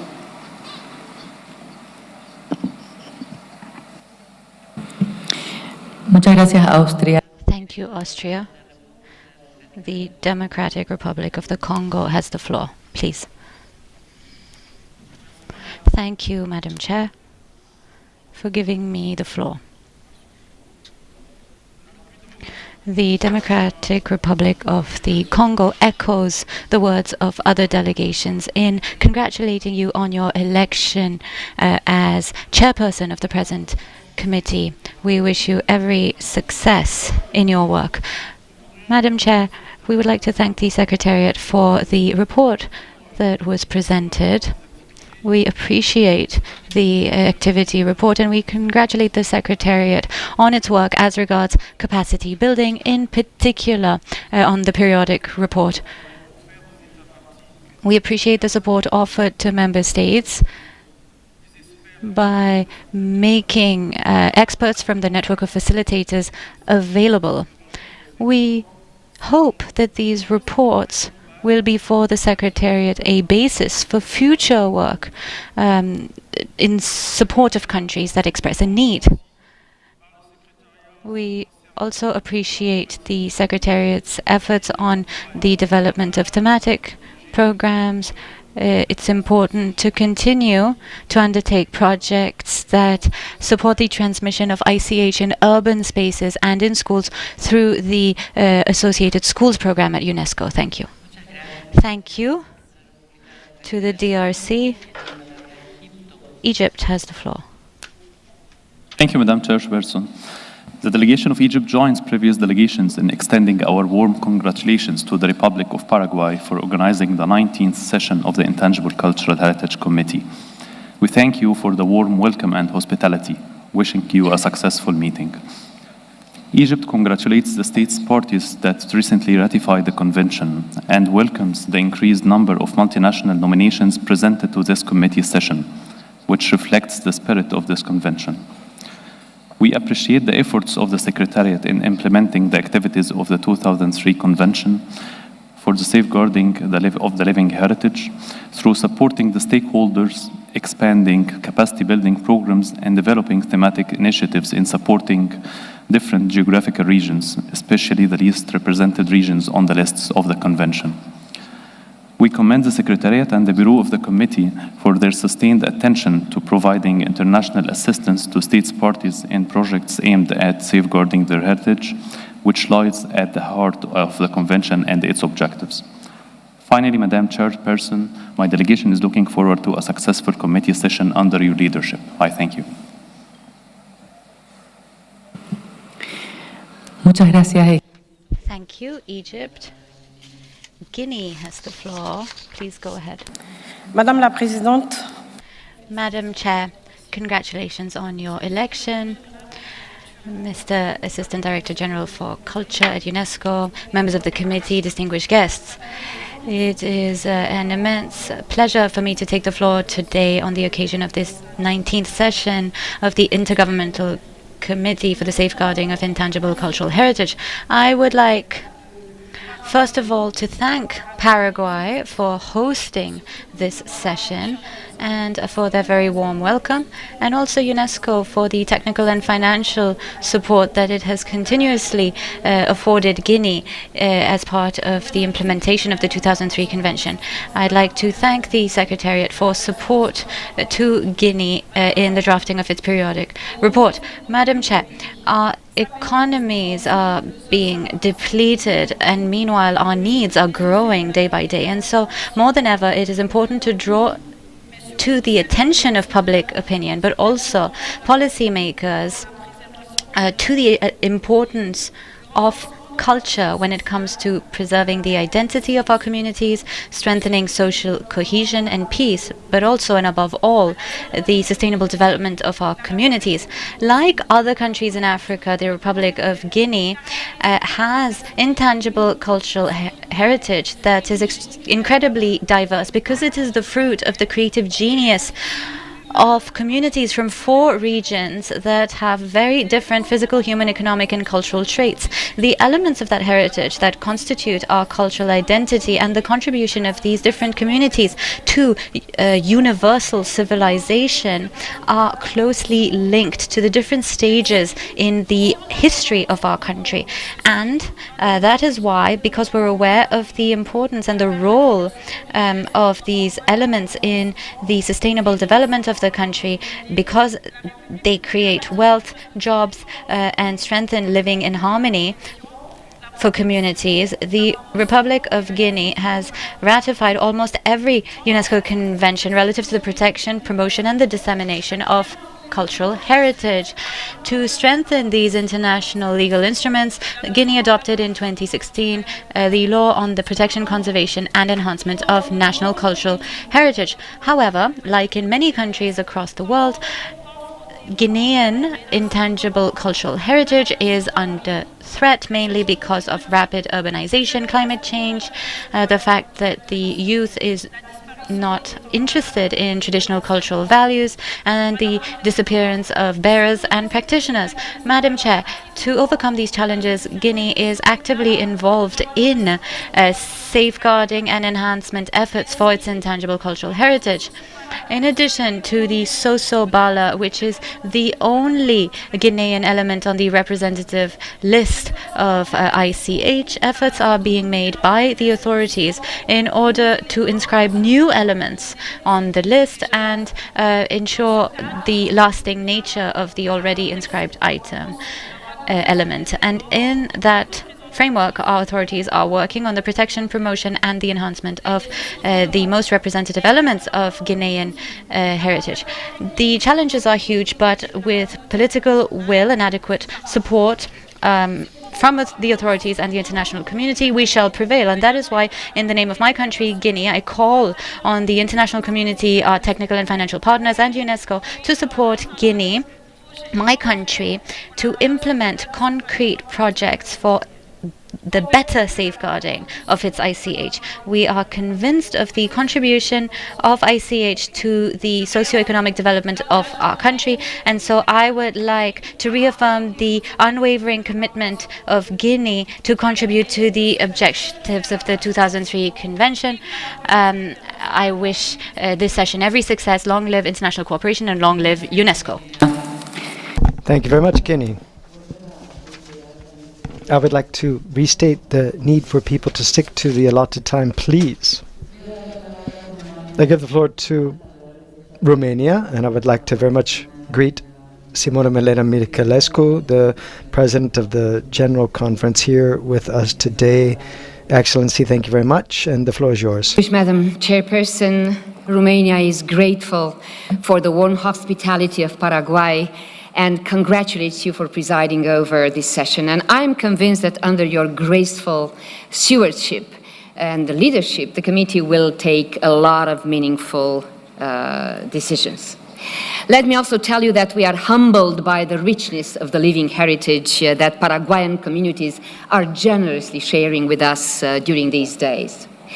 May I also congratulate ADG Ottone and his team for their hard work and profound engagement on many levels and topics dealing with better strategies and tools supporting states and communities to safeguard their living heritage. We are especially thankful for the possibilities of increased dialogue and community participation through online modes and learning platforms devoted to ensuring enhanced safeguarding capacities at local and national levels. And we commend the Secretariat and the Committee for supporting the much-needed thematic initiatives that highlight the contribution of the living heritage to sustainable development. And in this respect, we are pleased to inform you of the success of the recent capacity building workshop organized in Bucharest by the Ministry of Culture with the support of the National Romanian Peasant Museum and of the Regional Center in Sofia. And this training offered actually a practical set of tools for our new generation of experts and community leaders to safeguard the living heritage with a community-based and sustainable development framework. We believe this is the wisest vision for the future of our common work. We are also foreseeing the positive results of the new evaluation cycle with the implementation of simplified forms and procedures, which should not, however, decrease the overall quality of the process of inscription. And Romania is currently coordinating the new extension wave of the transhumans file, and we are totally devoted to bringing the depth and diversity of communities and institutions supporting mobile pastoralism within the 18 state parties that are our partners in this complex initiative. Dear colleagues, the 2003 Convention and the work of this committee have a very special place in our work within the cultural mandate of UNESCO, and the 10 elements inscribed by Romania on the representative list are testimony of our passionate engagement in favor of the living heritage and of our solid expertise, main reasons why we chose to present our candidature for the committee in 2026, seeking to be part of the guardians of the world's grandeur that you are these days. And I wish you constructive debates and the wisest decisions possible. Muchas gracias. Muchas gracias. Thanks to you, Excellency. I give the floor to the UK. Go ahead, please. Thank you, Chair, and thank you very much for Paraguay to the wonderful welcome and hosting of the meeting. The UK State Party and our NGOs present are very pleased to be attending our first committee meeting as a full member, and we are grateful for the Secretariat's support in our ratifying this year. We are committed to supporting this important convention, and we look forward to participating this week. Muchas gracias. Muchas gracias. Thank you very much, and thank you for being so succinct. We very much appreciate that. I now give the floor to Saudi Arabia. Thank you, Madam Chair. I would like to congratulate you on your election and wish you all the success. We would like to express our sincere gratitude to the government of the Republic of Paraguay for hosting the 19th session of the Intergovernmental Committee for the Safeguarding of Intangible Cultural Heritage. Asuncion overwhelmed us with warm welcome and great hospitality, and we were honored by the presence of His Excellency the President of Paraguay. Moreover, we would like to thank the ADG, Mr. Atoni, and the Secretariat for their dedication and excellent work that has been done for this session and supporting member states. Excellencies, esteemed colleagues, safeguarding cultural heritage of humanity represents not only the commitment to conserve our shared cultural treasures, but also a remarkable demonstration of global solidarity and peace building. The Kingdom of Saudi Arabia reaffirmed its commitment and dedication in contributing and transforming the principles of the 2003 Convention, as well as the Declaration of UNESCO Mondial Cult 2022 and the Naples Conference into practice through various initiatives from the Saudi Fund and Trust. This includes a significant international initiative, which is the project of International Food Atlas and digital platform for preserving, promoting, and transmitting foodways to future generations. This project aims to document and safeguard global culinary traditions, enhancing awareness of traditional food preparation methods, and ensuring their transmission to future generations. In addition, there is an innovative initiative related to this continent, which is the project the Latin America and the Caribbean, strengthening capacities for resilient communities through sustainable tourism and heritage safeguarding. This project focuses on integrating the safeguarding of intangible cultural heritage into urban development plans and policies, promoting the synergies between tangible and intangible heritage through capacity building programs. Your Excellencies, the Kingdom's call for unified collaborative efforts to foster a spirit of unity and shared purposes into implementing the Mondial Cult Declaration, including capacity building, strategies, and enhancing synergies between intangible and tangible heritage. This approach serves as a powerful example of how nations can collaborate to preserve and celebrate the rich diversity of cultures worldwide, as well as advancing cultural global agendas. Thank you, Madam Chair. Muchas gracias. Es el turno. Thank you very much. I give the floor to Armenia. Go ahead, please. Thank you very much. Madam Chair, ADG for Culture, Secretary of the Convention, Excellencies, dear colleagues. First of all, our heartfelt gratitude to you, Madam Chair, and to the Republic of Paraguay for your very warm hospitality. We thank the Secretariat for the detailed overview of the activities undertaken. The last few cycles showed a substantial increase in the number of submissions, demonstrating the growing global interest in the Convention. This popularity comes with its issues, notably in terms of processing all the files and creating a backlog, which should be addressed by the committee. The reporting period also saw a significant increase in the implementation of international assistance projects. As a beneficiary state, Armenia can attest to the efficacy of international assistance as a robust mechanism for cooperation. We successfully concluded a project which aimed to inventory, document, safeguard, and promote the oral heritage in this unique region, the southernmost region of my country. We welcome the progress made in capacity building with support provided to 117 member states, including in Africa and small island developing states, to develop or revise policies, strategies, and programs for safeguarding intangible cultural heritage. Madam Chair, living heritage is an important contributor to sustainable development. One can even say that community practices and traditions are an embodiment of the global pledge to leave no one behind. But indeed, living heritage faces many threats, including conflicts, displacement, climate change. In our own region, Armenian refugees from Nagorno-Karabakh, whose cultural identity and heritage are at risk as they rebuild their lives in new landscapes, face difficult challenges related to their intangible cultural heritage. The government of Armenia takes extensive measures to preserve their traditions, cultural and social practices, and we count on the support of our international partners, particularly UNESCO, in tackling these challenges. Lastly, Madam Chair, would like to appreciate the interest of the Secretariat to explore new thematic priorities, including the potential of digital technologies.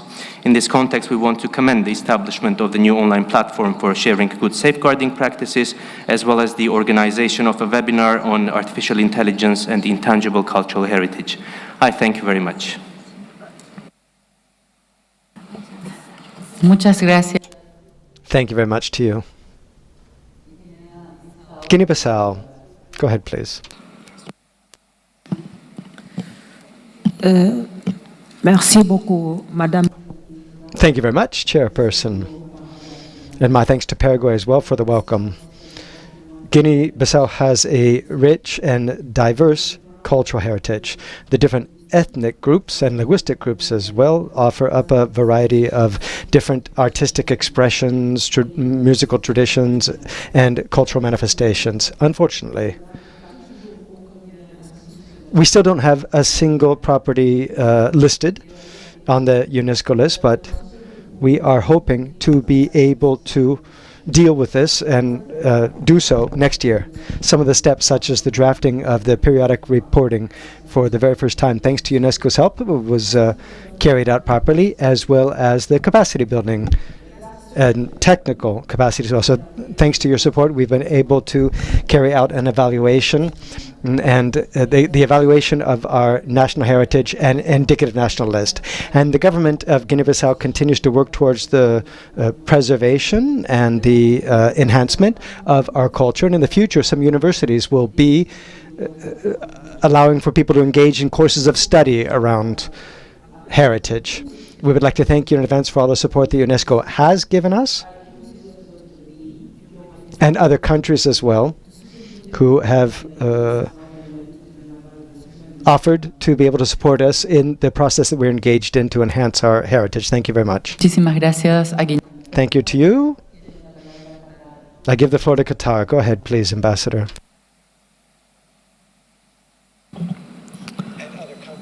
Thank you. Merci beaucoup, Madame la Présidente. D'abord, je voudrais... Thank you very much, Chairperson. I'd like to begin by thanking you and commending you on having been elected to this role as Chairperson of our committee. And obviously, we very much like to thank Paraguay for having given us the chance to be able to discover your country, your beautiful country. We also appreciate the efforts that have been carried out by the Secretariat in preparing this meeting and with the preparation of other reports therein. Qatar is convinced in working towards the objectives of strengthening up peace and international security via its spheres of competence. There are the goal to be able to promote the coexistence of cultural difference and afford independence to local communities via culture. It's a moment where it's quite clear that we're facing challenges nowadays that are significant and will have an impact on our future. We're living in a time where communication goes quickly, preservation of intangible heritage and traditional crafts is important at a moment where many local communities are facing a world that is going through incredible changes, globalization, increase of exchanges as well between peoples. In order to be able to face these challenges that we have, via the help of the 2003 convention that has to do with the protection and conservation of heritage in Qatar, well, that has helped us to enhance this role by taking into account the 2024 to 2030 national strategies to give the state of Qatar to be able to enhance its creative potential and to be able to offer greater capacity to our peoples. and direct participation to be able to work towards sustainability and reaching the 2030 goals, towards which Qatar is working by its Ministry of Culture to promote dialogue between different cultures, and working as well with UNESCO with the goal of strengthening bridges and ties between peoples of the globe and to promote the role of understanding and peace via cultural diversity and promoting intangible heritage.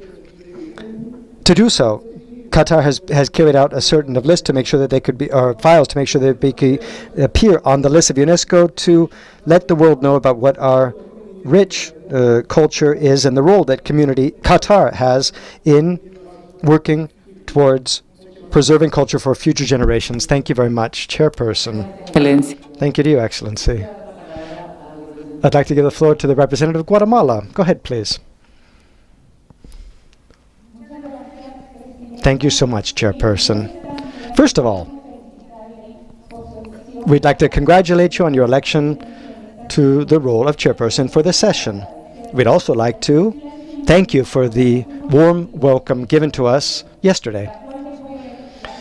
Thanks to that, we were able to see what the cultural diversity and the different amount of wonderful food that you have and how warm your people are. We could see all of that. We're grateful to the Secretariat for this very complete and significant report where we can see how much effort has been carried out via the international mechanisms for cooperation and assistance that the Convention offers. Guatemala has enjoyed this work in the last cycle. We believe very much in the presentation of multinational nominations as a means to be able to foster coordinated work carried out between countries and communities and bearer communities. With that in mind, we're working together with other states, parties to the Convention, with whom we share living heritage elements. The function of the Secretariat, the role it carries out, is very important. In the report, we can see how much progress has been made in offering support to states parties in creating and strengthening local capacities and in the development and implementation of operational projects. I'd like to highlight the support that the Secretariat gave in our publication that celebrates the living heritage of indigenous peoples.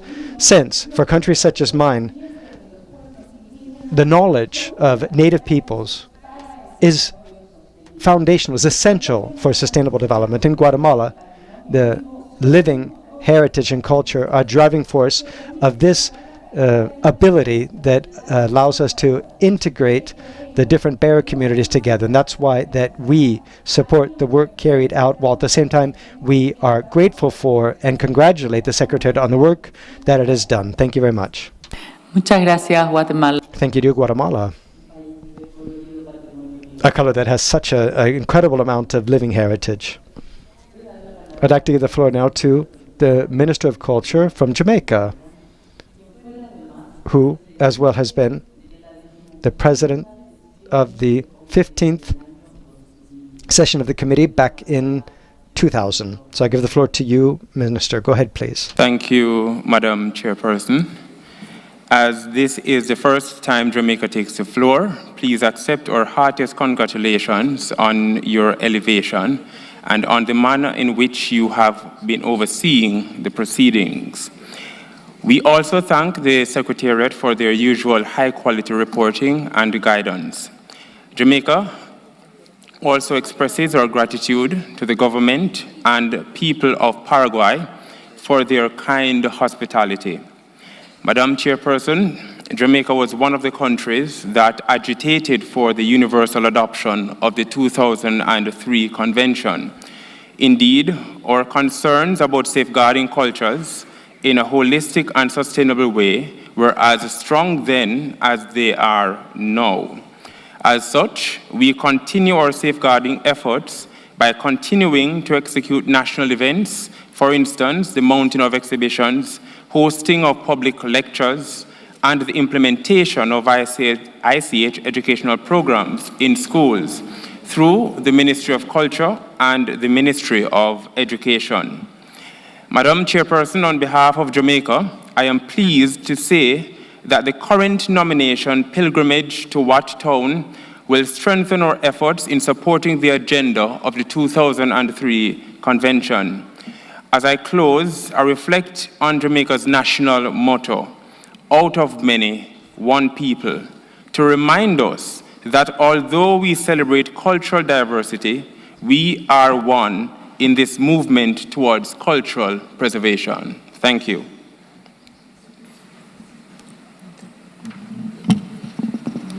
Muchas gracias. Thank you very much. Thanks to Jamaica. I'd like to give the floor now to Chile. Go ahead, please.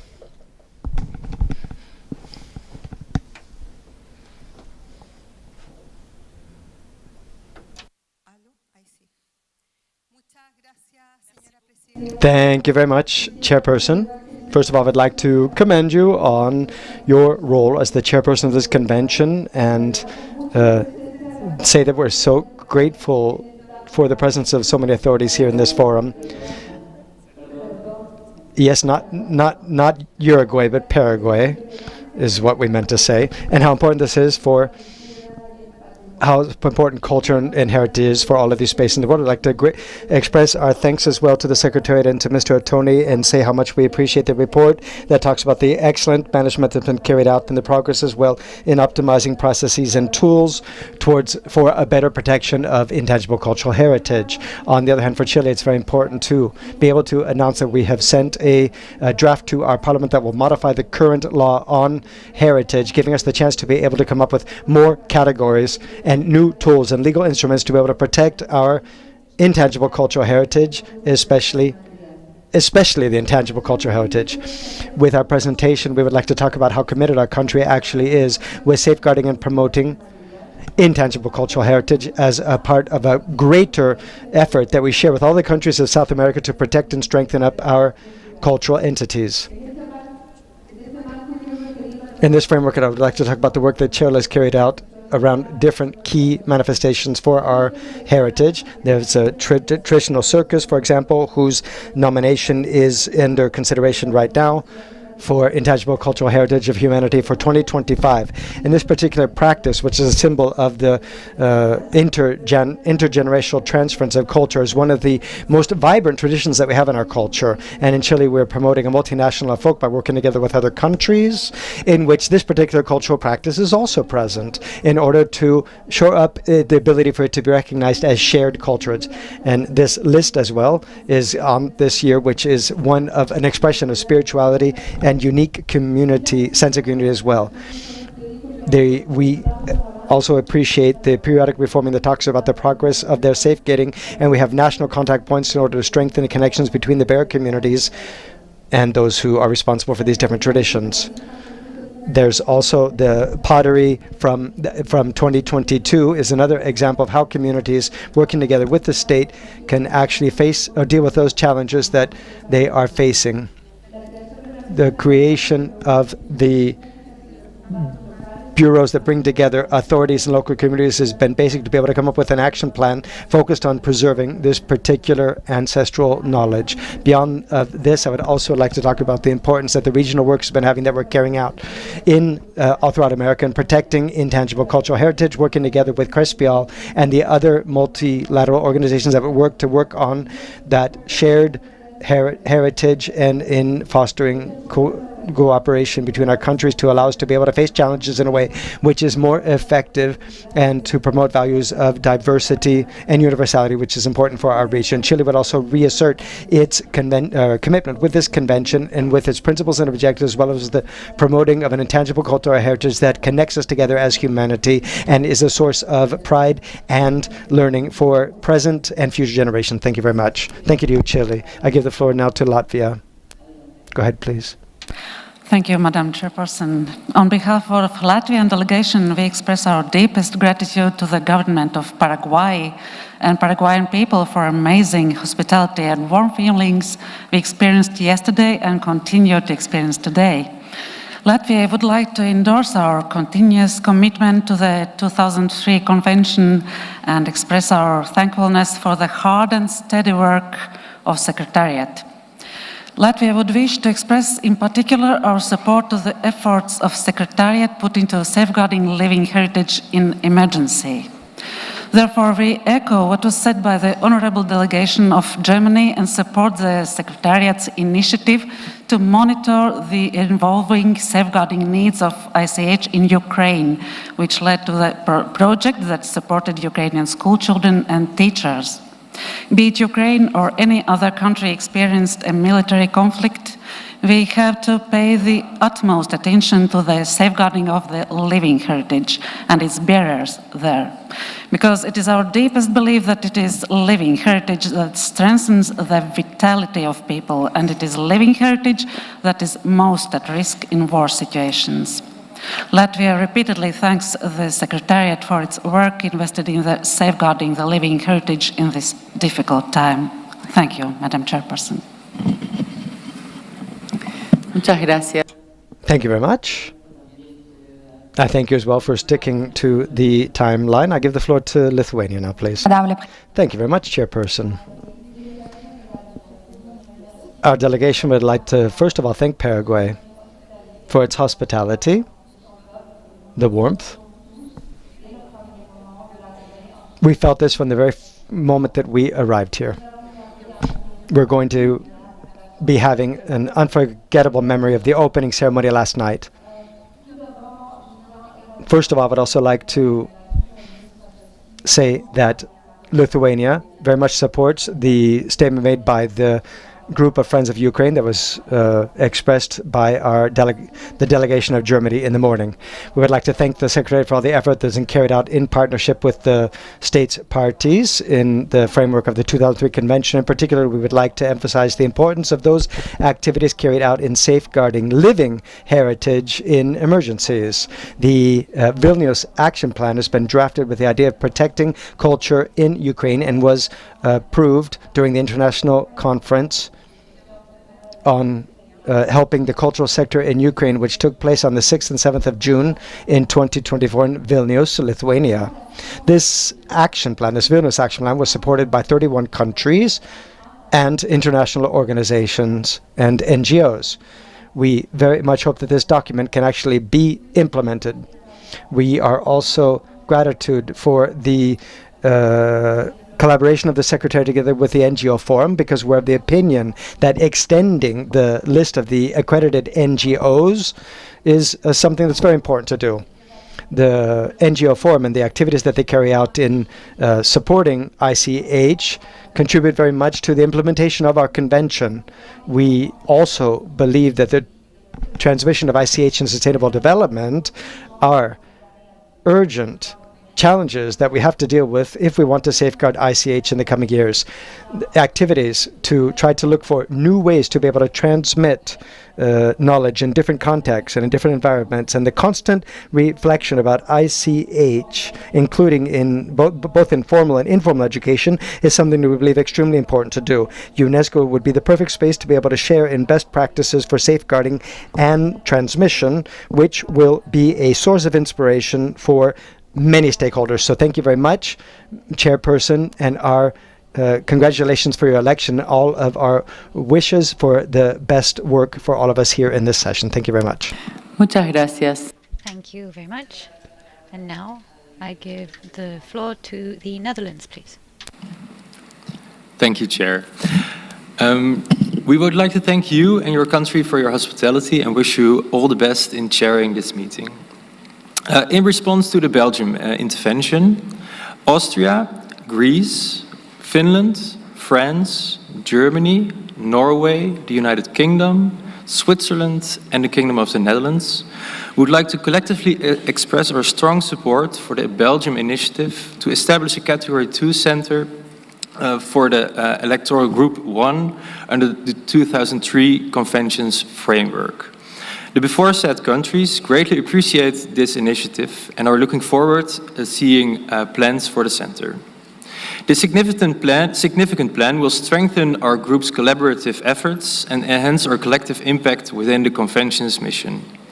Such a center will not only serve as a hub for knowledge and expertise, but also foster innovation, partnership, share good practices, and capacity building across the party states of our group. Thank you, Chair. Muchas gracias. Thank you very much for your intervention. And now, Kazakhstan has the floor, please. Please, go ahead. Distinguished Chair, esteemed delegates, on behalf of the delegation of Kazakhstan, let me congratulate you on your election, Madam Chair, and we are glad to witness your able leadership. I would like to express our heartfelt gratitude to the host country, Paraguay, for its generous hospitality during this remarkable session. Your warm welcome and meticulous arrangements foster a spirit of cooperation and collaboration among us all. My delegation welcomes the report of the Secretariat on its activities from January to June 24. Kazakhstan remains steadfast in its commitment to the implementation of our convention. In this regard, we are currently in the final stages of preparing our periodic report, which we view as a vital opportunity to assess and enhance our efforts in safeguarding our ICH. We extend our sincere appreciation to UNESCO for its grant to Kazakhstan on first grant to our country on ICH inventory revision and the local community's capacity building. This support is invaluable as we strive to preserve and promote our cultural identity. In September this year, we convened the 5th World Nomad Games in Astana, an event inscribed in the list of good safeguarding practices of the intangible cultural heritage as initiated by our neighbors, Kyrgyzstan. We are grateful for the patronage of UNESCO Director General, which significantly elevates the visibility and impact of the event. The President of the General Conference, Her Excellency, Madame Simona Mirala-Miroculescu, who participated in this event on behalf of UNESCO, contributed to the visibility of this important gathering. We acknowledge the dedication of 89 member states participating in this event, as it reflects our collective commitment to safeguarding our diverse and valuable heritages. The outcomes of the Games will be submitted to the UN General Assembly, highlighting the critical role of UNESCO in the preservation of intangible cultural heritage and the contributions of all participating member states. My delegation also welcomes the intention of Mongolia to join our multinational nomination Nauruz. Kazakhstan prioritizes the protection of its intangible cultural heritage, recognizing its importance for the benefit of future generations, especially in a rapid evolving world. I thank you for your attention, and we look forward to our continued collaboration in preserving the intangible cultural heritage of humanity. Thank you. Thank you very much. And now, I give the floor to Afghanistan, please.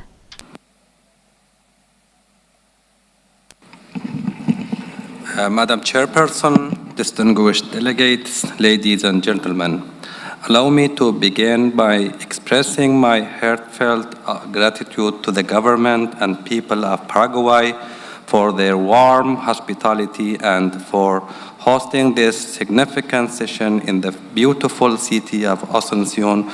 Your dedication in promoting cultural heritage and fostering global dialogue inspires us all, and we are honored to be here in your country. It is an honor to address this esteemed gathering on behalf of the delegation of Afghanistan, a nation whose cultural heritage is as ancient as it is profound.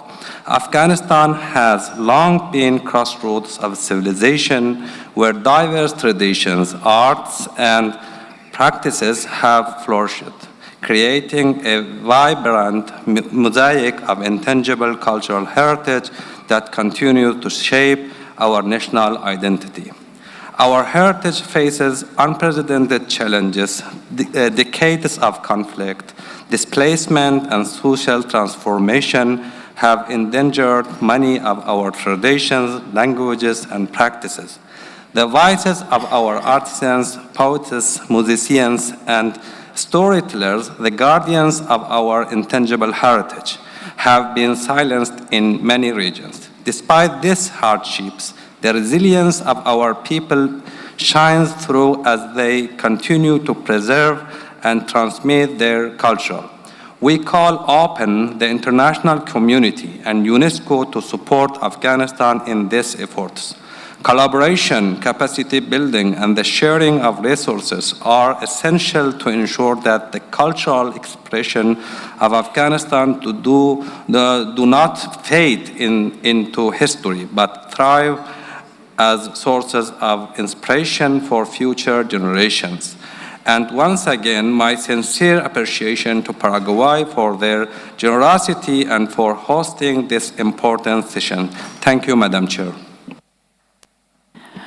Thank you very much to Afghanistan. And now Equatorial Guinea has the floor. Good afternoon to everyone. And we would like to thank Paraguay for hosting this meeting and for its hospitality yesterday. Thank you very much. And we congratulate the chair on her election for this 19th session of the Intergovernmental Committee for the 2003 Convention. Now, Equatorial Guinea ratified the convention in 2010.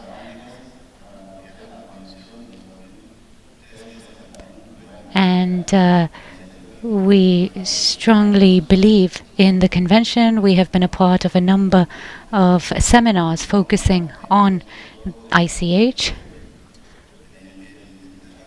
We have also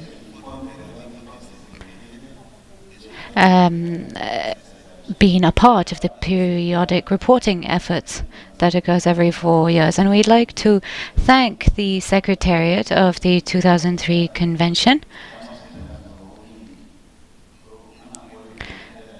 And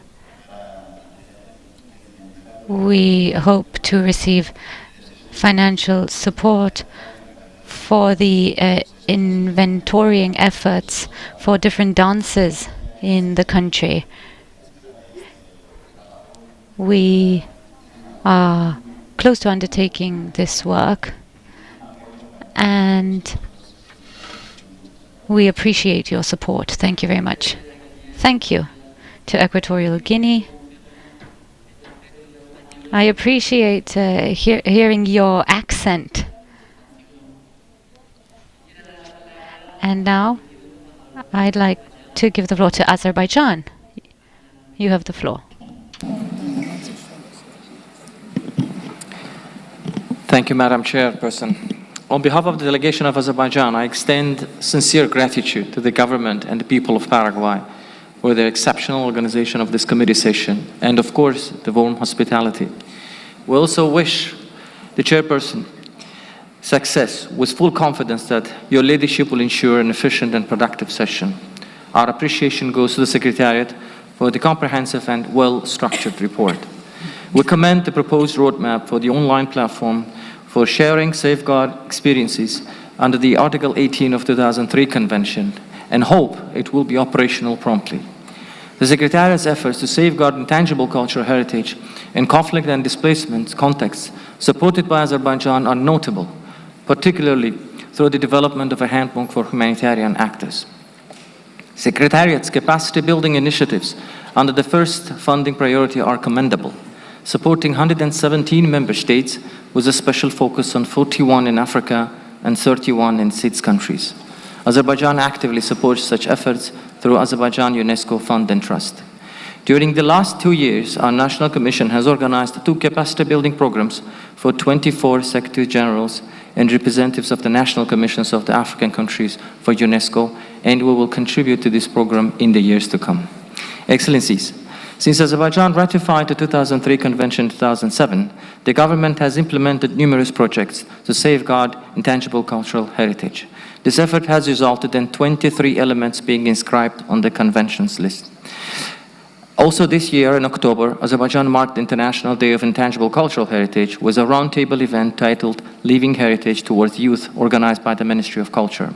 We commend also Secretariat's efforts to strengthen synergies between the 2003 Convention and other UNESCO cultural conventions, notably the 1954 Convention. As a country deeply affected by the destruction of its cultural heritage as a result of the Armenian military occupation, Azerbaijan understands the urgency of protecting both tangible and intangible.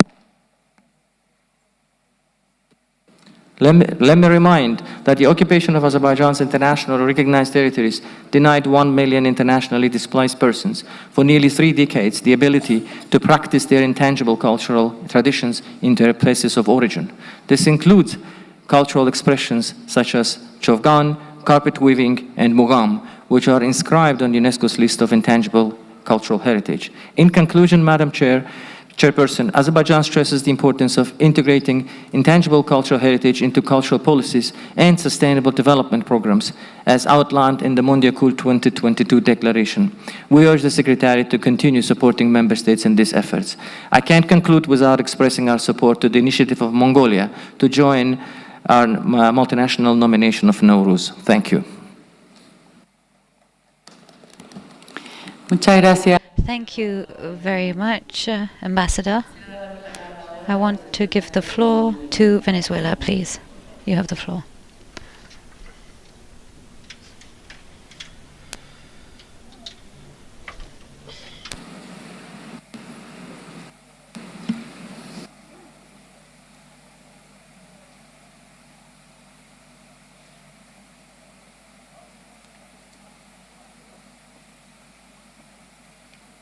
¿Está en sala el representante? Is Venezuela here?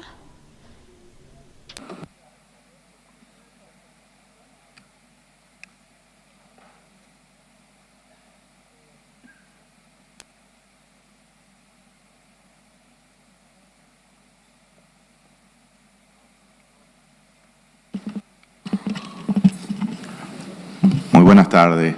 Good afternoon.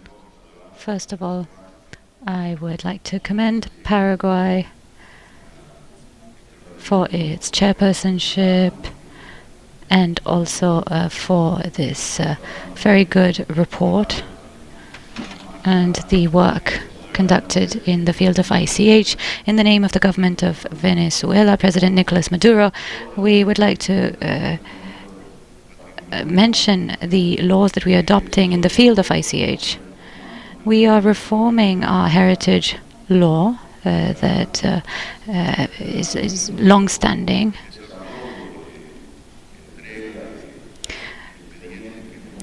And in developing and establishing these files, we realized in Venezuela how important it was to take note of what we were doing. The Bolivarian Republic of Venezuela is very pleased to be a part of this meeting, and thanks Paraguay for its hospitality. Paraguay is a great country above all. Its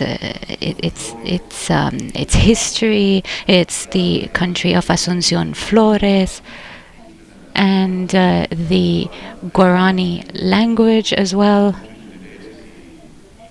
That is very interesting. And we would also like to have a similar relationship with our indigenous peoples. Thank you.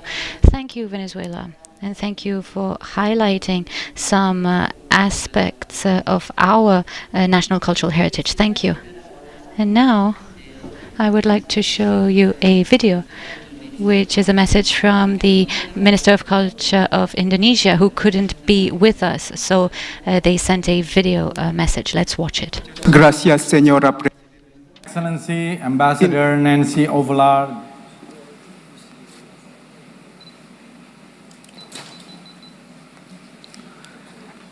Muchas gracias, Señora Presidenta. Thank you very much, Chair. Be presented by the Minister of Culture, His Excellency Mr. Fadlizon, through a video message. Thank you so much.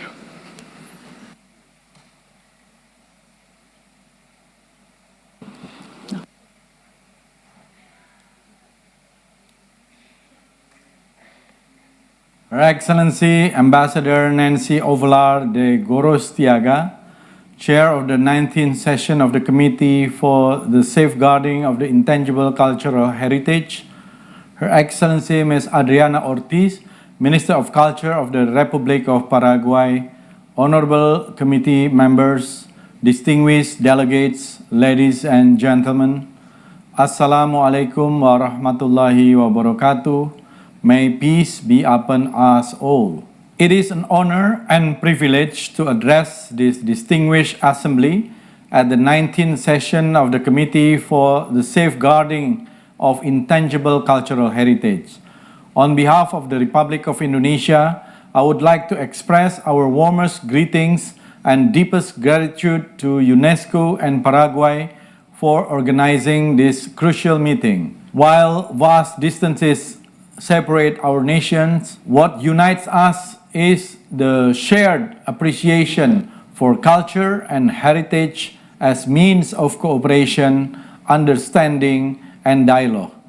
To overcome differences, build bridges, and promote the universal values of peace. Our world is a mosaic of cultures, each one enriched by the intangible elements that breathe life into our communities, including the traditions, expressions, knowledge, and skills passed down through generations, the oral histories that teach us who we are, the dances that tell stories, the social practices, rituals, and festive events that ground us in our beliefs, and the craftsmanship that shapes our environment.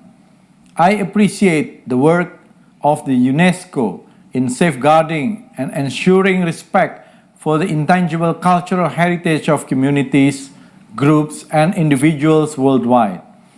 The 2003 Convention of the Safeguarding of Intangible Cultural Heritage guides this effort, promoting respect for cultural diversity and fostering peace through dialogue. Ladies and gentlemen, intangible cultural heritage is more than a relic of the past. It is a testament to human creativity, resilience, and unity. Guided by the principles of 2003 Convention, which emphasize inclusivity, sustainability, and shared responsibility. Under the leadership of President Prabowo Subianto, Indonesia reaffirms its strong commitment to safeguarding intangible cultural heritage, a cornerstone of cultural diversity and collective human identity, and aspires to further contribute to this collective mission. President Prabowo's vision of Astacita inspired us to strengthen the alignment of harmonious living with the environment, nature, and culture. Indonesia, with its diverse archipelago of more than 17,000 islands inhabited by more than 2,400 ethnic groups, speaking over 720 local languages, is a country where every region, every culture, and every tradition tells its unique story. Indonesia upholds the principle of unity in diversity, whose values make Indonesia a living tapestry of culture woven together by shared history, values, and a profound sense of unity. With over 2,000 elements listed in our national ICH inventory and 13 elements inscribed on UNESCO ICH lists, and there will be 3 upcoming elements inscribed in this session, we continue to strive for the preservation, promotion, and transmission of our living heritage. Moreover, as a mega-diverse nation with extensive cultural traditions and innovative safeguarding practices, we are deeply committed to sharing our experiences and working collaboratively to strengthen global efforts to safeguard intangible cultural heritage.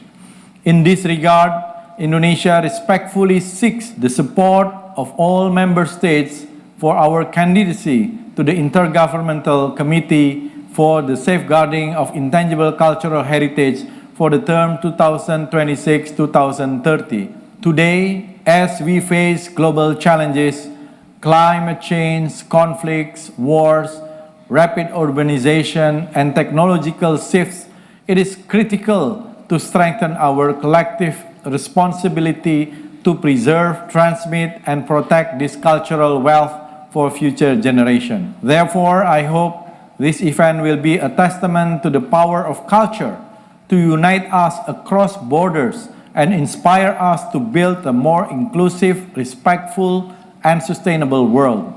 Besides, I look forward to seeing the decisions made here reflect our collective commitment to the principles of the 2003 Convention, which will impact the global effort to promote and protect our intangible cultural heritage.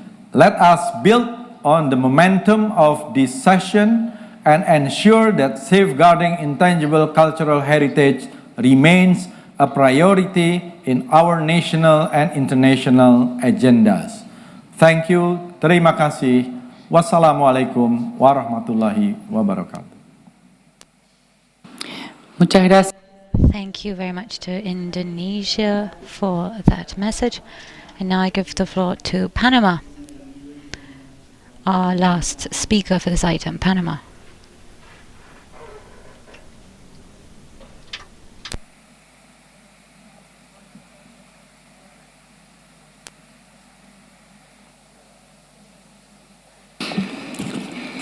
En nombre de Panamá, nuestras...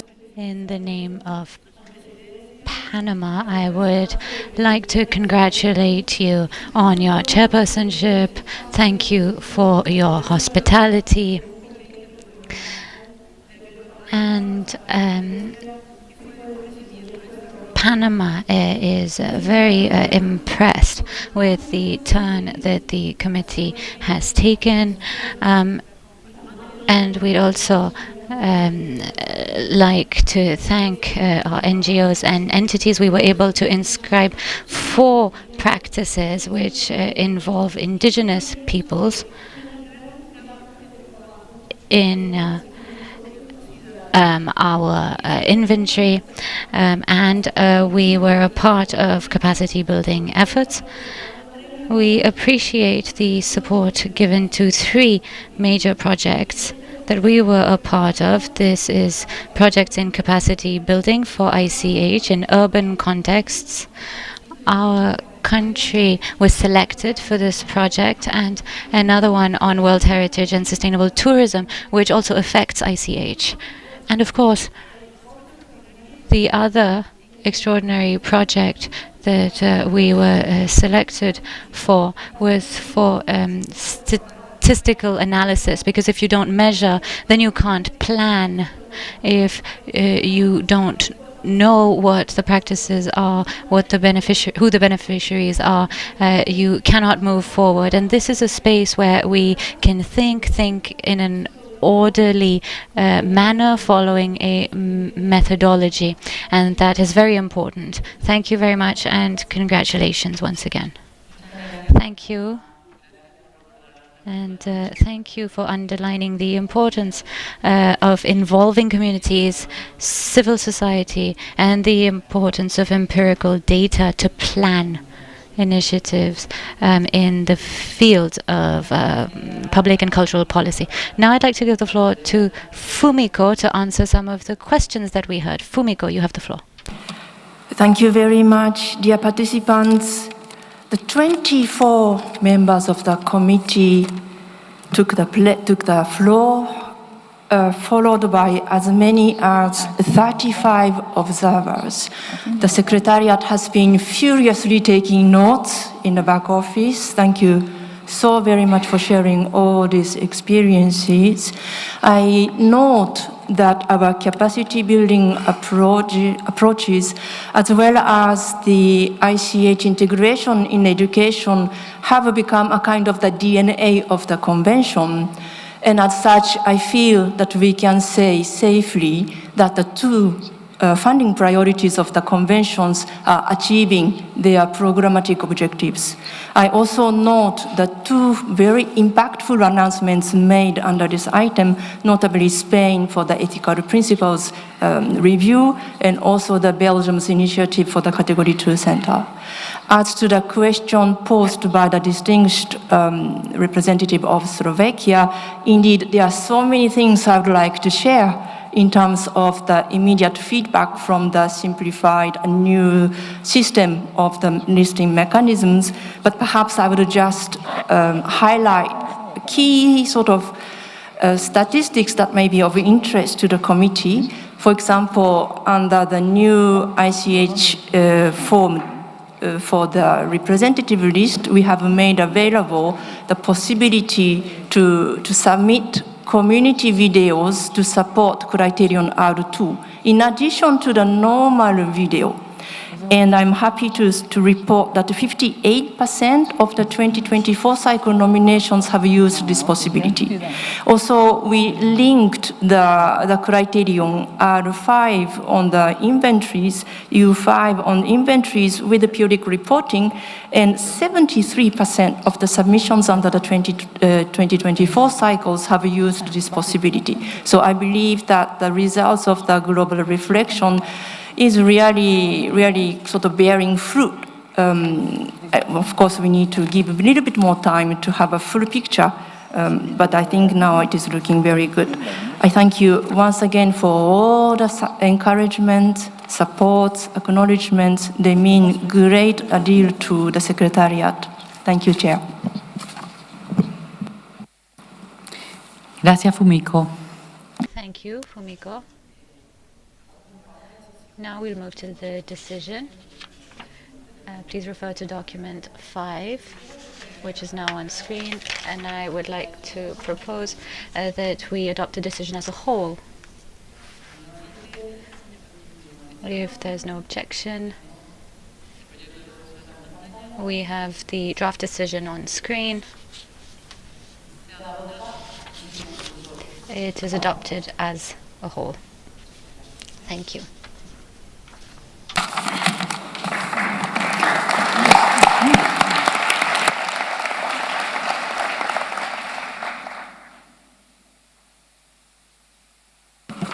Pasemos ahora al ítem 6A. We're now going to move on to item 6A, examination of the reports by state parties on the current state of elements inscribed on the list of intangible cultural heritage. Secretariat, I give you the floor to be able to give us a presentation of this point. Go ahead, please. Thank you, Chair. So each state party with an element inscribed on the urgent safeguarding list shall submit to the committee regular reports on the status of the element in question. These reports are normally submitted by the 15th of December of the 4th year following the year in which the element was inscribed, and every 4th year thereafter. At this session, the committee is requested to examine periodic reports submitted by 15 state parties concerning 18 elements inscribed on the urgent safeguarding list. They include 5 first reports on elements that were inscribed in 2018 or 2019, 3 second reports on elements inscribed in 2015 or 2019, 9 third reports on elements inscribed in 2011, and 1 fourth report on an element inscribed in 2011. At the same time, there are 5 overdue reports for this reporting cycle. The submission of those overdue reports is now expected no later than 15 December 2024 for examination by the committee next time. Having undertaken a detailed analysis of all reports submitted, the Secretariat is ready to present overall trends concerning the safeguarding situations for the 18 elements in question. Following the Secretariat's presentation, then the committee may move towards adopting individual decisions. All the draft decisions presented for the reports follow a similar structure, a few standard paragraphs as well as specific ones to appreciate the safeguarding efforts that have been undertaken by the state to address the needs and encourage future safeguarding actions for each inscribed element. Many of the reporting states may be ready to share their experiences in safeguarding these inscribed elements. Once all the individual decisions are adopted, then the committee may wish to adopt the chapeau draft decision 6A. Thank you, Madam Chair. Muchas gracias, Fumiko. Thank you, Fumiko. And assuming that the proposal that's been made to us is acceptable to everyone, let's hear the Secretariat's presentation on an overall analysis. Thank you very much. It is therefore our pleasure to present the key points raised in the 18 reports, and I would like to ask my colleague Julian Nakata to give this presentation along three main topics. These are the effectiveness of the safeguarding plans, community participation, the viability and risks associated with elements. Thank you, Julian. Thank you, Madam Chairperson. Thank you, Fumiko. Let us first start with a topic which is about the effectiveness of the safeguarding plans. Many reports in this cycle once again highlighted inventorying, documentation, research, and awareness-raising activities as key and effective safeguarding approaches. In particular, festivals, celebrations, competitions, but also exhibitions have been considered particularly important for increasing the visibility of inscribed elements. The extensive use of social media is notable in many reports, particularly to attract younger generations. In terms of inclusivity, awareness-raising efforts were undertaken to tackle prejudice against the ways of life of indigenous peoples. Several reports also highlighted the importance of transmission for both formal and informal education. Educational institutions, training centers, and cultural spaces are reported to be crucial for the practice and transmission of elements. For certain elements, efforts to revitalize local and indigenous languages have proven efficient for the transmission of the element, including through education and by updating pedagogical materials using indigenous languages. Moreover, the commercial potential of inscribed elements was explored to the benefit of the local communities. Some elements were integrated in local and regional development plans, and others were integrated in the development of ethical tourism. Moving to the second topic, community participation, it was noted that an increased number of bearers and practitioners for many of those elements have emphasized that people from diverse social backgrounds are now engaged in the practice of inscribed elements.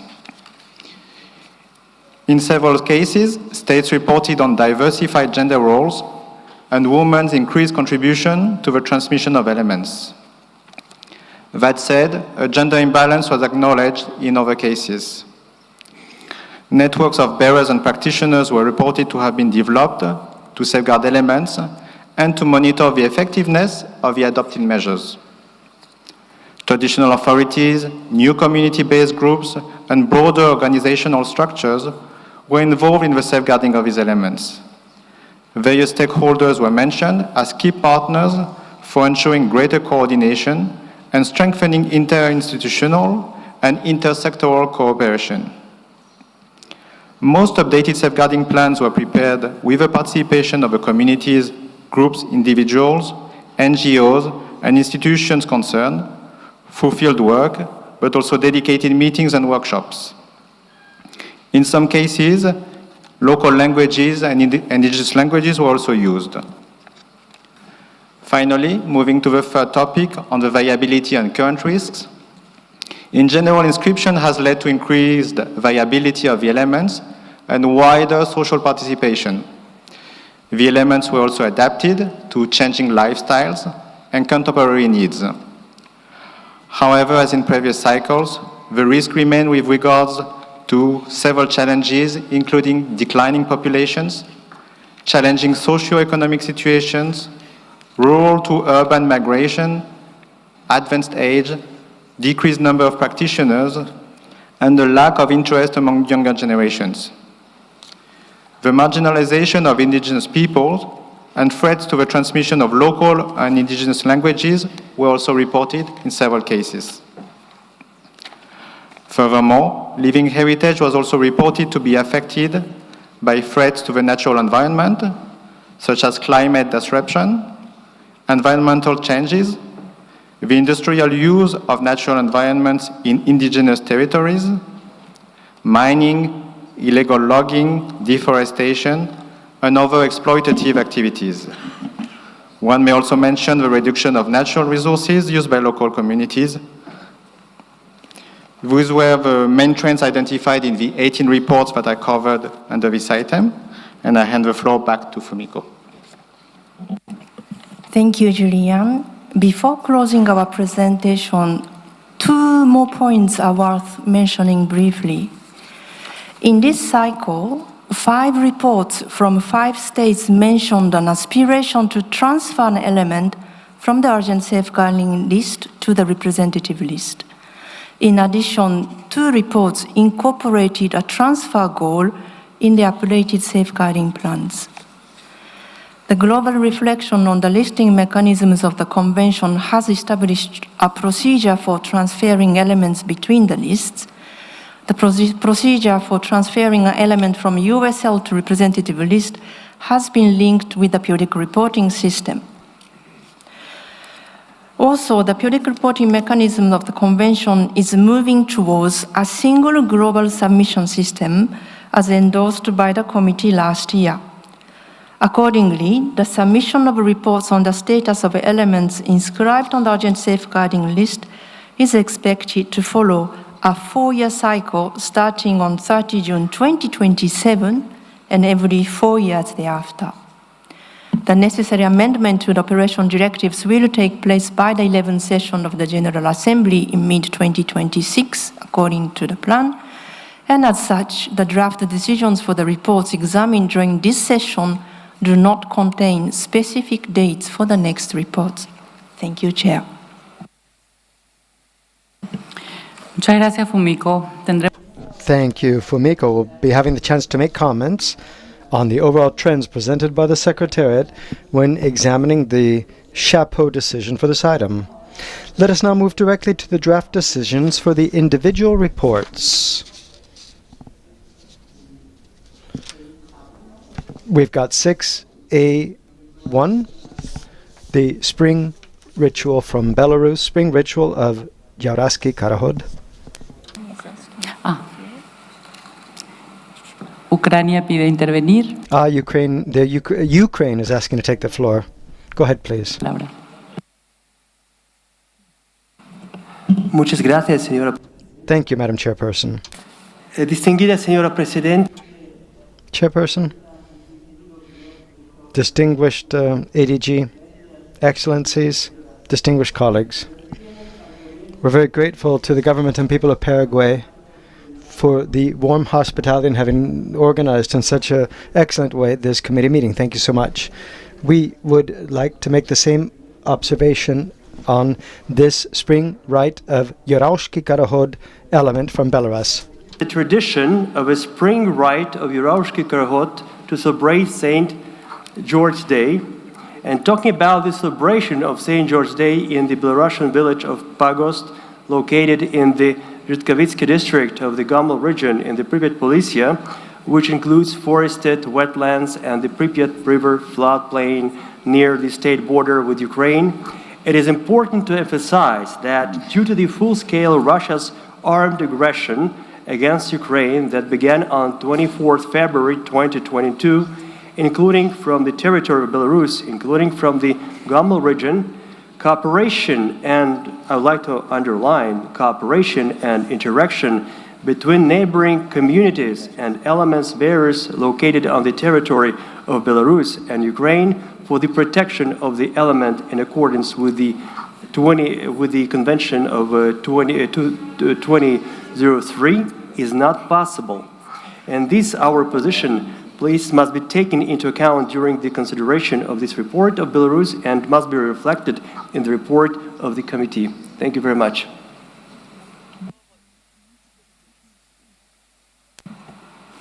Muchas gracias, Ucrania. Thank you very much, Ukraine. This is an observation to be taken into account in the future when we deal with this report. So let us move on to, or we can deal with and approve the draft decision 6A1, spring rite. Can we see it on the screen, please? Can we adopt it as a whole? Done so. Let's move on now to draft decision. Sorry? Someone's asking for the floor. Belarus.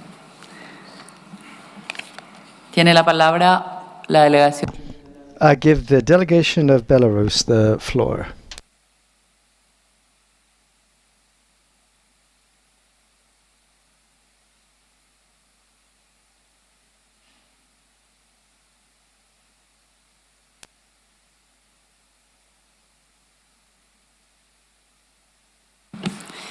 Bueno, pasamos al siguiente proyecto. Then we're going to be moving on to the next draft decision, 6A2, from Botswana.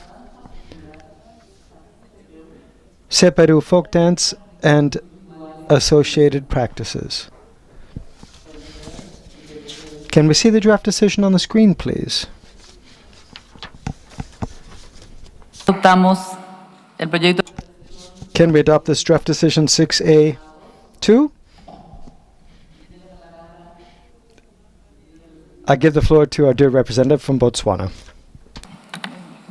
Thank you, Chairperson.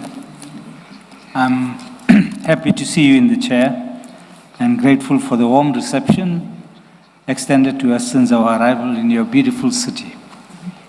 ADG Otone, Secretary of the ICH and members of your excellent team, distinguished members of the committee, fellow participants. Botswana is pleased to submit the first report on the status of the elements Seperu folk dance and associated practices, which was inscribed on the list of intangible cultural heritage in need of urgent safeguarding in 2019. The social and cultural functions of the element have not significantly changed over the reporting period, but rather have been strengthened as the element remains a symbol of identity and pride, as well as unity for the Vekuhani community in the Chobe district. Chairperson, since the inscription of the element, a few activities in the initial safeguarding plan have been implemented. Botswana is happy to report that the Seperu project has been implementing initiatives led by the practitioners, which include awareness raising, an increase in the element's visibility, and transmission to the younger generation. Originally, Seperu was associated with a group of elderly women only who practiced it. Now the knowledge bearers and practitioners have increased in number. We are grateful for the funding we have received during the capacity building workshops, resulting in the establishment of several ICH village committees and district associations. The implementation of these activities has not only increased the visibility, but also the viability as well. The state party is currently implementing the initial safeguarding plan with the financial assistance from the Intangible Cultural Heritage Fund. The Vekuhani community now appreciate the significance of safeguarding their heritage and have been imparting the Seperu dance to the younger generation. We believe that the letter and spirit of the 2003 convention is clearly demonstrated through the Seperu, which some of you witnessed at the 18.com. I thank you, Chairperson. Muchas gracias. Thank you so much, Ambassador. I'm so excited when I remember as well what that excellent 18th session was like with you and what a festive event it was as well. All right then. Let's take a look at the draft decision 6A3. Pakistan. The Suri Yagek traditional meteorological and astronomical practice based on the observation of the sun, moon, and stars in reference to the local topography. Can we adopt the draft decision?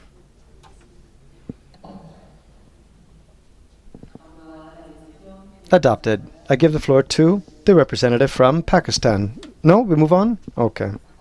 Then we move right on to draft decision 6A4 from the Philippines.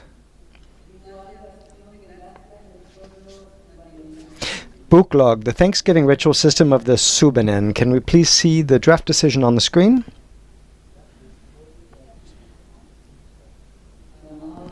Can we adopt the decision Adopted.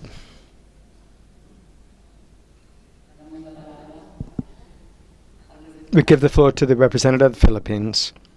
Go ahead, please. Madam Chairperson, members of the Intergovernmental Committee for the Intangible Cultural Heritage, Assistant Director General Ernesto Otone, Ms. Fumiko Hoinata, Ministers, Excellencies, distinguished colleagues.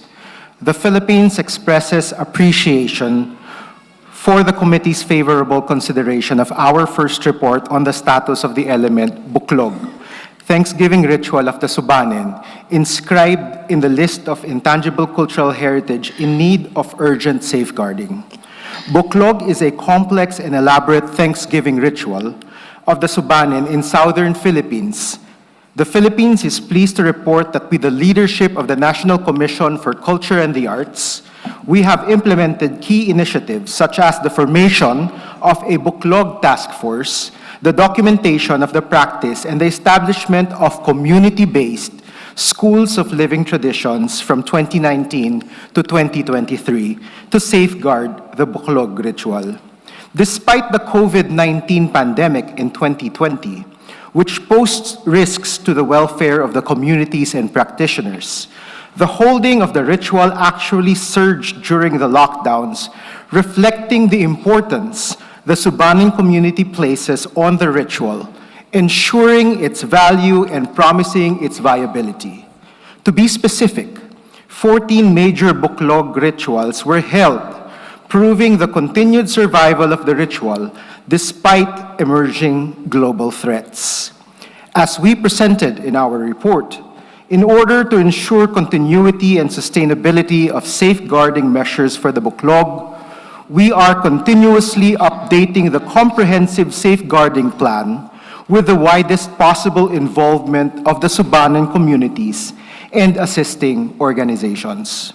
It is envisioned that by 2028, plans and programs will continuously address threats to the practice and ensure its viability, strengthen and expand collaborations with the Subanen community, local government offices, and cultural agencies, and deepen appreciation for and awareness of Subanen traditional knowledge and skills.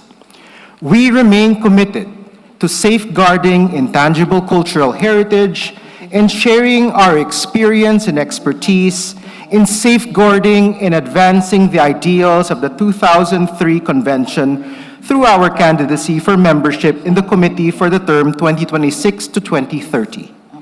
To conclude, allow me to share with you a short clip showing the Subanen's Buklog ritual.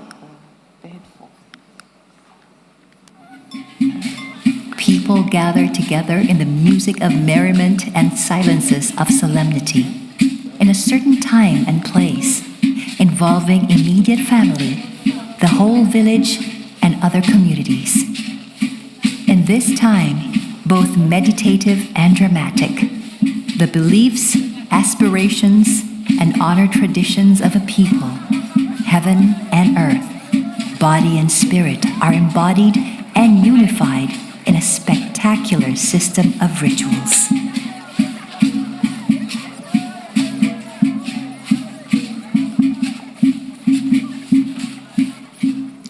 Thank you very much. Muchas gracias a todos.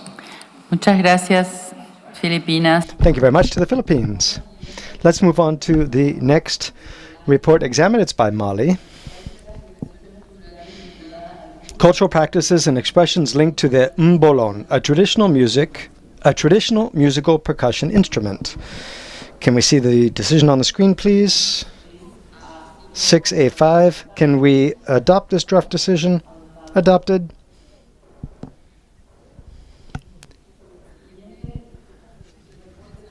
The next report to be examined is 6A6 from Mauritius. Sega tambour music from the Chagos Islands. Can we adopt this report? Can we see it on the screen, please?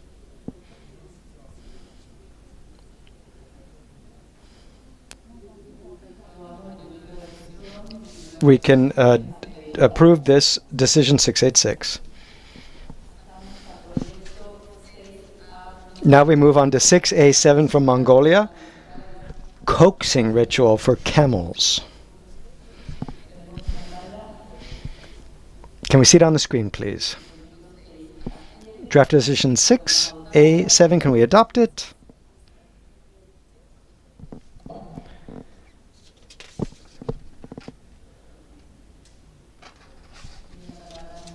Adopted. I give the floor to Mongolia. Go ahead, please.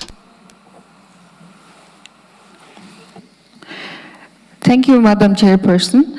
Distinguished committee members, Mongolia commends to extensive work of the Secretariat of the Convention and its evaluation body for their valuable recommendation on the report of the element. We appreciate the committee members for adopting this draft decision. The traditional nomadic lifestyle of Mongols has been heavily affected by the influence of the climate change and natural disaster such as azot, which is compound of hazard occurring in a cold, dry climate and encompassing through heavy snowfall, extreme cold, and windstorm.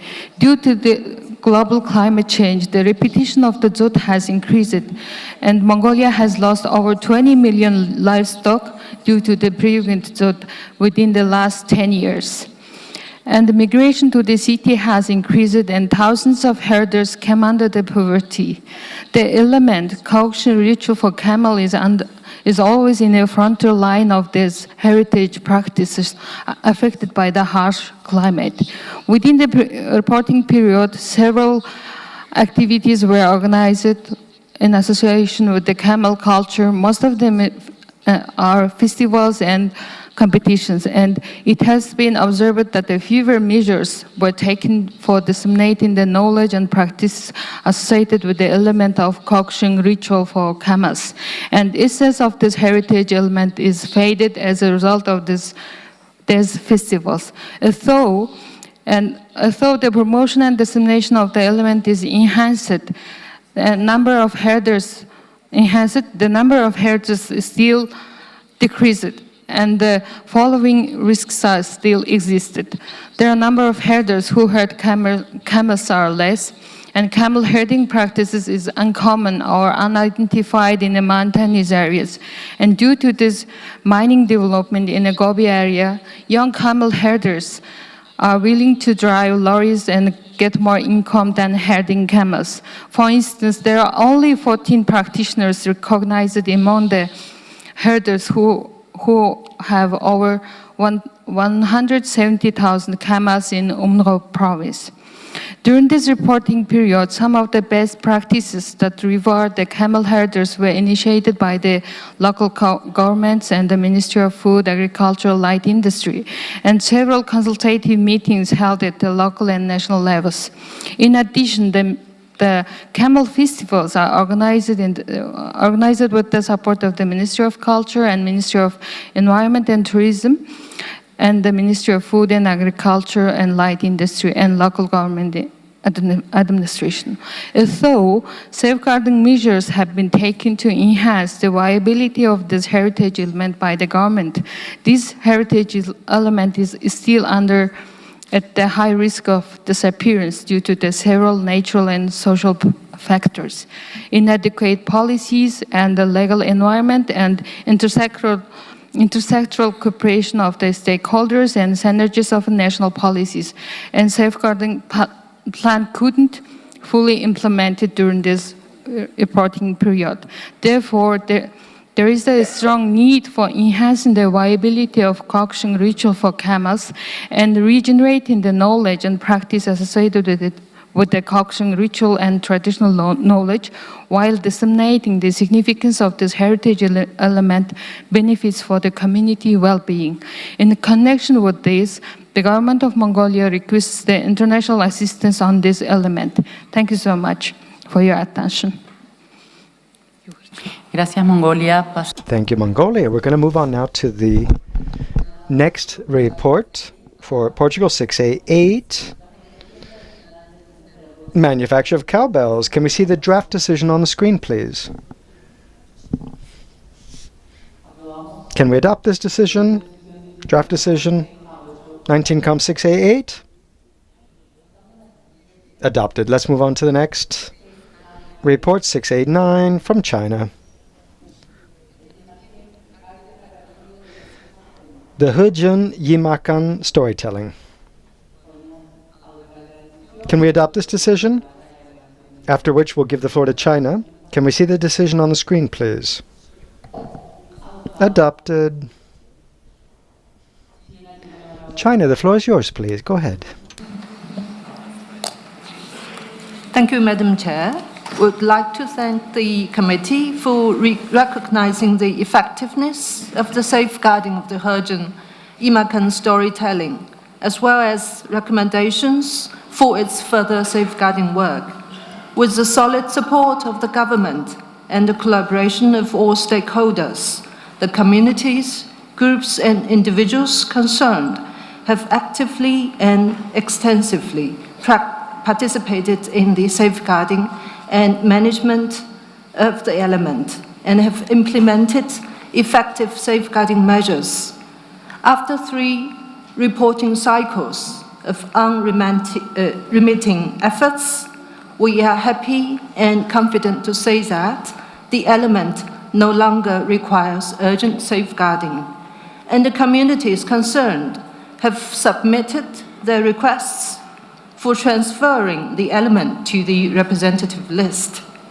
China will continue to support the communities and all stakeholders concerned in carefully assessing the current threats and risks to the element, including the risk of decontextualization, and in taking targeted safeguarding actions to ensure the element's viability and its contribution to sustainable development.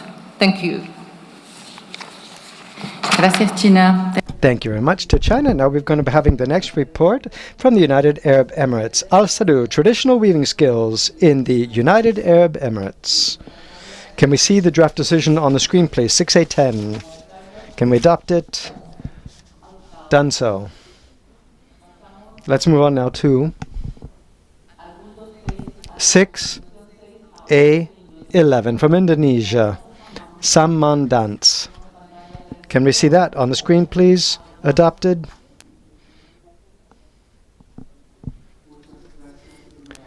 Thank you very much, Chairperson. I would like to commend you, Madam Chair, for your exceptional leadership. We also extend our heartfelt gratitude to the government of Paraguay for their excellent organization and the warm hospitality we have received since our arrival in esta hermosa Ciudad Asunción.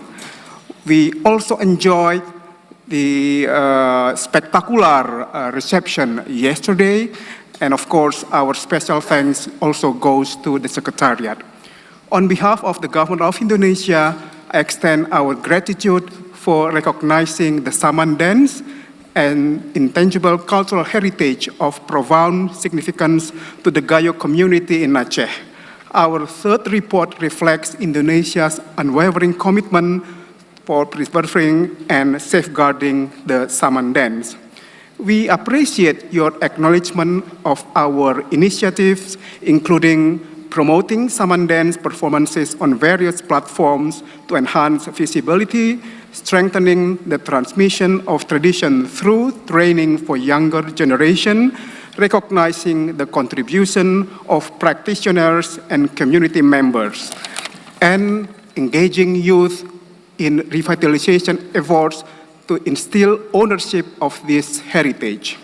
We would like to take this opportunity to commend the resilience of the Gayo community during the COVID-19 pandemic as they adapted by creating innovative online platforms for the Saman dance.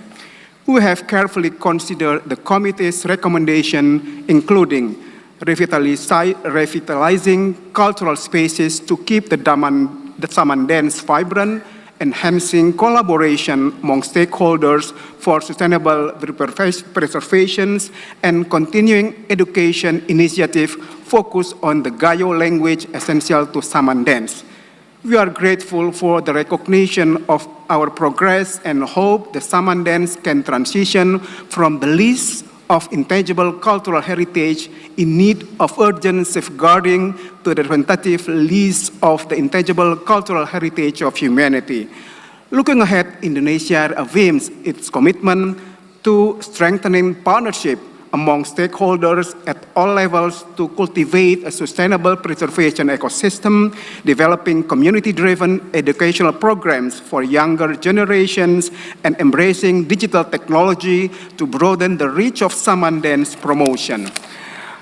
We invite the committee and our international partners to continue supporting the Saman dance and similar initiatives, emphasizing our objective responsibility in safeguarding cultural heritage. Once again, thank you to the IHH Committee for your unwavering support and insightful recommendation. We look forward to our continued collaboration in celebrating and safeguarding the world's intangible cultural heritage. Muchísimas gracias, Señora Presidente.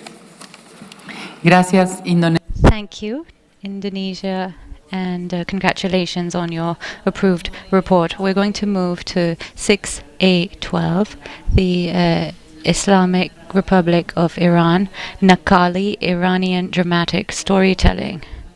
We have the draft decision on screen for approval.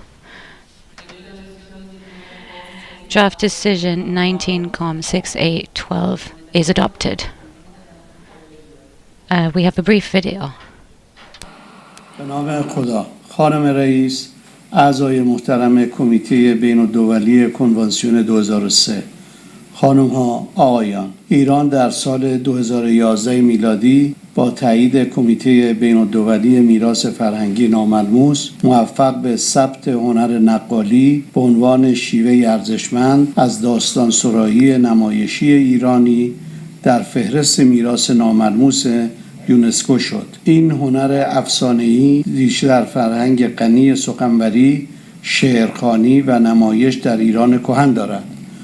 هنرمندان نقال مضامین اخلاقی و حکمی را نسل به نسل در محفلی دوستانه در ارتباط با گروه‌های مختلف سنی و جنسی از گذشته تا کنون منتقل کردند و هر بار گویی این مضامین در بستر شعر و ادب پارسی دوباره بازآفرینی شده و همچنان در جان نسل جدید پویا و زنده است.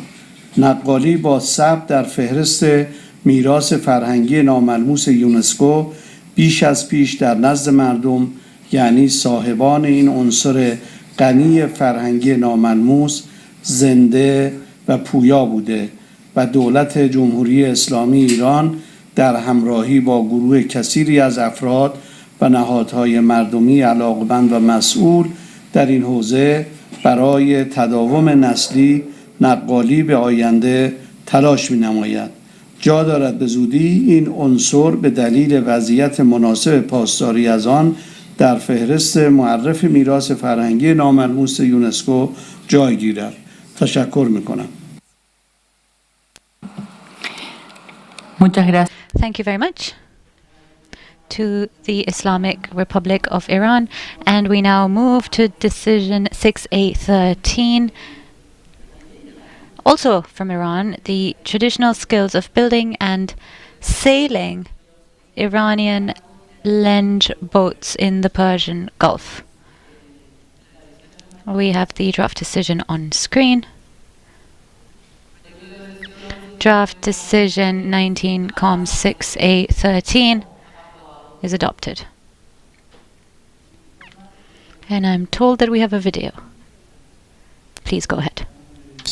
اعضای محترم کمیته بین الدولی کنوانسیون 2003، خانم ها، آقایان، ایران 13 سال پیش ثبت میراث فرهنگی ناملموس مهارت‌های سنتی ساخت و دریانوردی لنج ایرانی در خلیج فارس را با تایید کمیته میراث فرهنگی ناملموس رقم زده است. این امر مهم نقش بسیار مهمی برای ارتقای تلاش‌های دولتی و غیر دولتی در جهت پاسداری بیشتر از این دانش و هنر سنتی کم نظیر شده است. دریانوردی و لنجسازی سنتی ارتباطی ژرف با جوامع و گروه‌های محلی ساکن در سواحل خلیج فارس دارد. مردمان خونگرم و مهربان این مناطق این سنت کهن را علی‌رغم تغییر نظام حرفه‌ای دریانوردی مدرن به خوبی پاسداری نموده و همچنان تلاش‌هایی در این زمینه را انجام دادند.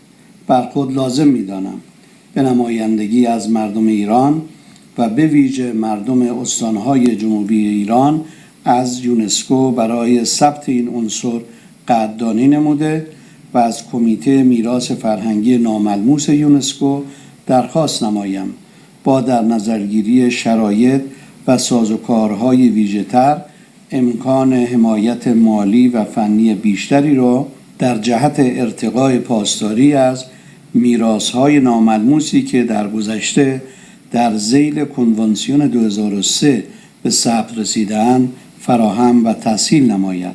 مهارت‌های سنتی ساخت و دریانوردی لنج ایرانی در خلیج فارس از برجسته‌ترین نمونه‌های تجلی دانش سنتی، ارتباط هنرمندانه انسان و محیط و براینده همگرایی و وفاق میان حاملان یکی از مهمترین عناصر میراث ناملموس بشری در جهان است.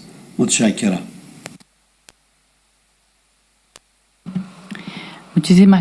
Thank you very much.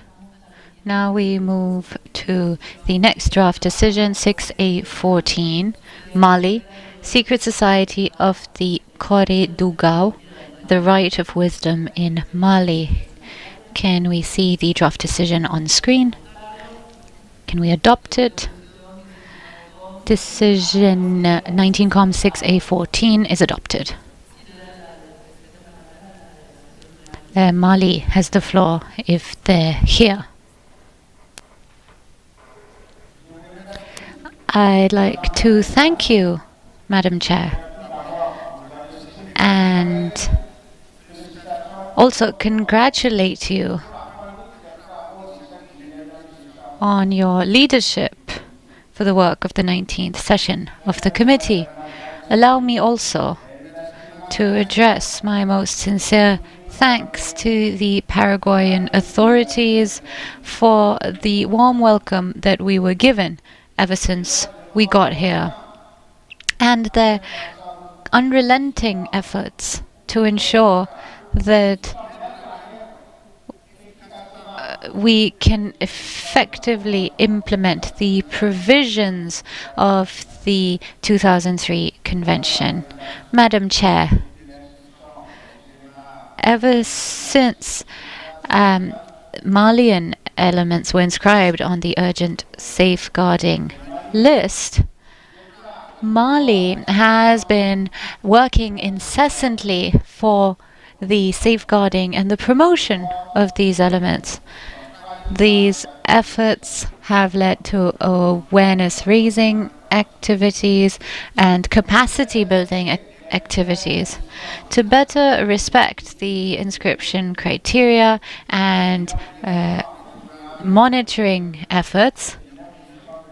We organized 9 cultural missions around the inscribed ICH elements. At the local level, this helped create and give impetus at the level of municipalities efforts to preserve ICH, with administrative authorities as well as customary bodies in order to raise awareness in the community. The aim is to provide advisory services on promoting local heritage and involve the local community in this work to protect ICH. There are a number of associations that do educational and cultural work in order to manage and promote ICH, both world heritage and intangible heritage. They are engaged in protection of world heritage and intangible cultural heritage in their area. Now, in spite of these efforts, the elements on the list are not safe from the threats of insecurity. Mali has faced a crisis of insecurity since 2012. There are increasing incidents in Mali, and given the security crisis, the authorities have forbidden certain communities from exercising their traditions, their rituals and festivals, and enjoy the oral expressions and performances of our culture.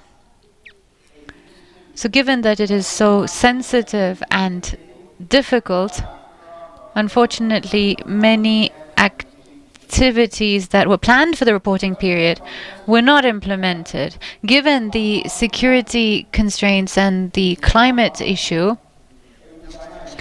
we are, of course, perfectly aware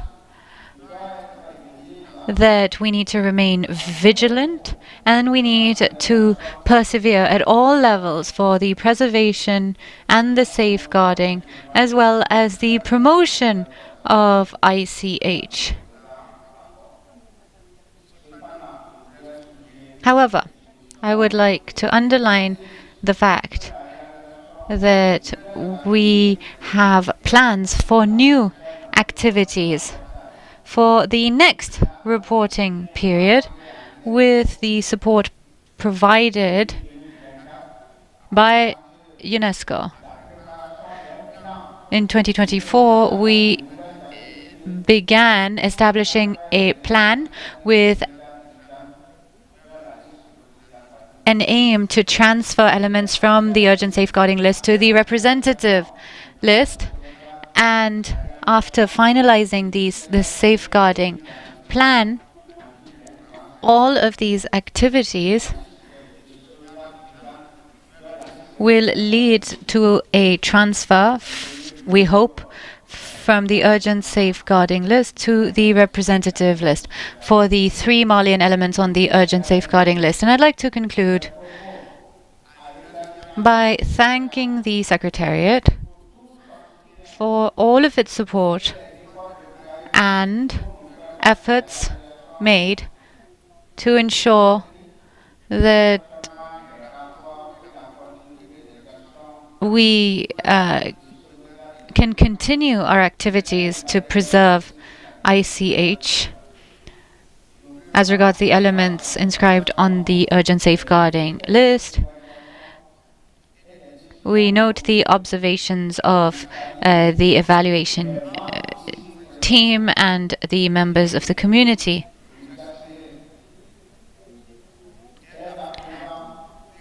And I assure you that Mali will continue its efforts to preserve its ICH without risk, and in particular the elements inscribed on the urgent safeguarding list. I thank you. Thank you, Mali. I'm told that the interpreters will be with us for 10 extra minutes, so we'll be here until 5:40. But I do ask delegates to please keep their interventions to 2 minutes.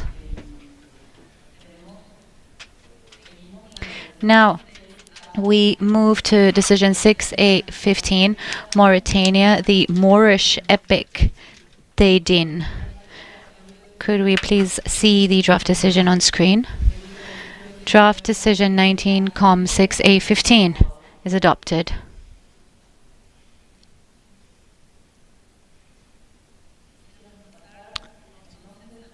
And now we move to draft decision 6A16, Mongolia, folk long song performance technique of limbe performances, circular breathing. We've got the draft decision up on screen. Draft decision 19-6A16 is adopted. Mongolia would like to briefly take the floor. Chairperson, give me the floor. Distinguished committee members, Mongolia reiterates its appreciation to the Secretariat and the evaluation body for the valuable recommendations on the report of this element. With the period of report and the short and long-term multilateral safeguarding measures implemented by Mongolia to ensure the viability of circular breathing, promotion and supporting practitioners. As a result of these safeguarding measures, we have achieved positive outcomes. The viability of this element has been enhanced at local and national levels. Practitioner and apprentice numbers have increased. As of 2023, a total 193 practitioners of the folklore song performance technique, circle breathing, registered at National Register and Database, including 63 of them practitioners, 130 are apprentices, and 19 are handcrafters who make their limb musical instrument.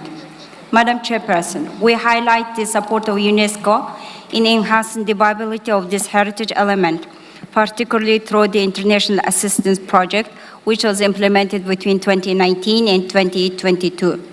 The impacts of the project are more and wider than we expected. Today, this element is being performed in traditional settings during celebrations and fests. And this shows that the traditional use of element is being revitalized. On behalf of the community of folklore song performance techniques, circular breathing, I would like to express my heartfelt gratitude to the Intergovernmental Committee and Secretariat of the Convention for bringing these fruitful results. Finally, we wish to highlight that this element has overcome the vulnerability and danger of disappearance. And we are proud to say that this heritage element is ready to transfer from the urgent safeguarding list to the representative list. In this regard, Mongolia is planned to submit the nomination file to transfer the elements to the representative list in the next cycle. Thank you so much. Muchas gracias. Thank you to Mongolia. Mauritania has asked for the floor. You have the floor. Thank you, Madam Chair. This was about the previous element. We thank the committee for adopting the decision. Teidin is a Moorish epic that embodies the fundamental values of the Mauritanian society: honor, courage, nobility. And ever since it was inscribed on the urgent safeguarding list, significant efforts were made to promote this unique ICH. And these activities attest to Mauritania's commitment to preserve this cultural heritage. Mauritania just presented its third periodic report on Teidin. This Moorish epic is a part of a number of festivals. Recently, the first edition of the Teidinit Festival, I also want to mention the creation of the National Institute for the Arts. Madam Chairperson, distinguished colleagues, we'd also like to underline the positive results of initiatives that we have established, such as the Ein Varva Foundation, which received funding for a participatory initiative in many regions of Mauritania using rare texts and audio-visual techniques. This is essential for the transmission of the Moorish epic to new generations, and in order to train young musicians, which is so important for the future of Teidin because it helps preserve traditional knowledge and ensure that it is passed on. Madam Chair, ladies and gentlemen, these safeguarding efforts are not only limited to training. New cultural spaces were created in some cities where public performances are organized so that this epic can be shared with a wider audience. We organize festivals, we use the media, television, and organize events which all play a central role in revitalizing this tradition. However, Despite all of this, there are still challenges. The Moorish epic Thaydin is faced with risks, changes in lifestyles, and modern communication methods. And so we want to include this in school curricula in order to raise awareness amongst the youth through the National Institute for the Arts, for instance. Also, it is important to create more revenue-generating activities for bearers to safeguard its economic viability and long life. Efforts to safeguard Thaydin are commendable, but it's important also to incorporate it into some certain existing programs and increase funding sources. Madam Chair, ladies and gentlemen, I want to thank the Secretariat for the considerable support provided and congratulate the Foundation for its work. I'd like to encourage the Foundation to continue its efforts for the preservation of this ICH. Thanks to this collective commitment, the Moorish epic Thaydin has a promising future, and we hope that this element can be transferred from the urgent safeguarding list to the representative list. And as we say here, gracias, thank you. Madam Chair. Thank you for this good news. And now let us move to Decision 6A17. Peru Esua Harakbut sung prayers of Peru's Huachiperi people. Could we please display the draft decision on screen? Draft Decision 19Com 6A17 is adopted. Peru would like the floor, briefly. Thank you, Madam Chair.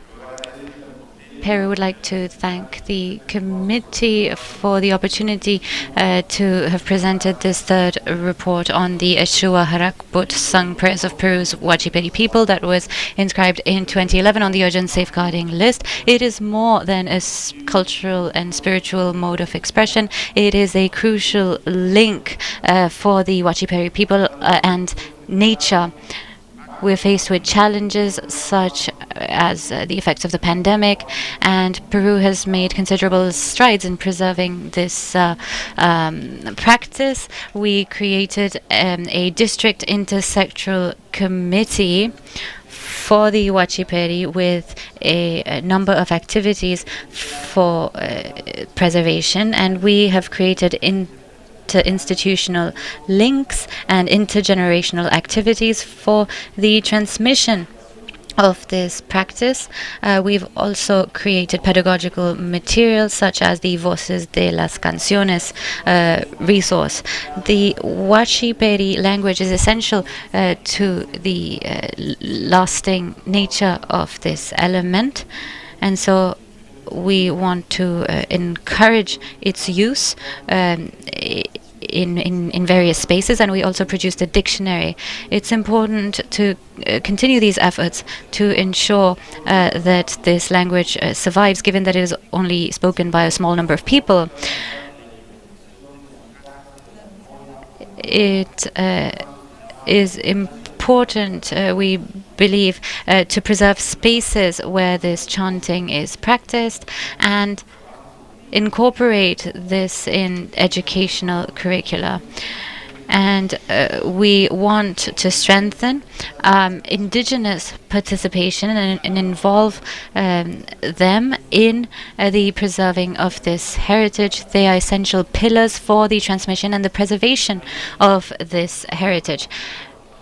We also want to invite the international community to support our efforts by creating strategic alliances, and thanks to the ICH Fund, Peru will continue to work to preserve the Huachiperi culture as an integral part of our heritage. Thank you. Thank you, Peru. And now we move to Decision 6A18, Brazil. Yaokwa, the Enawene Naue people's ritual for the maintenance of social and cosmic order. Can we please display Decision 6A18 on screen for adoption? It is adopted. Brazil would like to briefly take the floor. Thank you. Madam Chair, Brazil would like to thank the Secretariat and the evaluation body on the Nawe people. Recently, we reviewed some of our practices after it was recognized, and we want to preserve the reproduction and transmission of this practice to ensure its continuity for its bearers. Also, we are finalizing our safeguarding plans for the ritual. The plan was established by the indigenous community in Awena Nawe. And in this recent cycle, we created alliances with public and private institutions, and all of this bore fruit in order to work more closely with the bearers. Given all of this, in coordination with the Wenenawe people, we hope to be able to transfer the ritual from the urgent safeguarding list to the representative list of intangible cultural heritage. Thank you. Thank you. Please let me remind you that as of tomorrow, the Bureau will meet at 9 a.m. every day on the first floor of this convention center. And so I would like to ask the vice chairs, Germany, Uzbekistan, Vietnam, Mauritania, and Angola, as well as Slovakia, to please come on time, all of the vice presidents, so that we can start on time. So this brings us to the end of the first day of the committee. So we will begin the session tomorrow at 9:30 a.m. sharp. Please be on time. And finally,